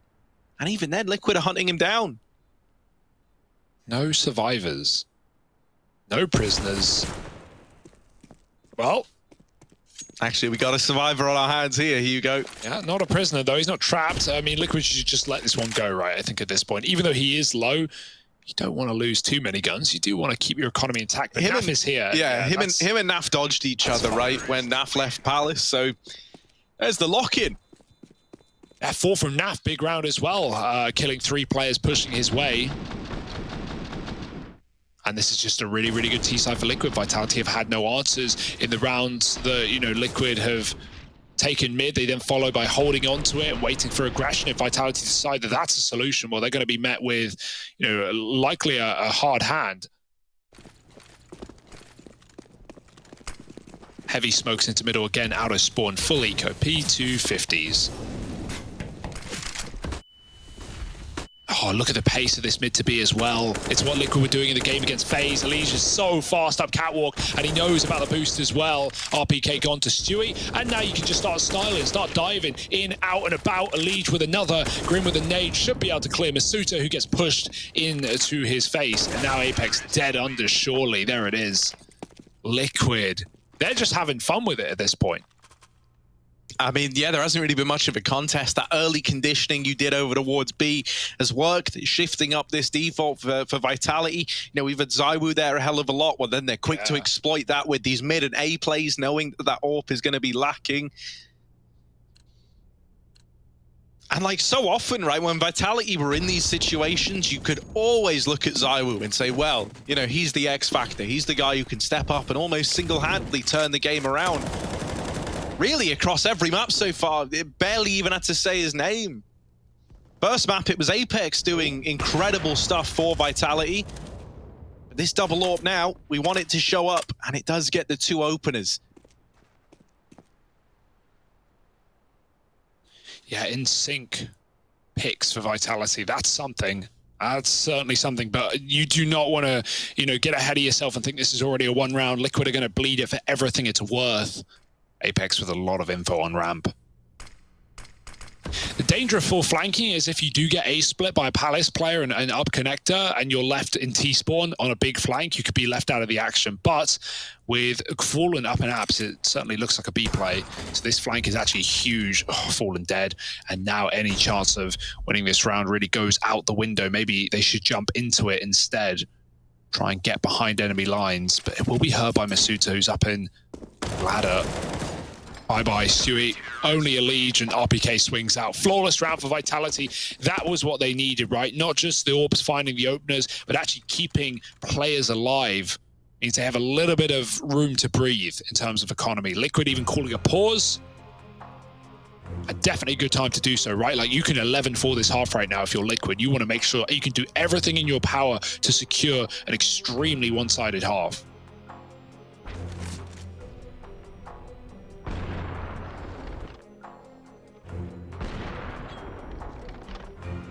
Yeah, and of course now Liquid are aware of these double AWPs being in play. You know, I think it kind of blindsided them running into an AWP at either bomb site, right? Yeah. Both nailing those opening kills. Well, now you're ready for the little trick that Vitality had up their sleeve.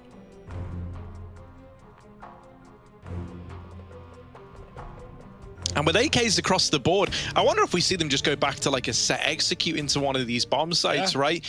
Wouldn't be a bad time to do it. You've shown already that you're more than willing to go for something like that. It's a good way of cancelling out these AWP angles.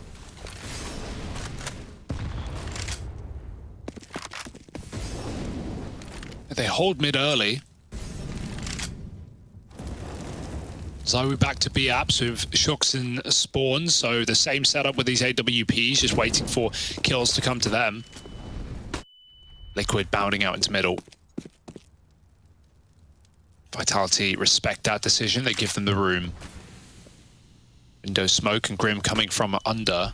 Masuta in ladder. There's often been a player there. So that's something Liquid should stay aware of, even if they kill RPK.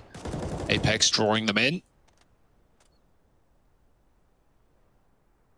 But do we have this boost, right? We've not already seen Liquid do that. It was prominent in the FaZe game, more often on B-app splits, but you know, still an option with Liquid being given so much room in middle.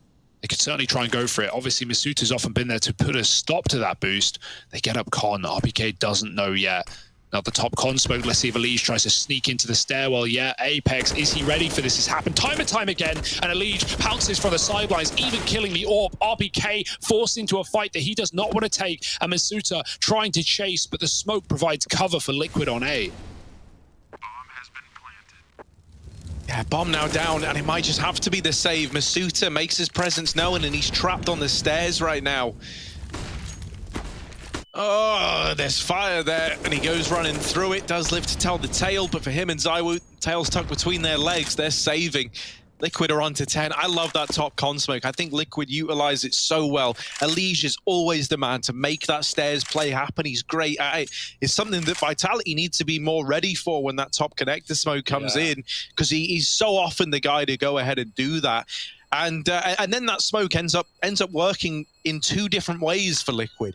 Not only is it the thing that, as we just saw, makes it impossible for Masuta to chase, you know, and actually get those trade kills, get Liquid as they're trying to get the bomb down, but it's also like an offensive smoke, you know, that you're able to play through and use it to create openers in that A bomb site. Liquid are up on a 10, and Vitality staring down the barrel of a very one-sided first half.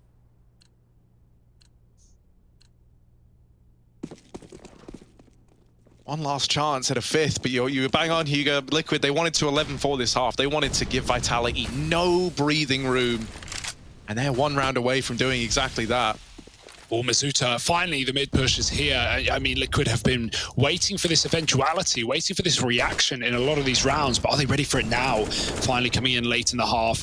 Allegiance out the top, always being pressured. The Molly might be forced to use a smoke here. He's trying to tuck himself into the corner to avoid wasting util, but they're getting close. He hears the steps, pulls out the gun. It's all too late. They're already over the top of the box, and Apex finds another advantage. 5-on-3. Vitality have yet to lose a round that they start this strongly. Naf is looking for picks out A, but now with players running back in from middle, A is a strong hold after all. Good kill from Fallen, but there's still a crossfire in the site. A jungle, top con smoke rather, throwing in from A ramp. That makes matters a little bit worse for Apex, who's trapped on the other side of it. And RPK backs out, conceding a lot of control into this bomb site. You don't have any angles looking down to deny this cross, but you do have the palace hold from ZywOo. At the very, very least, it's Fallen in with another, turning this around from a 5-on-3 to a 3-on-3, but the CT swing is dominant, and Vitality, they do get 5 to close out the half. Regardless of that final round, Liquid still lead the way, and it's a commanding lead at that. Can they take this over Vitality? Or do the Frenchmen still have some fight left in them?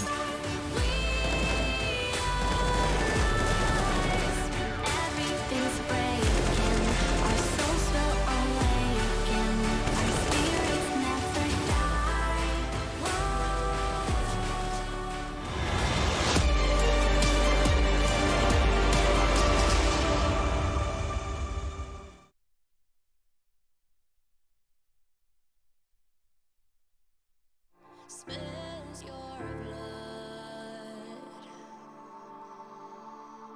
a whisper out, fills your head, but you have to fight again. So take one step, take another, find the strength for your brothers. Erase the doubt with your battle cry, with your battle cry. You feel the earth move to the drum of steel boots. Banish the fear inside. You're strong enough that you don't have to hide.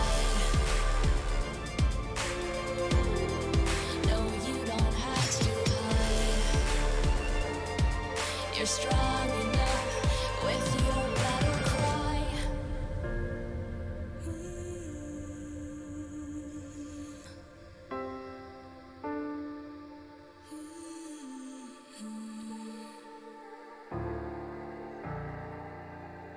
Brings you to your knees.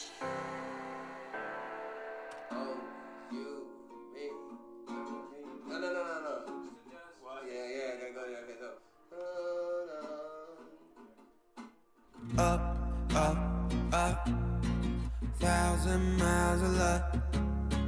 Don't look down, we made it. Feet far off the pavement, and we go up, up, up. 1,000 miles of luck. We stay understated. Pressure feels amazing. Just the dust, just the sand. Just the motion of your hands. Travel like lands. It's just enough, oh yeah. Just for you, I'm just a man. Just an ocean in the wind. ain't gotta make plans. Fair enough, yeah. Always you and me.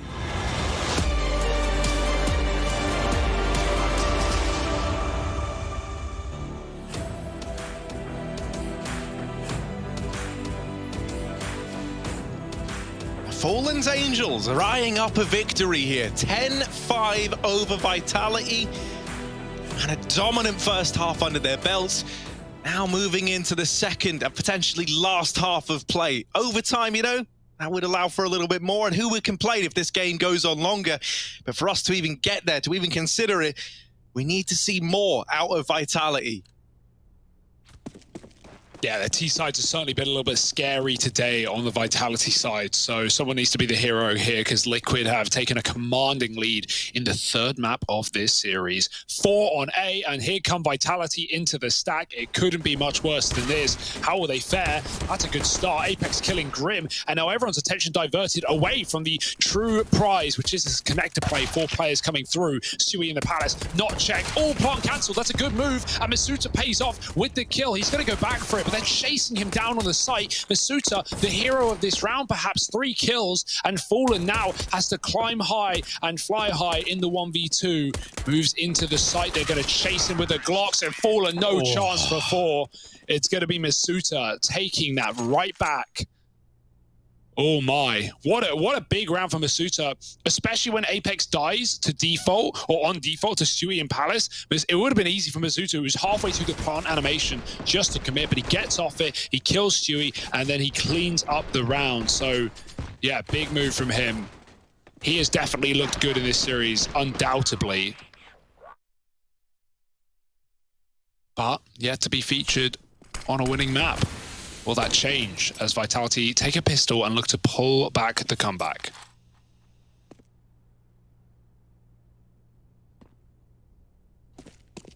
Liquid are really making use of Palace, right? They keep getting given this, and Elige is now pushed up there as well. That's going to lead to an early rotation around towards this B bomb site, because Elige don't hear anything. And so Liquid is stacked 4 strong inside of B. Well, I say that, and actually, of course, as I say it, Fallen leaves. Now they realize it is the B hit. They were right in this assumption, and they should have kept these numbers here. They've lost 2 of the 3 players. Grim's cancelled out as well. So it is just going to be this save. It's a bit of a shame, man. Like Liquid, they look like they made their mind up. They made the read. And then because it isn't immediate, because they're not straight into B, they changed their minds. Yeah, you've got to commit with your gambles, right? Like, you can't be left second guessing yourself, especially in a round like this where, you know, you're not going to win it unless you make a really good, like, a really good read. And so, you know, with risk comes reward. Liquid don't take the risk and are left empty-handed, saving a Galil and a Scout. This is it. This Vitality now switch on momentum. They can certainly pull a comeback here with a 3-0 lead into this half. Over on the B stream, right, it's also a Mirage game. There, Gambit dealing Heroic a pretty rough hand. Up 11-2. No contest so far. And a lower bracket game. Keep in mind, elimination for Heroic potentially. Check that out on the B stream if you are so inclined. But this one's a lot closer, so I suggest you stick around.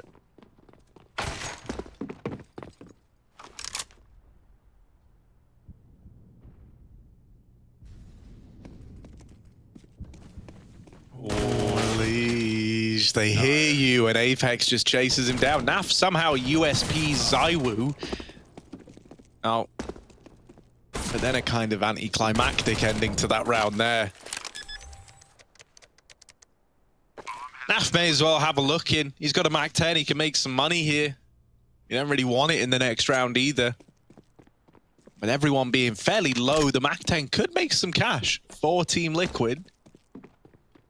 Regardless, Vitality have closed this scoreline up nicely, and Liquid are going to be kicking themselves, right? Not only did they have a chance at an 11-4 half, but these pistol rounds that Liquid have been great at picking up when it's crunch time doesn't come through in this game. And that now means Vitality are nipping at their heels, right behind you.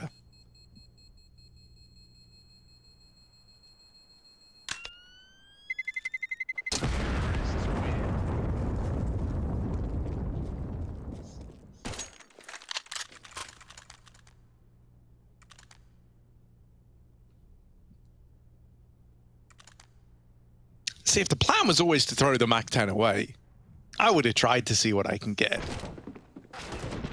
Yeah, some people like stats, Harry. Some people like numbers. Yeah, not only that, I guess there were still SMGs in play for Vitality, so you're just denying a little more money, right?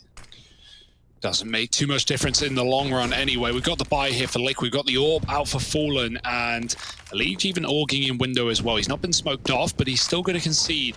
It's an A play for Vitality by the looks. Set up very early. Apex is coming in from under, so Masuta's going to wait for him, as will those Palace players. I was looking for a pick with the Orb. If it gets gifted, then that would really open up this A site, and there is a chance, after all, with the window player just moving back in. Elige doesn't know how lucky he just got on that timing, but he could still get caught out moving to look at the A site. Zywoo not moving. Grim jumps up and Shox takes him down a peg. Beautiful headshot. Molly under. Stewie's been there many rounds, not today. Fallen now having to do it all from CT. He's supported at least by Elige, who's actually coming on a very safe rotation. But with that kill not going their way, Liquid are conceding the round. They're just going, fine, you can have it. Plant A, take an opener, it's yours. But the worry is, Harry, Masuta is waiting for this inevitability. The bomb is planted for him, so that's the game plan. But if he hears so much as a footstep, he can start to chase these apartments players away like Shox is already doing. In order to make this round worth it, Liquid need to keep their guns. Yeah, massively right. There's no worse feeling than not even attempting a round and then still not getting out of it with the prize that you eyed up, which is this save.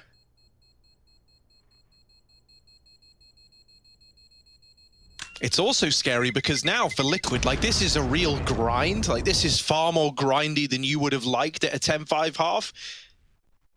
The money is so stacked for Vitality, and the confidence is starting to build up as well.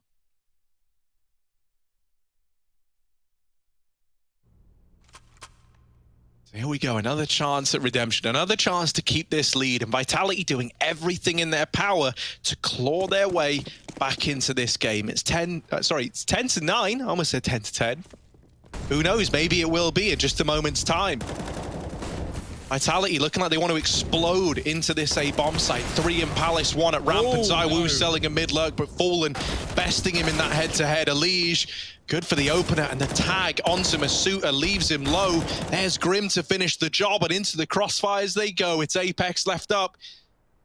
There's a man trapped behind default. The other two with a mystery, and the weapon switch.